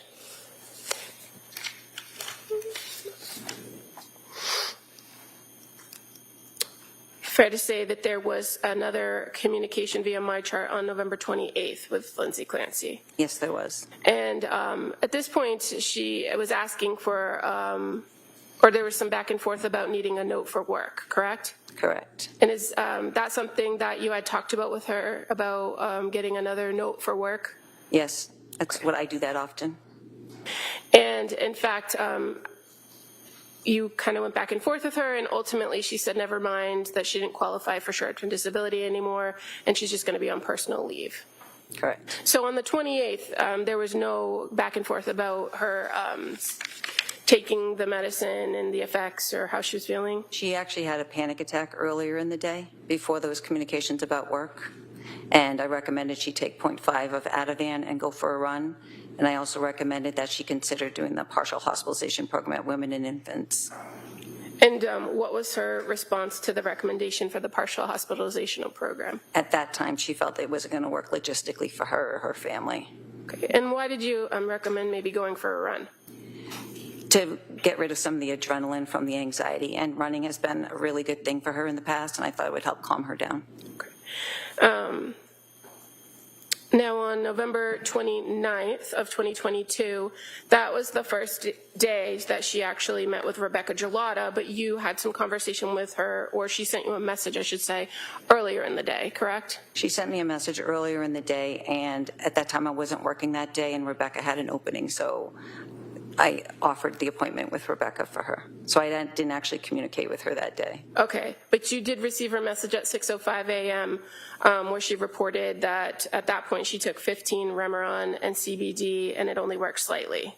Correct. So how did you get from what you have told us now was the mirtazapine, or that's Remeron, right? Correct. How do we get from just the mirtazapine with not the other, without the Klonopin or without some other? The Klonopin was an as-needed medication, okay. So I honored her choice to be able to decide whether she wanted to take that or not. Okay.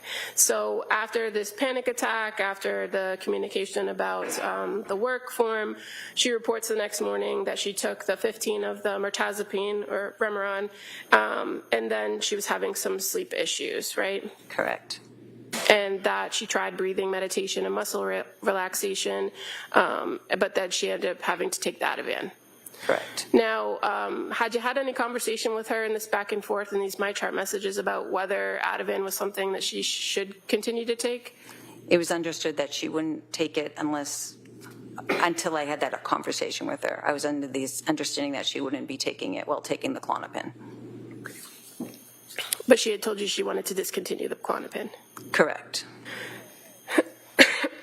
And so you said as of November 30th that you had then fully transferred care. I let her know that I would be leaving the clinic, and I thought it would be best if she saw a clinician that was working 5 days a week. And Rebecca Gelada, is she a clinician that works at the clinic? Correct. And had you worked with her for quite some time? She had been in the clinic, I think, for 2 years, I believe, at the time. And you said that you had recommended on the day before, on the 29th, that she set up that meeting with Rebecca because she was available. Correct. So it just was kind of happenstance that she ended up with Rebecca, or? I was in the process of transferring all of my patients between Rebecca and our new hire, and Rebecca was an experienced clinician, so I felt she would be a better match for Lindsay. Okay. And as far as when you sent or communicated to Ms. Clancy that you were transferring her care, that was via my chart message, right? Correct. And Lindsay then responded to you, or do you recall if she responded to you? I'm sorry. She did respond to me saying thank you for the care that I provided. She appreciated it and wished me luck. Did you have any other contact with Lindsay Clancy after that point? No, I did not.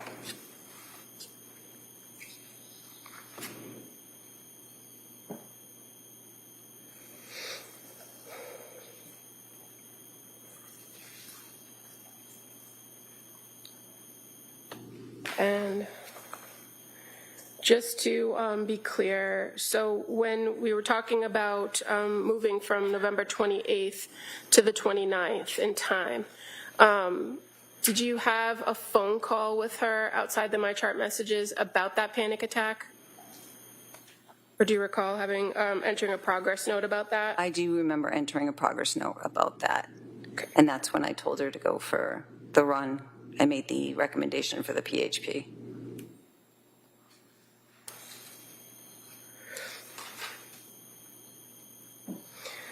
Did you ever have any further contact with Sue Clancy about Lindsay Clancy's care after that first contact on November 20th, 2022? I don't recall that.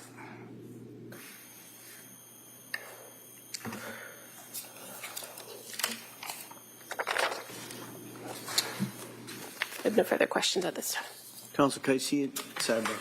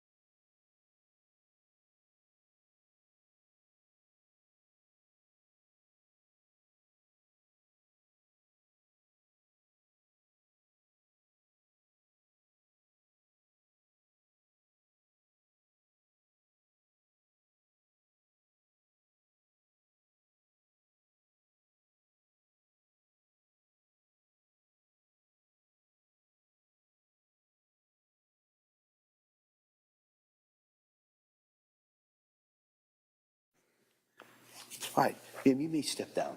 Thank you.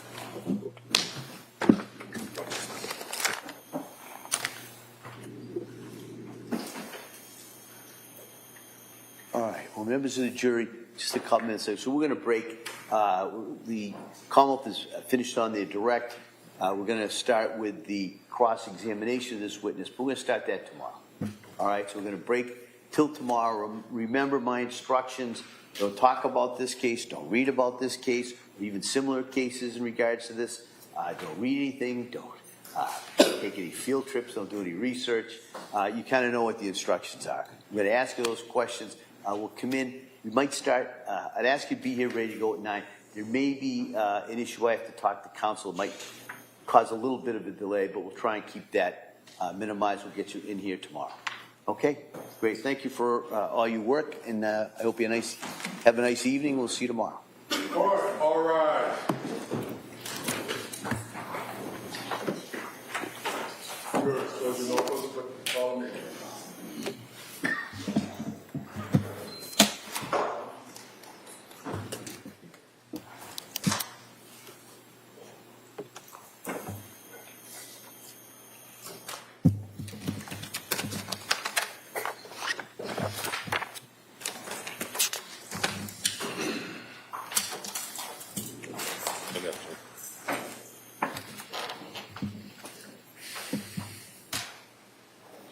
Jurors have exited the quorum. This court's in session. Please be seated. All right. Anything else we need to address the court? Thank you. So the plan will be to start tomorrow. Before we bring the jury back in, my plan would be to address the defendant's motion for that additional witness. We could maybe do that first thing, and then after we argue that, go right back into the presentation evidence. All right. All right. Thank you, everyone. Thank you. Court, all rise.